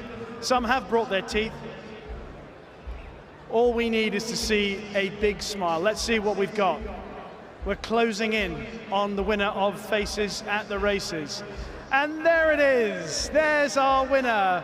500 dirhams to this man who is absolutely chuffed to bits. He has got a huge grin on his face, and now he's got the task of making his way to concourse. Yes, sir, you have done it. A lifetime ambition achieved here at Meydan tonight. 500 dirhams. Spend it as you wish. Head to Concourse B and pick up your prize for tonight's 3rd edition of Faces at the Races.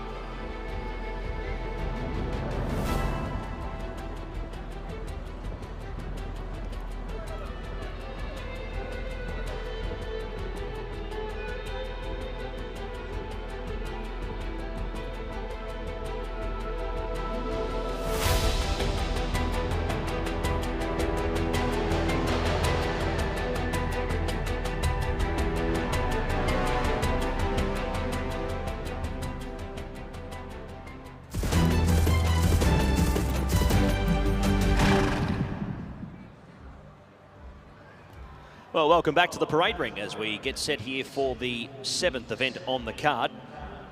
It is over 1,400 metres for 190,000 dirham, the Lincoln race. Number 1 is Bay of Honour. Comes into this off his run in behind the Great Collection back on the 12th of January.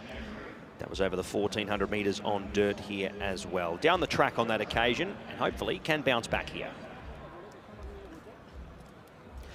Desert Peace would need to improve on his last 2 runs at Jebel Ali and Meydan, beaten a distance on both occasions, so improvement will be required.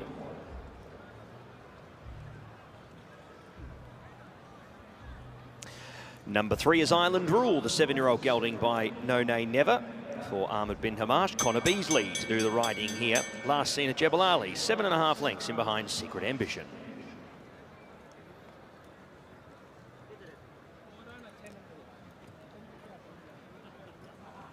Number 5 is our next horse to have a look at, Meydan for Tygo Shea and Bupat Seema. Last seen on the 6th of January in behind Mozahim. That was at Jebel Ali, beaten 16.5 lengths. Last time at Meydan, he was 4th, beaten 8 by Rawi. Has not been back to the track here since the 20th of Jan 2023. 6 is Desert Safari, the gelding by Slade Power. Mikhail Barcelona rides and Salam bin Gudaya trains. He has had his 3 runs so far this season, all at Jebel Ali, and makes his way to Meydan for his 4th up run. Number 7 is Harsim, Ben Cohen from Masaba Al Mahiri. In behind Chasing Colours, Case Al Basadi on that day there, who's beaten 7.25 lengths. He returns to the track here, but heads over onto the dirt, albeit at the same distance of 1,400 metres. Number 8 is Triple Venture, Shane Foley for Ahmed bin Hamash and Mr. Hamdan Hamash. He's a one-time winner from 15 starts, but does have another 10 minor placings to his name. Also coming out of that race in behind Changing Colours here on the turf, he makes the switch to dirt. Number 9, Onda Regente, Royston French for Salam bin Gudaya, one-time winner from 7 starts. He also heads back here to the Meydan surface for the first time this season. Last seen on the 4th of November, early in the year, so he's coming back off a freshen up for his 2nd run for the year. Aeonian, Sandro Paiva for Masaba Al Mahiri.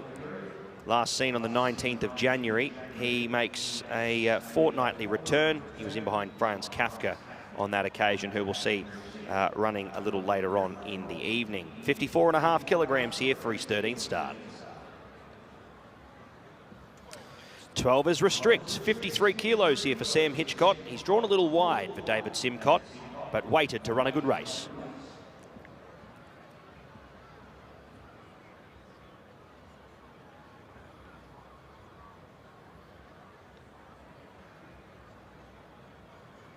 "13 is Shanti Star, Oscar Chavez for Rashid Borsley.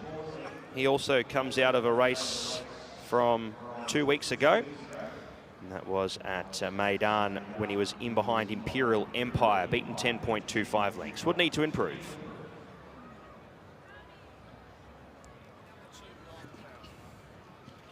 So we've got 2 horses still to have a look at. That'll be the 11 in Falsehood and also the 4 in Naxos. And we await to see them on screen. Naxos making his way in here now, and he comes into this. He's our international market favourite at this point in time, dropping back sharply in distance after being down the track in behind Kabir Khan over the 2,000 metres. He drops back, but he's got some nice form lines over stayers trips and certainly has proven on the surface already.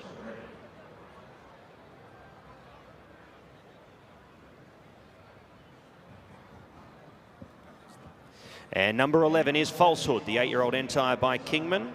Bernardo Pinheiro will ride also for Masaba Al Mahiri, who has multiple runners in the race. The last start winner here on the 12th of February 2023, before he was finishing up last season's campaign. He returns to the races here fresh for tonight's assignment.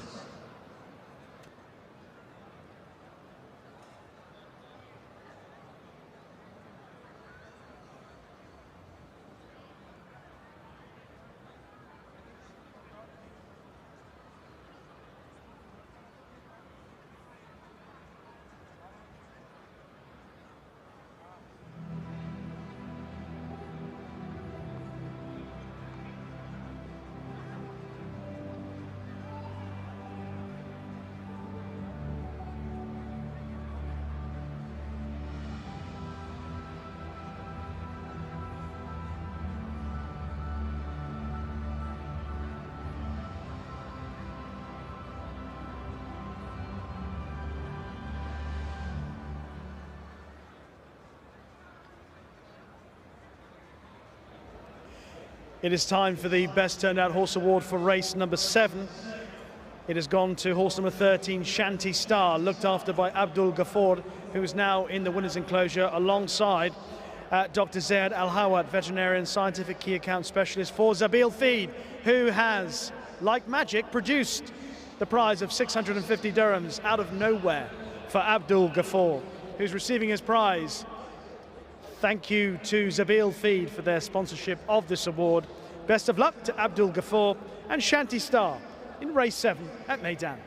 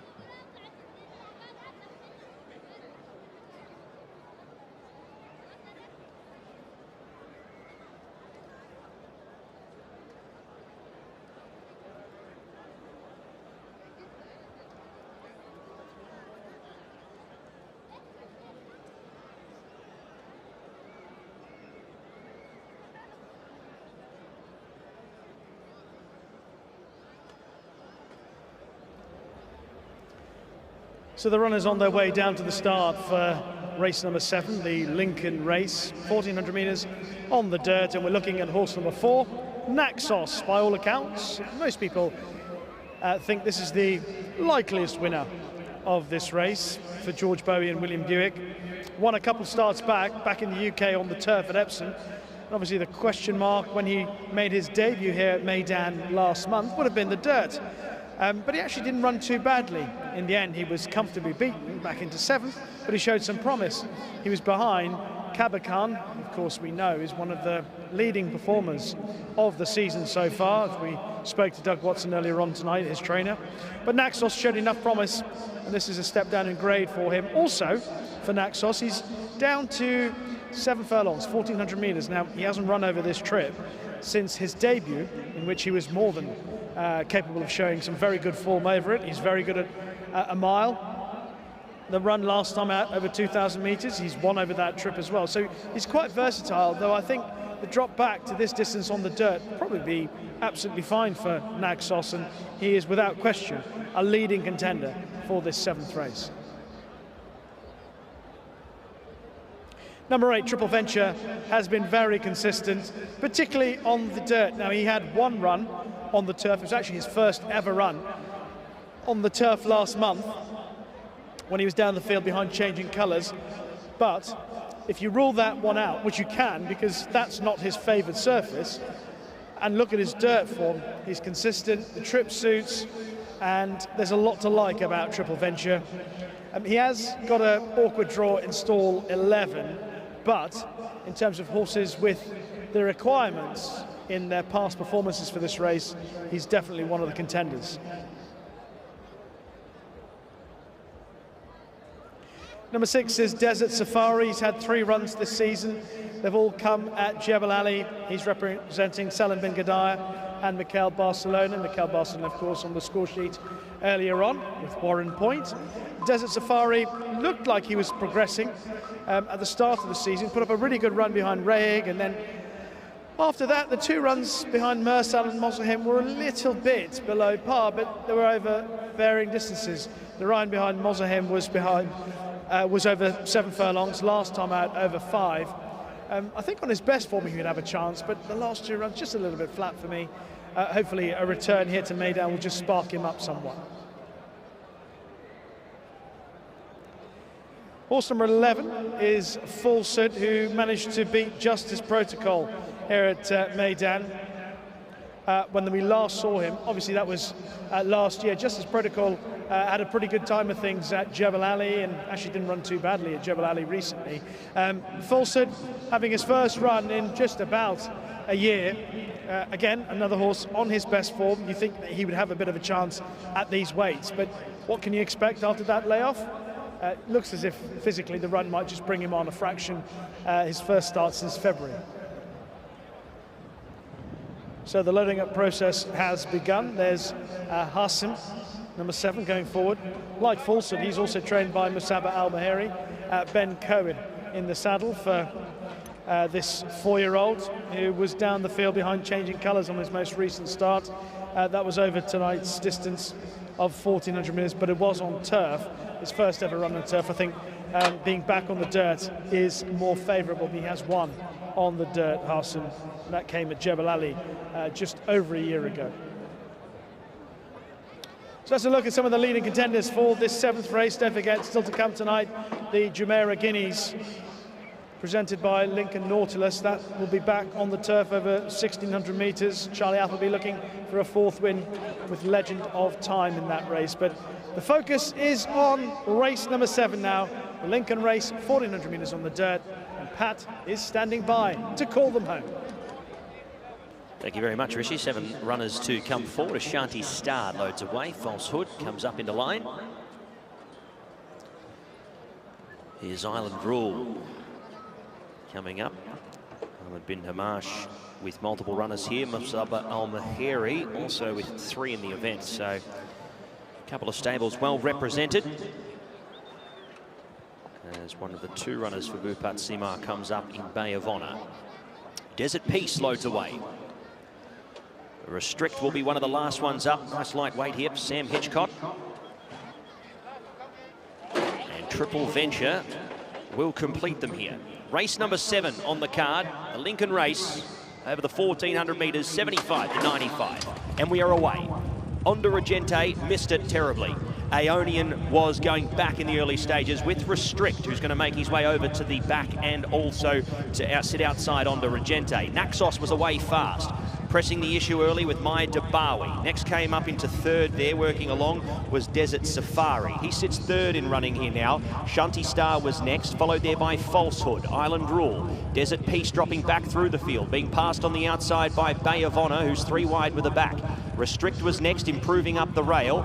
Then came working along Desert Safari, followed by Triple Venture. Hassim was next, and Aeonian the last one, as My Dabawi continues rolling them on. So he's 4 lengths clear here with 600 metres left to travel. Naxos was 2nd, Desert Safari 3rd, 4th Shanti Star, and 5th to Island Rule. From Falsehood, Restrict, Triple Venture, Bay of Honour being scrubbed along. Desert Peace next from Hassim. Onda Regente the rail, Aeonian the last one. My Dabawi wants to get this over and done with. He's out by 4 lengths. In pursuit here up on the outside, Desert Safari. Naxos not making any impressions here late. Shanti Star, Island Rule, Triple Venture fighting for a minor placing as My Dabawi gets further and further away from them. My Dabawi at the 16th pole, out by 4 lengths. Desert Safari tries ever so hard, but My Dabawi wins well.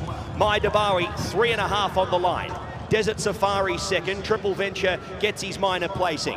3rd over Desert Peace. Shanti Star, Naxos made no impressions late. Island Rule was next, followed by Onda Regente, Restrict, Aeonian. And the last couple home here were Hassim, Bay of Honour and Falsehood. Bhupat Simar and Tiger O'Shea on the board tonight with My Dabawi. Mr. Nasser Asker, he injected plenty of tempo in the event and he was able to continue on with it. Off the rating of 90 here this evening, the 5-year-old son of Dabawi is too good. 4 wins from 15 starts heading into tonight, now 5 from 16. My Dabawi has gone on to record a great win here, 2nd up for season 23-24.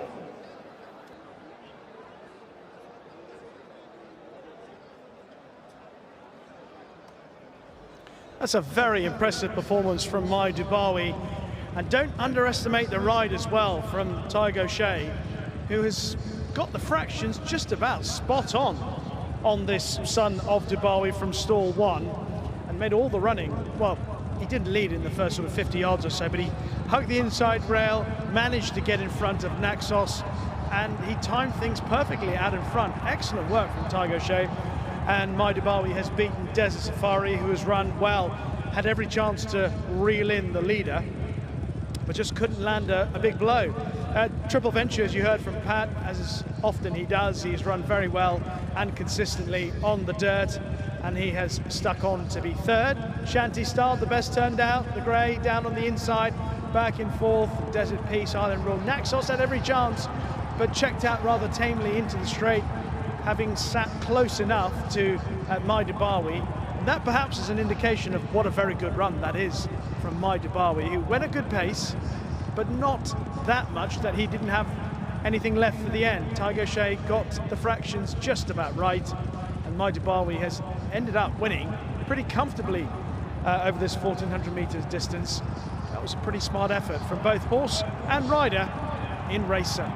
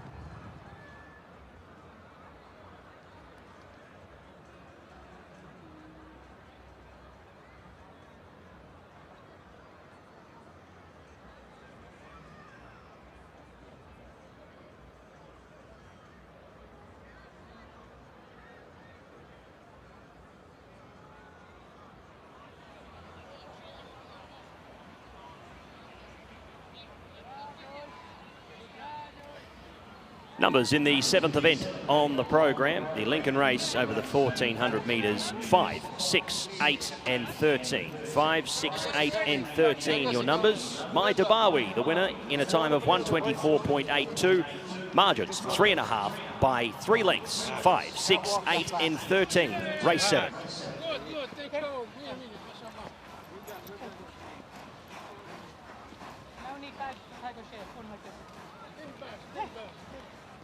Great stuff, Ty. Down here, bud. Well done. Sound. Thank you.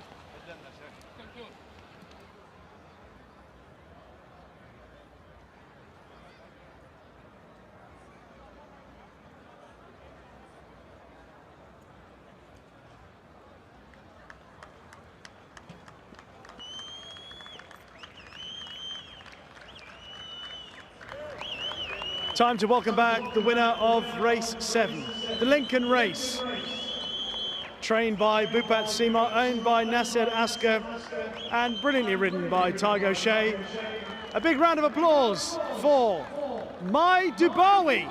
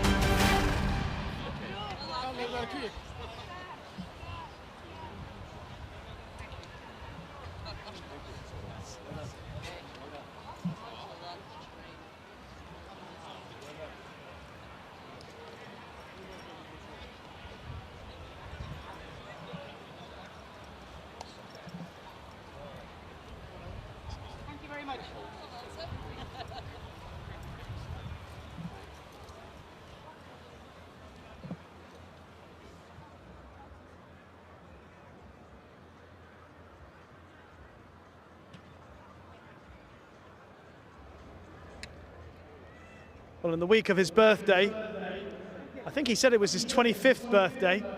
I think that was what you said earlier, Ty. I have to say, I know sometimes we talk about runners that come from the back being brilliant rides, but I thought in terms of timing, that was terrific in terms of getting the fractions right. Look, when you get stall one around here and you've got early like the horse he has, it makes my job easier. You know, he's a horse with a lot of talent. He won his first race for our stable last year, and I told his trainer I thought he'd be a Jebel Ali sprint horse, but he's fragile. The team as a Beal do a great job. He's not the soundest horse, you know, so but he's a high-class horse on his day, and when he puts it together like that, he's very good. Interestingly enough, because of the pace you were going, I think some people were expecting horses to come to you, but I don't know how aware you were. there was nothing that ever really threatened to land a blow. And I promise you, when it works, it's great. But like, I was half speeding on him, and I couldn't get him to go any slower.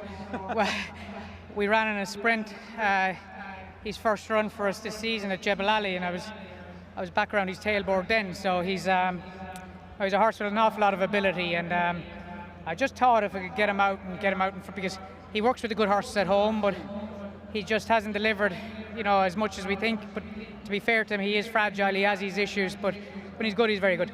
You can afford those 25 candles for the cake now, so well done. Cheers, Rich, thanks.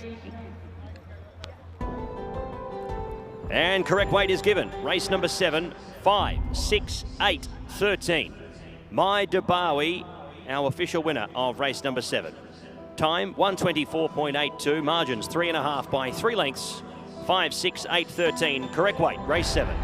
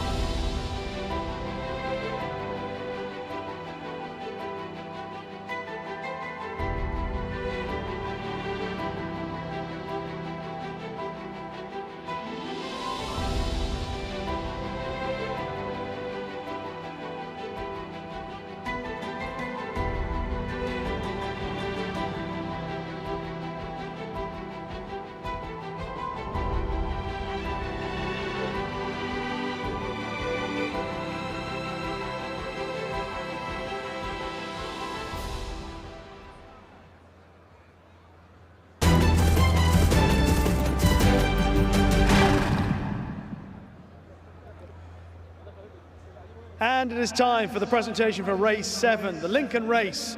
And we welcome up onto the stage once again Hilal H. Omar, Senior Vice President, Ford and Lincoln Althea Motors, to do the honours after the success of Meydan. A brilliant performance for trainer Bupat Simar, brilliantly ridden by Tiger O'Shea. We welcome up to the stage the winning owner, Nasser Asker and Esma. Congratulations.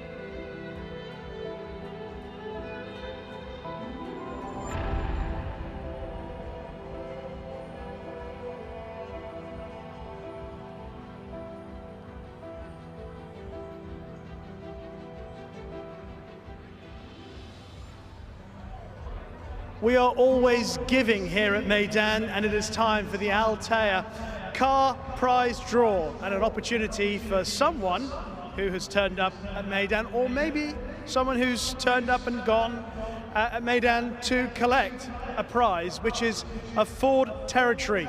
The winning car is currently parked at gate 3. It looks splendid in the lights here at Meydan. Now, all tickets purchased for admission, hospitality and membership get an automatic entry, not general public tickets. So a reminder that anyone who purchased an admission ticket, hospitality and membership, they get an automatic entry, and each ticket gains 3 entries. The membership tickets gain between 5 to 10 entries depending on the tier. And the winner of that magnificent car, the Ford Territory.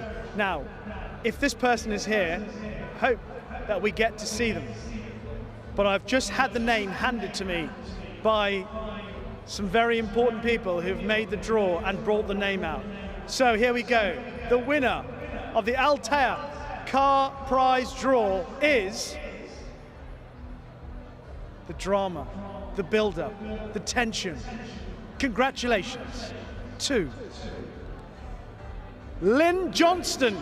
Congratulations, Lynn Johnston, wherever you are, you have won the Ford Territory, the prize in tonight's Altea car prize draw. Fabulous for you. I hope you're here and you can collect your car tonight and zoom home in it. But to let you know that if your entry hasn't won tonight, that the next draw is on Super Saturday, which of course is on the 2nd of March, Emirates Super Saturday, and then the final draw will be at the Dubai World Cup itself on the 30th of March. Being present, we should also let you know, is not necessary. If you're not here at the venue, you can still win in the Altea car prize draw. So Lynn Johnston, if you're here, then please make yourselves known to the officials and we will sort out the keys, you can sort out the insurance, and you can drive your Ford Territory car home. Thank you to Altea Motors for their sponsorship tonight and also for providing the fabulous prize in the Altea car prize draw.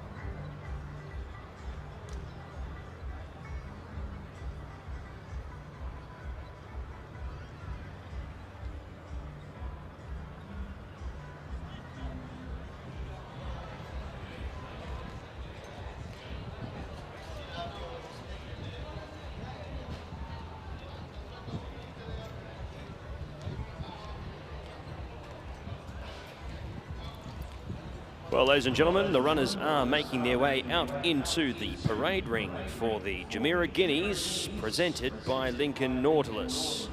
1,600 metres, 500,000 dirham the purse, with an 8-horse field to contest our penultimate event.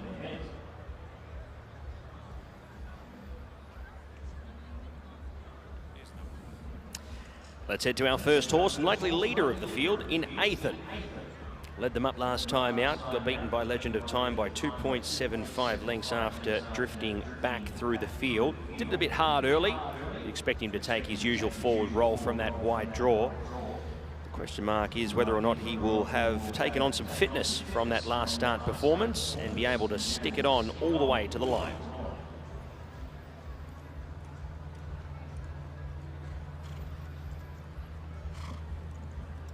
Number 2 is Asna. This colt makes his debut here this evening, the son of Shalar. He's out of a Shamadal mare for Rashid Borsley. Bernardo Pinheiro to do the riding here on this runner who was bred by RJB Bloodstock Limited.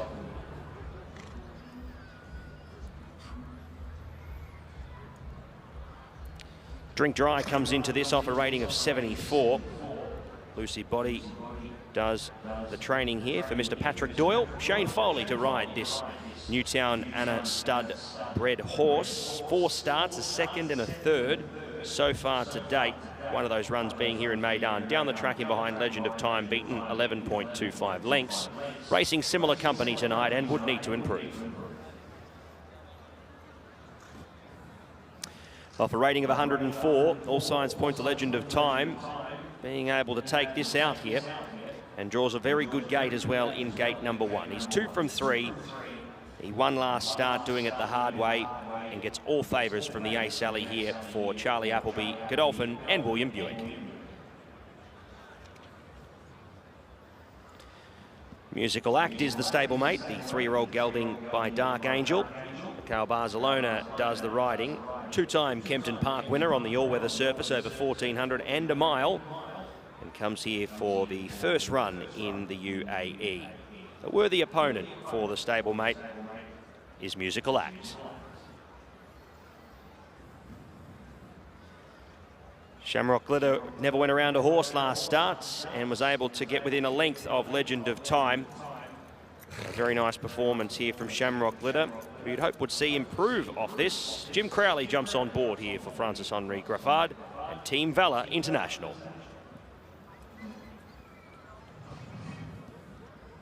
David Egan partners the Caribbean for Heather Main, for Llewellyn Runeckles and Wetumpka Racing. 10 starts, 2 wins and 2 seconds so far. Has had the 2 runs here in January and is 3rd up for not only the year but also for the season as well. Would need to improve though on the last start in behind Changing Colours, where the Toraway leader was able to beat him home by 13.75 lengths. Number 8 is Tahoku. He was an Abu Dhabi winner and then ran 10th here in behind Legend of Time, beaten 11.25 lengths by similar company. Would need to improve drastically here to be winning this race. Best of luck to Connections there as well. That's our 8 runners. Short price, international favourite, as to be expected off the last start win, Legend of Time. And they all bout once again here in the Jumeirah Guineas, presented by Lincoln Nautilus for 500,000 dirham.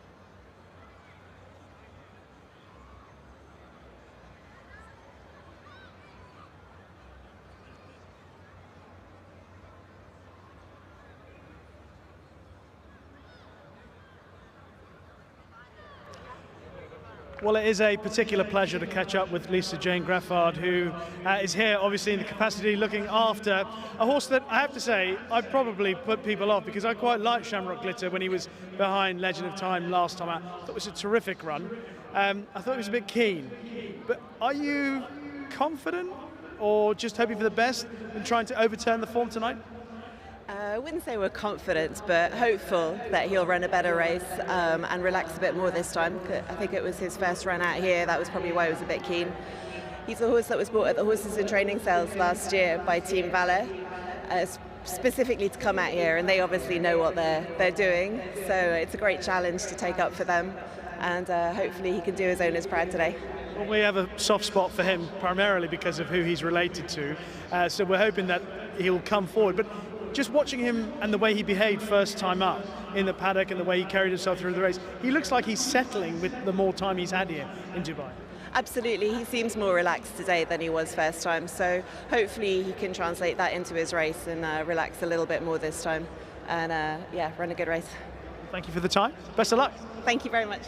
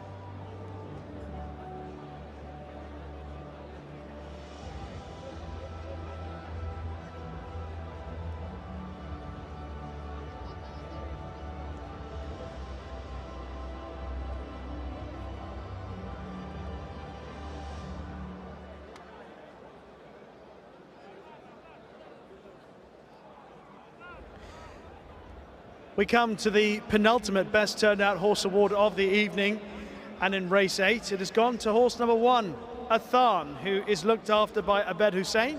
He's currently in the winner's enclosure now alongside Dr. Zayed Al Hawat, representing sponsors Zabil Feed. Congratulations to Athan and his lad Abed Hussein. We wish them the very best of luck. We thank Zabil Feed for their generous sponsorship. 650 dirhams each prize tonight for the Best Turned Out Horse Award. Best of luck to Athan in our penultimate race, the Jumeirah Guineas.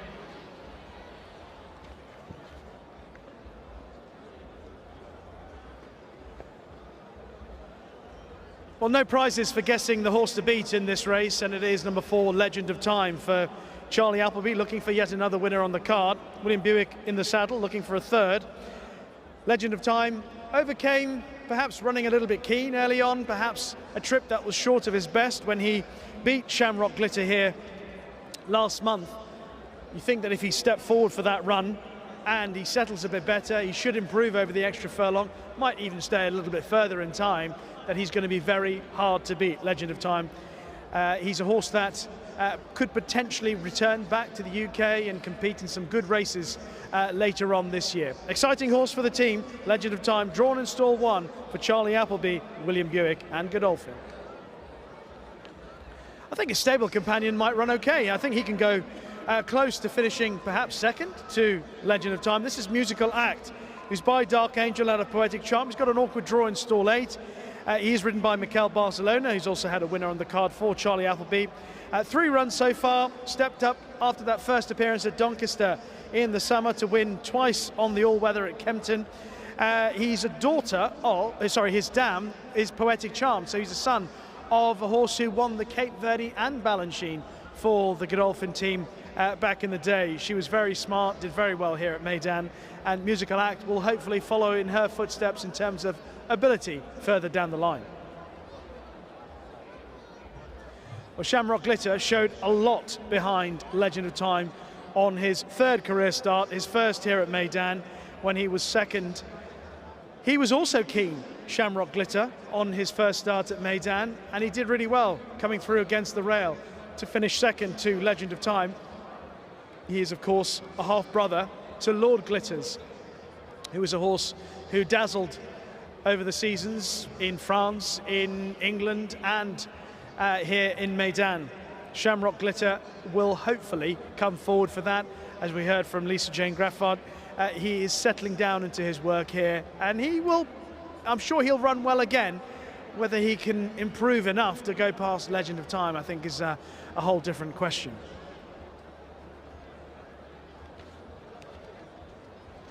And finally, have a look at horse number 1, Athan, who was behind Legend of Time and, of course, Shamrock Glitter first time up, or first time up this year. He actually had run pretty well at the back end of last year behind Southern Artist on the dirt, switched back to turf, and that was a very good effort behind two talented horses.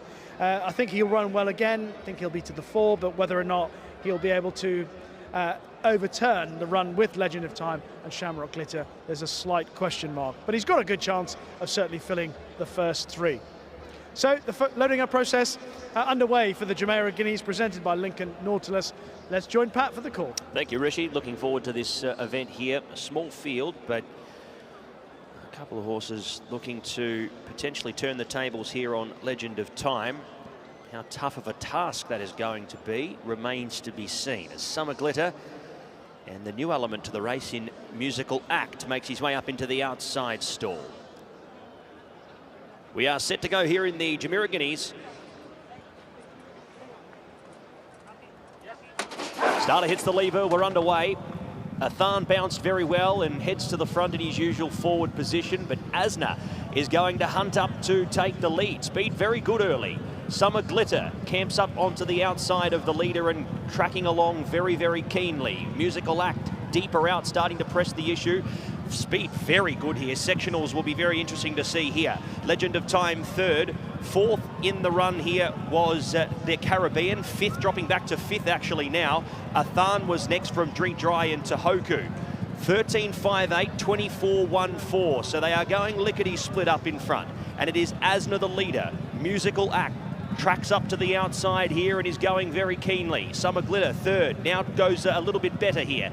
Spots the lead 2.5 lengths. Legend of Time fourth, fifth to the Caribbean from Athan, who's now third to last, in a reverse position to where he was in the trial. Tohoku second to last and Drink Dry the last one. So Musical Act continues the gallop here, past the 550, out by 3 parts of a length. Summer Glitter the challenger on the outside. Legend of Time gets ever so closer. Then came the Caribbean. Drink Dry going back through the field. Athan next from Tohoku. Asna pulled out of the race. Summer Glitter claims Musical Act. Legend of Time, though, coasting up on the outside here, coming past Summer Glitter. And in the late stages, Legend of Time finds more, and the rest cannot do so. Legend of Time goes on to record a very nice win here in the Jumeirah Guineas, and he put the writing on the wall in the trial. Athan has run fantastic in second. Summer Glitter third, fourth to the Caribbean, and there was a photo finish for fifth, maybe Tohoku from Drink Dry. Musical Act dropped away, and the last one was Asna.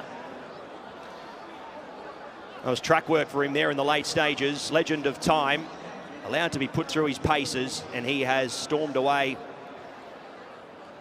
He could have won that by so much more. A nice horse for the future here, Legend of Time. Charlie Appleby picks up another winner. William Buick with another winner as well this evening. 136.11.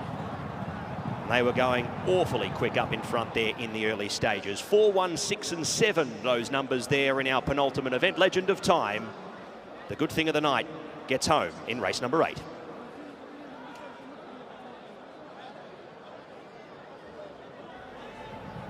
That was pretty impressive once again from Legend of Time. He had a lovely toe into the race. There was a good strong pace. Musical Act took it up going into the straight. And Shamrock Glitter has run really well again, but he was perhaps again too keen before running out of stamina, where he'd have dropped back in trip to 7, maybe even 6 furlongs.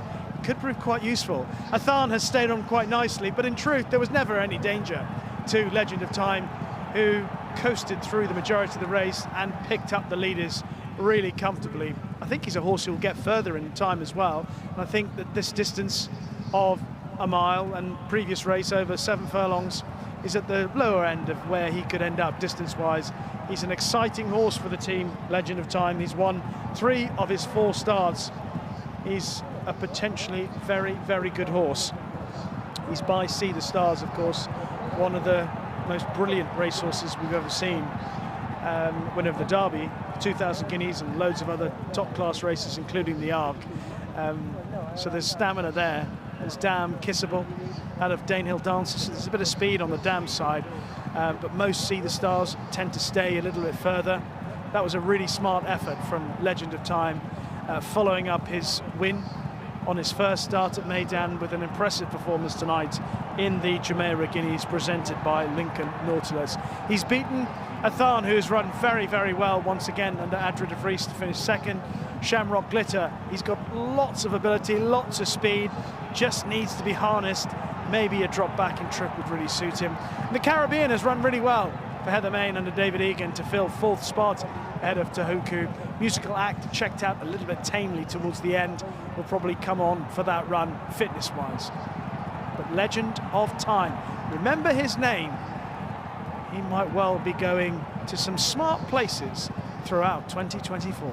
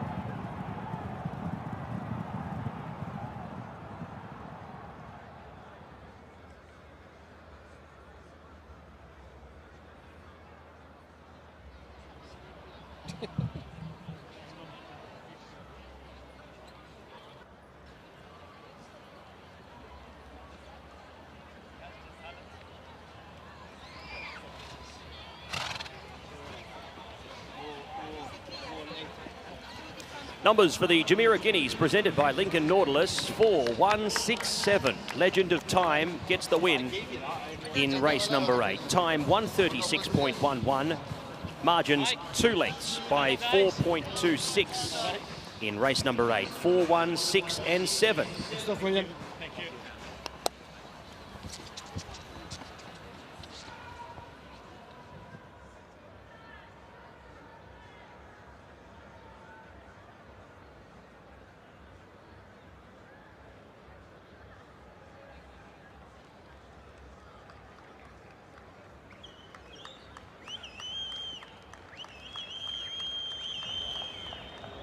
Get ready to welcome back the winner of the Jumeirah Guineas presented by Lincoln Nautilus, owned by Godolphin, trained by Charlie Appleby. A 4th win for him tonight and a 3rd for the winning rider, William Buick. Remember the name of this fella. He could be very, very good. It is Legend of Time.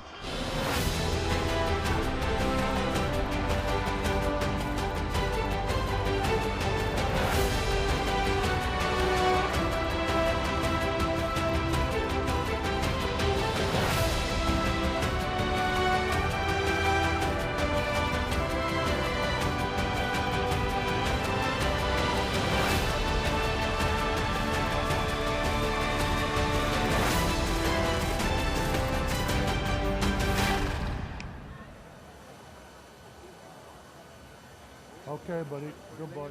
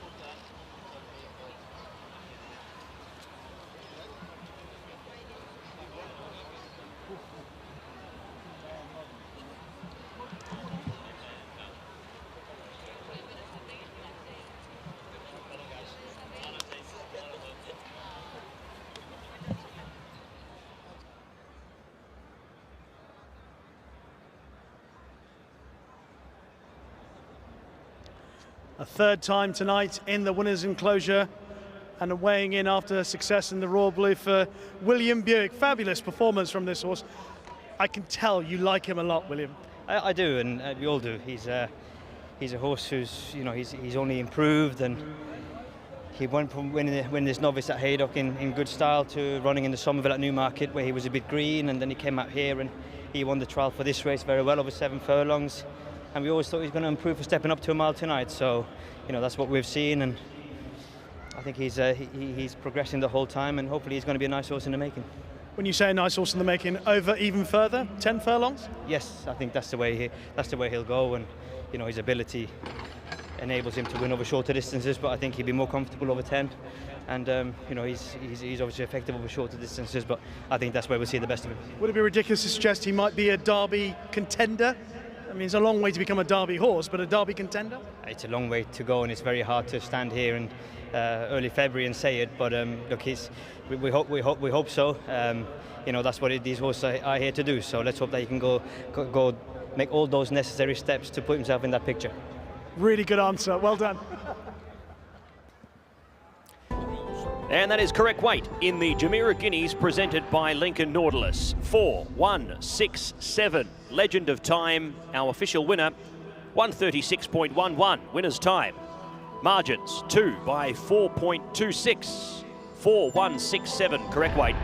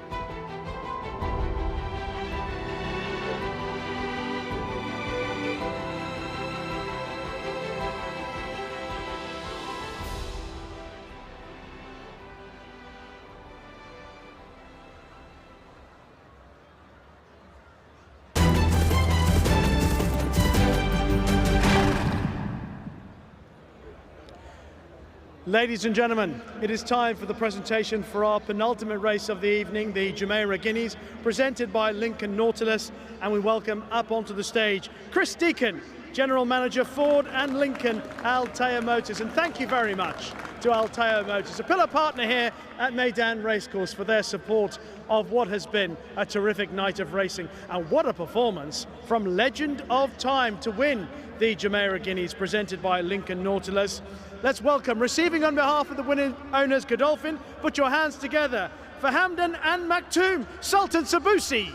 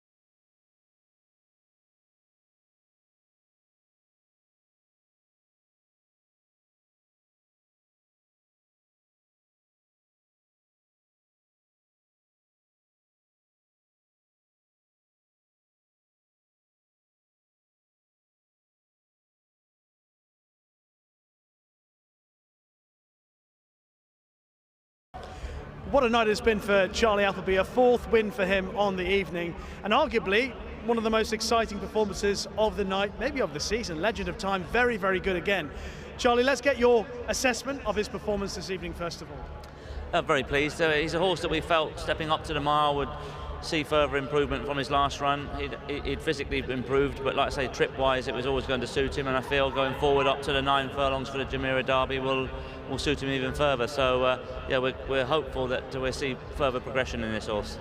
You're normally someone that likes to keep your feet on the ground, and when silly journalists come up to you and start making suggestions of what horses might do one day, you tend to keep us all tempered. So if someone, let's say a silly journalist, comes up and says, Charlie, could this horse potentially be the type of horse you'd run in a Derby trial back in the UK, what would you say? Look, the profile he's building here, and you could run him in potentially in a Derby trial, but personally I think he's got a lovely profile and has a physical that would suit America more. So, you know, maybe something like a Saratoga Derby would be something that I personally would work back from, but we'll get the Jumeirah Derby out of the way first, and then we'll start to make a bit of a plan. I mean, who would start talking about things like that? Ridiculous. But the other thing I liked about him is that he won that race, and then he was still full of beans, still full of life after the race. He seemed hard to pull up. He was in the paddock and he was still playful. I mean, he looks like he's got lots in the tank. Yeah, no, look, he's a bonny horse, and he's always had that sort of energy about him, and so hopefully, like I say, the way his profile and races are working out for him, he's learning how to control it. As William said, you know, as much as he's improving, stepping up in trip, more importantly, he's improving mentally as well. So therefore, you know, when we do decide to hopefully start travelling with him during the course of summer, he's gained valuable experience and confidence in what we're seeing here in Dubai. Exciting times, and obviously every time Charlie wins a race, by the way, he gets a box of chocolates. He gave me one of those earlier, but I'm not allowed to have it, am I? I've got to give it to my daughter. That's correct, and I hope she enjoys them more so than you. I'm not sure whether it'll make it there. But Charlie, thank you. Well done tonight. Richie, take care. Thanks a lot.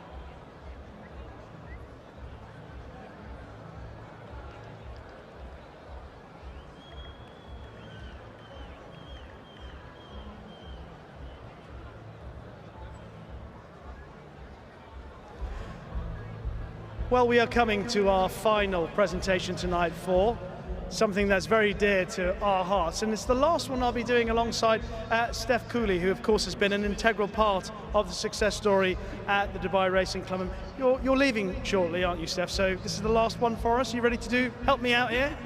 I sure am. Okay, here we go. It is the last edition tonight, ladies and gentlemen, of Faces at the Races! Pretty good, Steph, pretty good. And now we've got to find somebody in the crowd who will be able to give us one of those big, beautiful, beaming smiles. Now, I've said it before, and I'll say it again. You don't have to come with all your teeth. You don't have to come with some of your teeth. You can just come here with the biggest, most genuine, most beautiful smile, and you will win 500 dirhams. 500 dirhams. If you can find a way to Concourse B, which might be the biggest challenge of the evening. And we have got a winner! Congratulations to that lovely lady who is smiling through the hands and the faces at the races.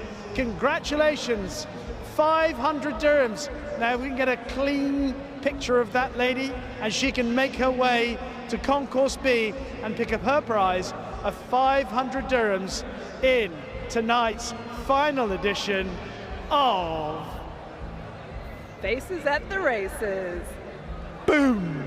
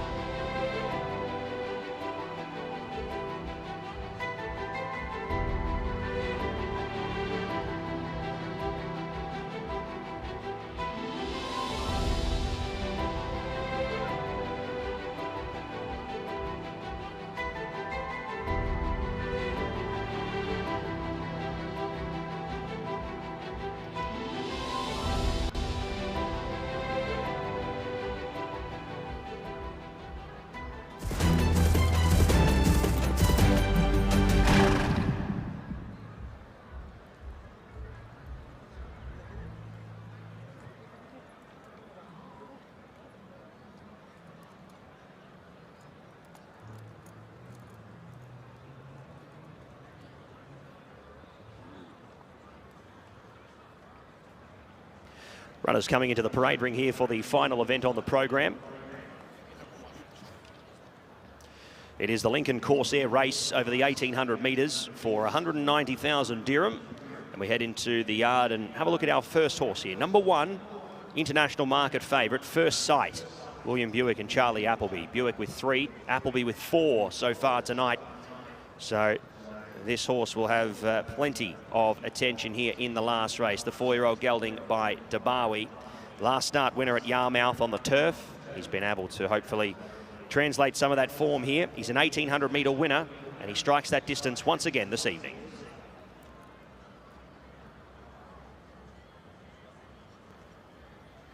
Number 2 is the last start winner in Franz Kafka. For Ahmed bin Hamash, Saif al-Baluchi. He was very brave to sit wide in the run, and you have to come around a big field to hit the line and win the race. He strikes a slightly tougher field here, and the wide draw will see him going back once again to make his looping run. Number 3, Koi Koi, is out. We head to the 4, Meydan Dubai. He was on the quick backup here after contesting the Group 1 last start in the Al Maktoum Challenge there in behind Kabir Khan. He's beaten a distance on that occasion. He comes back to suitable company here and heads on to the turf once again. Last time striking this track, he was a winner over the mile, racing in good form. He returns to suitable company.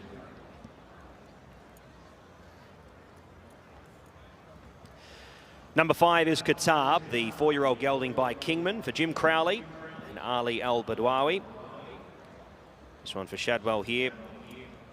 are seen at Goodwood under Jim Crowley there on the 15th of October. So he's freshened up for this and has his first run here in the UAE. Number 6, King of Time, comes out of the race last time out behind Local Dynasty. David Egan jumps on board here. He has to contest a wide draw,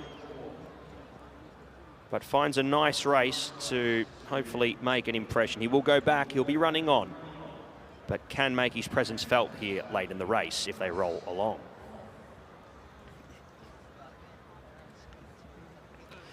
Another horse hoping for a genuine tempo will be Royal Dubai. Lucy Body trains and Patrick Dobbs jumps on board. He was nice in behind Meydan Dubai last time to the races, and he's hoping to back up that performance with another nice run here. The 4-year-old colt by Seahenge.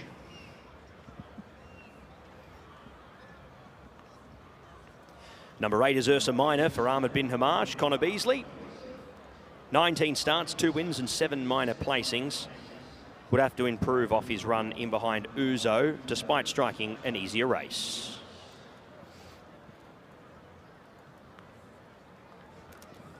Syed bin Saror saddles up, big meeting here, and Tygo Shea will do the riding. 2 wins from 5 starts. He makes his UAE debut.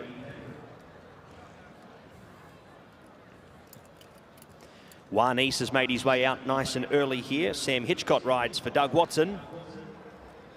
He's had 2 runs here so far this season at both Jebel Ali and Meydan. He steps up in distance here to the 1800 metres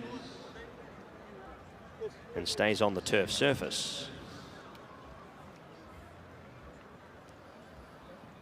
Number 11 is Algernob, Ben Cohen for Michael Costa and His Highness Sheikh Ahmed bin Rashid Al Maktoum. 1 win from 9 starts, 5 minor placings. His last few runs have all been at the home track, but has been very close on a number of occasions ever since breaking his maiden. Interesting to see how he'll translate that form to the turf this evening. Number 12, Return to Dubai, Ardri de Vries. Also for Syed bin Saror, 1-time winner from 7 starts. 4th last time out in behind Franz Kafka. He gets a much more favourable draw this time around. And Ardri de Vries jumps on here for tonight's assignment. 13, Laser Guided for Safi Osborne and Simon and Ed Crisford for the victorious team. Last start, a very impressive second in behind Franz Kafka, and was arguably the eye-catcher from the race. Looks a good chance on tonight's program here in the final event. 14 is Silent Defence, Bernardo Pinheiro for Rashid Borsley. 1 win from 8 starts, and he's hoping to continue on and improve on his last start performance, where he was beaten 8 1/4 by Mysterious Knight. And with Koi Koi coming out, Castle Bar gets a run here for the National Stables, and Halal Al-Alawi to be partnered here this evening by Abdul Aziz Al Balushi. He would need to improve on his last start performance. Coming out of a similar form line in behind Franz Kafka, but hopefully has taken plenty of fitness from that run. That's our field for the final race. Race number 9 on the card this evening, the Lincoln Corsair race, brought to you by Lincoln. Elegance and agility, perfectly balanced. 1800 metres the journey, 190,000 dirham, race number 9 on the program.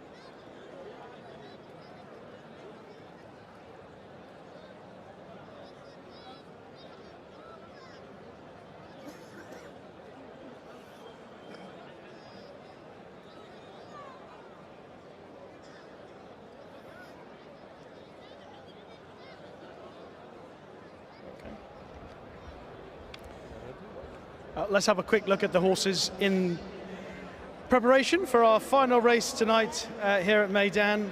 And at first sight, who's been on his toes a little bit, looking to give Charlie Appleby yet another winner on the card. He's aiming for winner number 5, William Buick for winner number 4. He's obviously a very talented horse. He's only been beaten once in his last 4 starts. That was at Newmarket, but he was below par, something clearly amiss on that occasion. Bounced back to win at Yarmouth at the end of last season, and he's clearly very talented and very, very good. But it's a bit of an ask, obviously, off top weight in this final race, but he represents a team who've had a wonderful evening. He has got an awkward draw in stall 12. We'll have a look at one more, and that is King of Time, who is drawn in stall 13. That is awkward, but he ran really well after a long layoff when he was 5th to Local Dynasty. He made a big move, got into the race before his effort petered out late on. I think David Egan will probably attempt to drop him out and ride him for a little bit of luck in the race. And if he gets it, he could go close. That is King of Time. I'll take a pause as we prepare for the final Zabeel Feed Best Turned Out Horse Award of the evening in the winner's enclosure.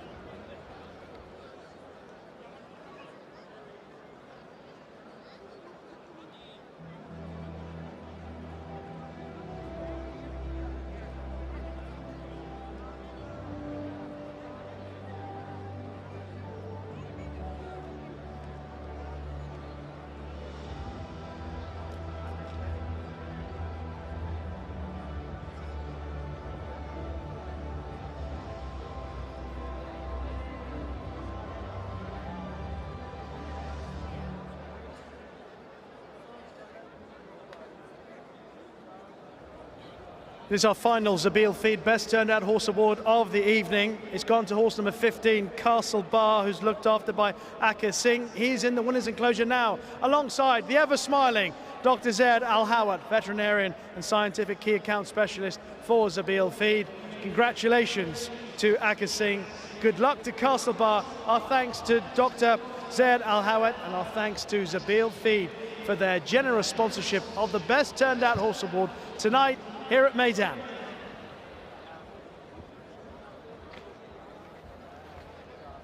Loading up process is underway for our final race. We're having a look very briefly at another Simon and Ed Crisford runner, and that is number 13, Laser Guided, who's been blindfolded before heading into the stalls. Safi Osborne in the saddle ran really well behind Franz Kafka here in a race that wasn't quite as strong as this one.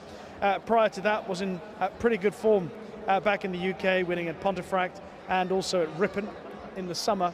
And Laser Guided, likely to run well. It's got a better draw than stable companion, King of Time. King of Time, though, is a potentially better horse.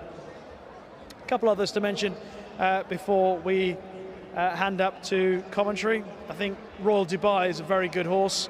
Ran a big race behind Meydan Dubai last time. Made up some good ground late on, didn't get the best of runs, and I think a cleaner run tonight gives Royal Dubai a chance. Got a good draw in for Pat Dobbs' ace when it comes to finding a way on hold-up horses here at Meydan. Ursa Minor has run a series of good races here at Meydan, was second behind Dahabi here on Festive Friday. Didn't run too badly behind Local Dynasty, was second at the start of January. Last time out, not quite so good, but that was behind Uzo. I think Ursa Minor could enter into calculations as well. Should be quite a thrilling finale. Can Charlie Appleby and William Buick bag yet another winner after what has already been a tremendous night for the Royal Blue of Godolphin? Pat Comerford, take it away. Thank you, Rishi. Looking forward to the final race here. Nice big field to complete it. Castle Bar, the first emergency, who's gained a start with the scratching of Koi Koi, comes into this. He gets best turned out as well. Royal Dubai coming up into line will complete them. And we will be set here for the Lincoln Corsair race over the 1800 metres. Wonderful night of racing here at Meydan for our 9th meeting of the season. We are set to go. Now Laser Guided. Just a little bit of an issue here with Laser Guided. Seems to have... Now, Laser Guided seemed to have dropped the rider here and gone off in the gates here. So we'll find out some information here. Safi Osborne rolled out the back there, took evasive action. She seems to be A-OK at this point in time, but we'll wait to get this all clear, but I'd say this is coming out. So a vet check is underway. Laser guided, as we see there, got fractious in the stalls. Now, Royal Dubai and Made in Dubai, who are in the adjacent stalls, have been backed out here. Safi Osborne, very lucky there to have escaped injury. And okay, so we'll get this confirmed. I'm hearing laser guided coming out. Yeah, laser guided's withdrawn. 10-12, he comes out here. We also have a vet check going on now on Mikhail Barcelona's runner here, Made in Dubai. So that's currently underway. A few of these waiting patiently. Return to Dubai, big meeting, Ursa Minor. They were in those outside stalls just to where all that action happened. They seem to be A-OK.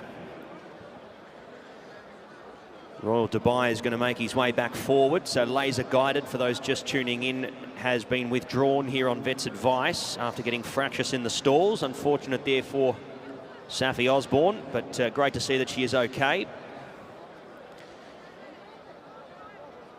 David Craig, the DRC vet, going over our runner.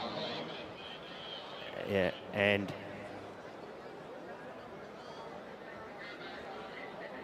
okay, so ERA vet in David Craig has decided that Made in Dubai is fit to start here. So the 4 will come up into line and retake his place here in the field. So Made in Dubai fit to start. Royal Dubai coming up into line. And we look set to go here from the 1800 metres. We go without laser guided, set and racing. Good line away. Ursa Minor was one of the first to show. Castle Bar, big meeting working forward. Up there as well was Katab. Franz Kafka forced to race wide at this stage. Royal Dubai tucks in on the rail, being passed now by Silent Defence. Then came Return to Dubai, First Sight. Warnice back on the running rail from Al Janob. A gap there to Made in Dubai. And King of Time is the last one. We lost laser guided under vet's advice at the gate. So past the 1300 they go. 14.64, 26.80. Moderate fractions as they head along the back, and Castle Bar takes over and applies some pressure to Ursa Minor. Up on the outside, working up into it, Katab from Big Meeting. Royal Dubai getting a beautiful conservative run on the fence. Silent Defence was out deeper, having to force up now, being tracked in turn by Franz Kafka, who's wide but with cover. Then came Return to Dubai, followed by First Sight, who's buried away there in the middle of the pack. Warnice there as well with Al Janob, King of Time, and the last one is Made in Dubai. So down past the 700 they go. Castle Bar continues to apply pressure and shade Ursa Minor. Silent Defence is coming up to the outside now and is eventually going to provide Katab some cover here as they get to the top of the straight. From Big Meeting, Royal Dubai, Franz Kafka now without a back. Next came First Sight. He's going to need to be very good from there. Next came Return to Dubai. Warnice sweating on a run on the inside. Al Janob the same. Franz Kafka looming up on the outside as Ursa Minor takes over. Royal Dubai comes off his back, looking very ominous here. It's Royal Dubai coming up to the outside of Ursa Minor. King of Time running on. Warnice. Royal Dubai takes over here in the late stages, and Royal Dubai for Lucy Body picks up the last. Royal Dubai, a good winner, beats Ursa Minor. Photo third, Warnice and Al Janob. King of Time was next from Return to Dubai. Silent Defence. Then came Franz Kafka, Made in Dubai. First Sight never figured. Dropping away was Castle Bar with Big Meeting. And Katab was one of the last ones home. Laser guided, scratched at the gates on veterinary advice. Number 7, Royal Dubai. For Patrick Dobbs, and Lucy Body takes over and takes the last race out after getting a beautiful run with cover. One back on the fence. And Patrick Dobbs executing the ride to perfection there. Peeled out off the leader in the late stages, and he had plenty in hand. After a few of those had to really course wide and were punching the breeze in the cheap seats for a long way. Royal Dubai gets a well-deserved win after a second placing last time out. A deserved winner in the last.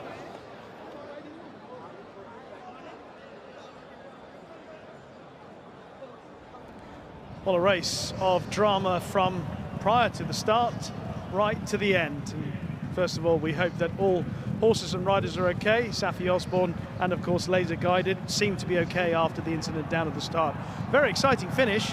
Royal Dubai, who didn't have the cleanest of runs last time out, certainly got a clean run tonight, and under Pat Dobbs has come home strongly to win for Lucia Botti in the colours of Saeed Sultan Al Rahumi, and has beaten Ursa Minor, who has run well once again at every chance but couldn't quite pick up. They didn't go much of a pace in the early part of the race, and I don't think that helped the nature of the way they seemed to be getting into each other's space late on.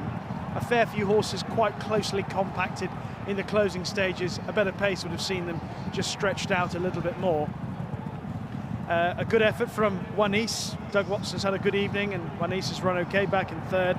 El Janob in the yellow colours back in fourth, but Royal Dubai arguably deserved the change of luck after that effort and the ability to chase down Ursa Minor, who's run pretty well in second, but that was a smart effort from Royal Dubai.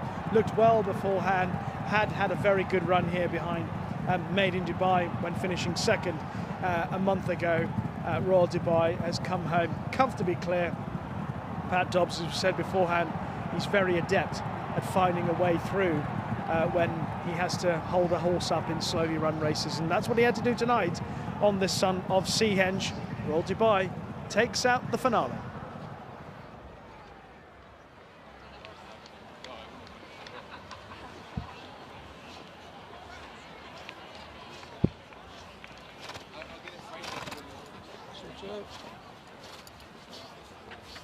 Switch out, folks.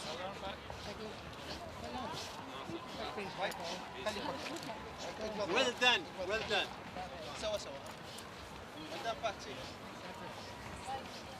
Numbers in the ninth event, 7, 8, 10, 11. Lincoln Corsair race over the 1,800 metres. Our winner, Royal Dubai, 150.34 the time.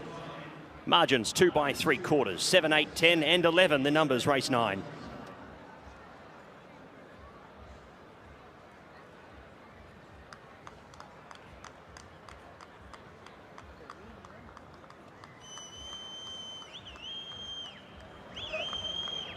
Time to welcome back our final winner of the evening after the Lincoln Corsair race. A race of drama, won in fine style by the Lucia Botti trained, Pat Dobbs ridden, owned by Saeed Sultan Al Rahumi. Put your hands together for Royal Dubai.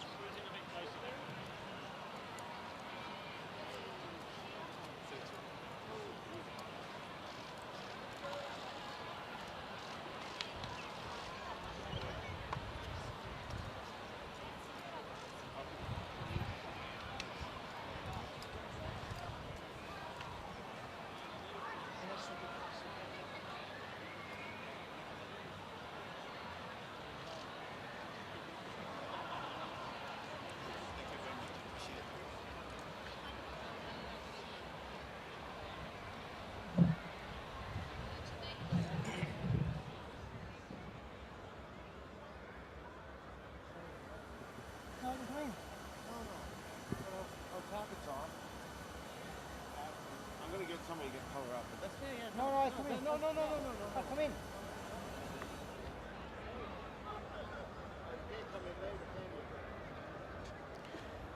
It's Pat Dobbs weighing in after the success of Royal Dubai, and I want to ask him how impressed he was with the way the horse put the race to bed, because Pat early on didn't seem to be going much of a gallop, seemed a bit messy, looked like it was going to be a bit messy and a bit of a sprint late on. Yeah, it was very pedestrian early. Patsy Rum the last day said he can latch on a little bit, but he settled okay today. He was obviously fresh the last day.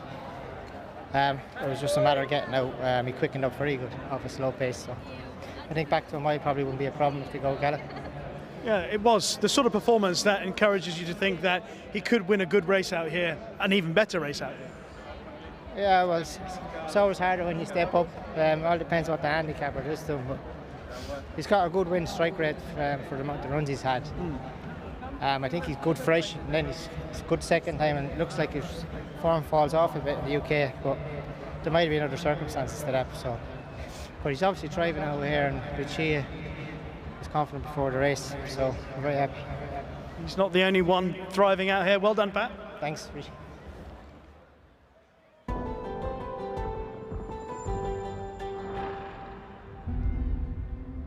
And that's correct weight in the 9th. 7, 8, 10, 11. Royal Dubai, our winner, 150.34. 2 by 3 1/4. 7, 8, 10, 11. Correct weight, race 9.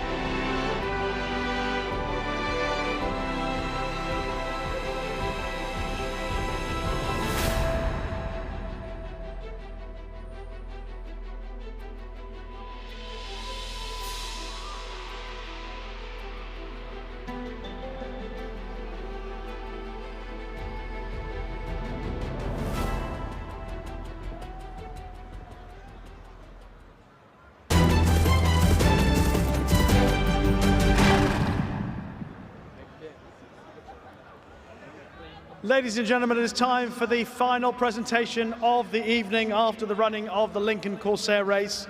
We welcome to the stage once again Chris Deacon, General Manager Ford and Lincoln Altyre Motors, and we thank Altyre Motors for their generous sponsorship of what has been a terrific night of racing here at Meydan. A tremendous performance in our finale from Royal Dubai, and will you put your hands together for the winning owner, Mr. Saeed Sultan Al Rahumi, accompanied by his son Hawed, along with the winning trainer, the first in her own name, Lucia Botti.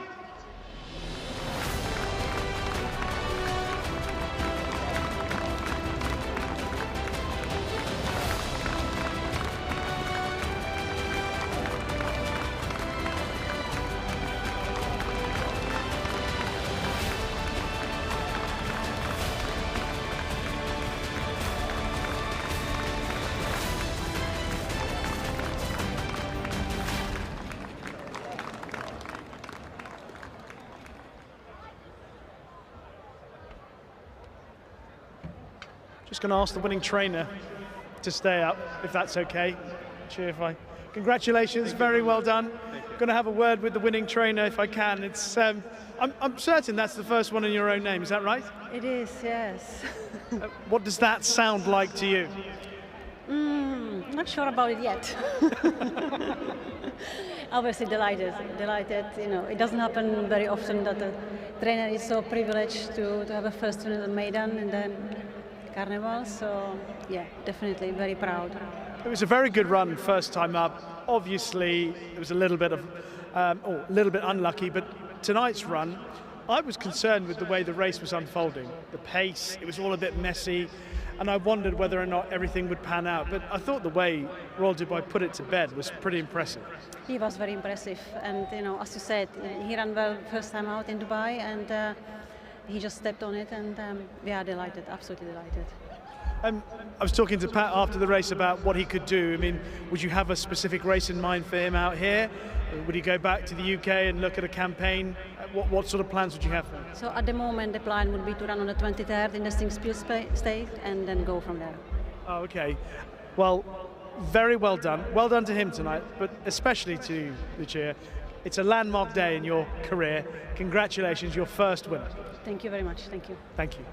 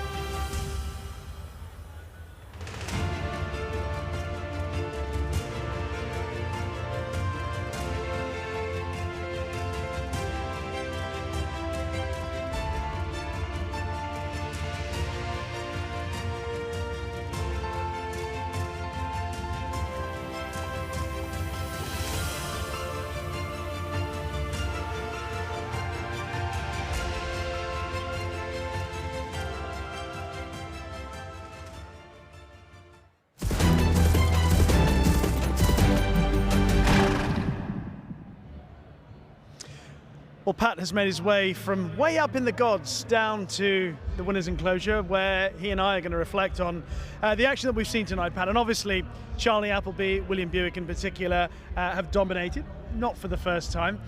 But we'll start off reflecting on the evening with a performance, I think, from El Yabri, who I thought won what looked to be a fairly deep race for its kind. What did you make of it? Oh, I thought it was a very good race, wasn't it? And it's just franked the form recently as well with a couple of those younger horses that we've seen in those previous races.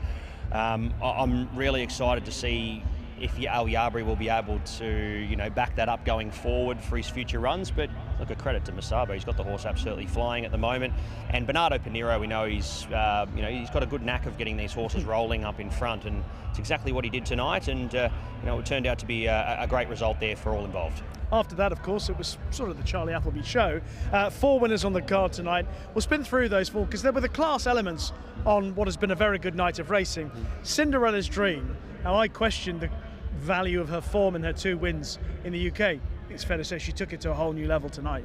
Yeah, look, your thoughts were valid though. Like we spoke about it, and it's one of those. It just came down to one of those cases, as we said that before in the preview. You can only beat what's put in front of you, and Cinderella's Dream only had to do as much as she needed to on that occasion. She's raised the bar tonight, and I think the turn of foot was something that we saw. There was no slapping behind the saddle. It was purely just down the shoulder, hands and heels riding from William Buick, and was able to capitalise on a very good win, exposing also that there is plenty of upside there and plenty of potential going forward for her to just increase that and take that to another level. And I think that's exactly what we're going to see. I love the way when he changed his hands, shortened the reins up, she changed her leg. She knew exactly what was required.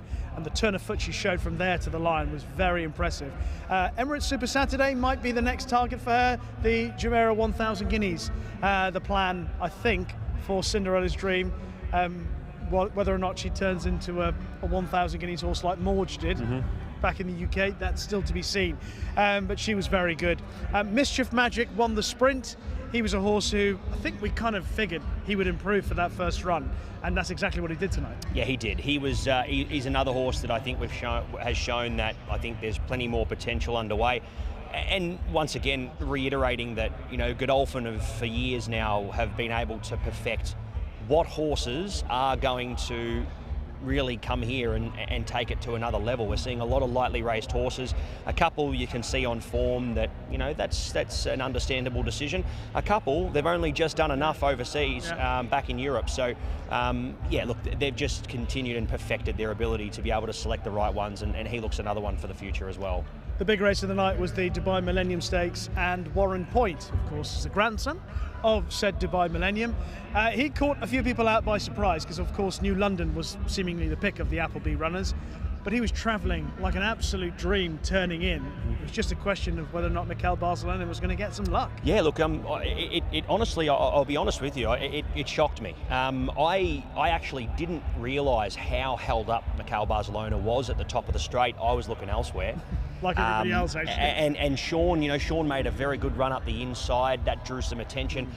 Look, there's 2 things to take out of it looking back at the replay. One was how held up Warren Point was, and not only how he won, but also the path Mikel Barcelona had to take, weaving in and out of horses, and the horse responding to his actions in doing so. That was the most impressive part about it. Now, I think on the downside, we saw, I guess, New London probably exposed there a little bit over 2,000 metres. Now, he's not taking it away from the horse at all. He's a very nice horse, but again, 2,000 metres, we saw him just grinding away. He just didn't have that electricity and electric turn of foot that we've seen with these other runners tonight who are over a more suitable trip.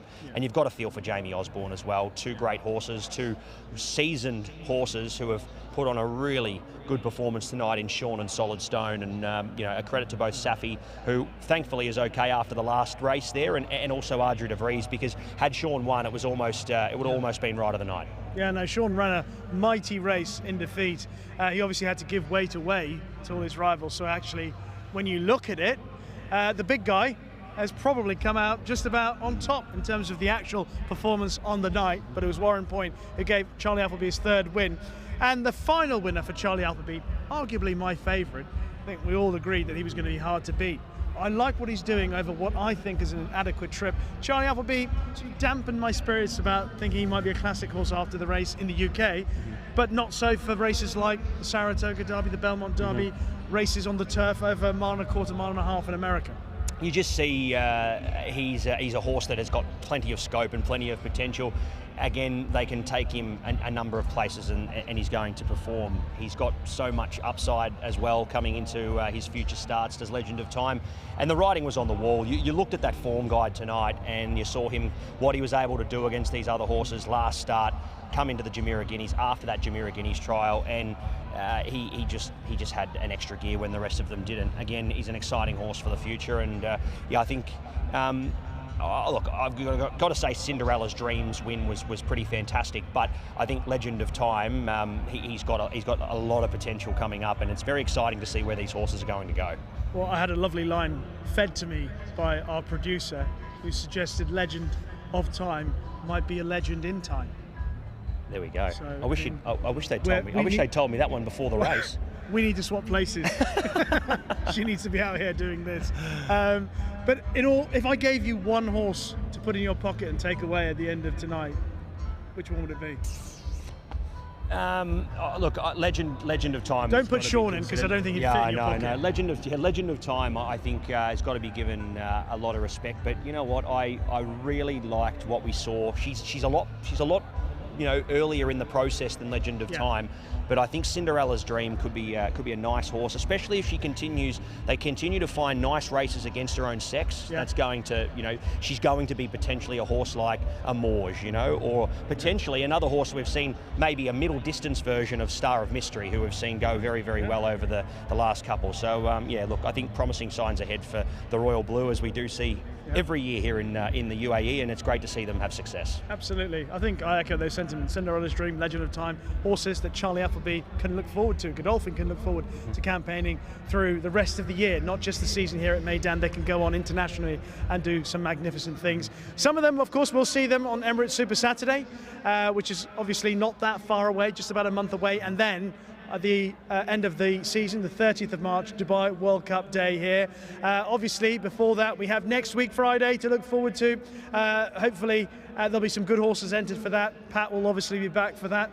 Pat, thank you so much for your company throughout the evening. I think you've probably come out just on top in the tipping stakes between us tonight. That's all right. But at the end of the day, it's great to have a jet setter like you in town for the broadcast tonight. South Africa last week, Dubai this week. You're flying at the moment. Well, and the week before that, I was in Great Yarmouth doing the bowls for the BBC. So I'll do anything. There you go. Yeah, a little bit of everything. One day we'll talk cricket. Maybe not with Pat, because it's been a... We won't put these people through that, though. No, that's fair. Well, thank you all very much. It's been a wonderful night of racing here at Meydan. Hopefully there'll be horses that maybe you'll attach yourselves to for the rest of the season, and hopefully we'll see some of you back here next week, Friday. But from Pat, myself, and the team here at Meydan, we wish you safe home.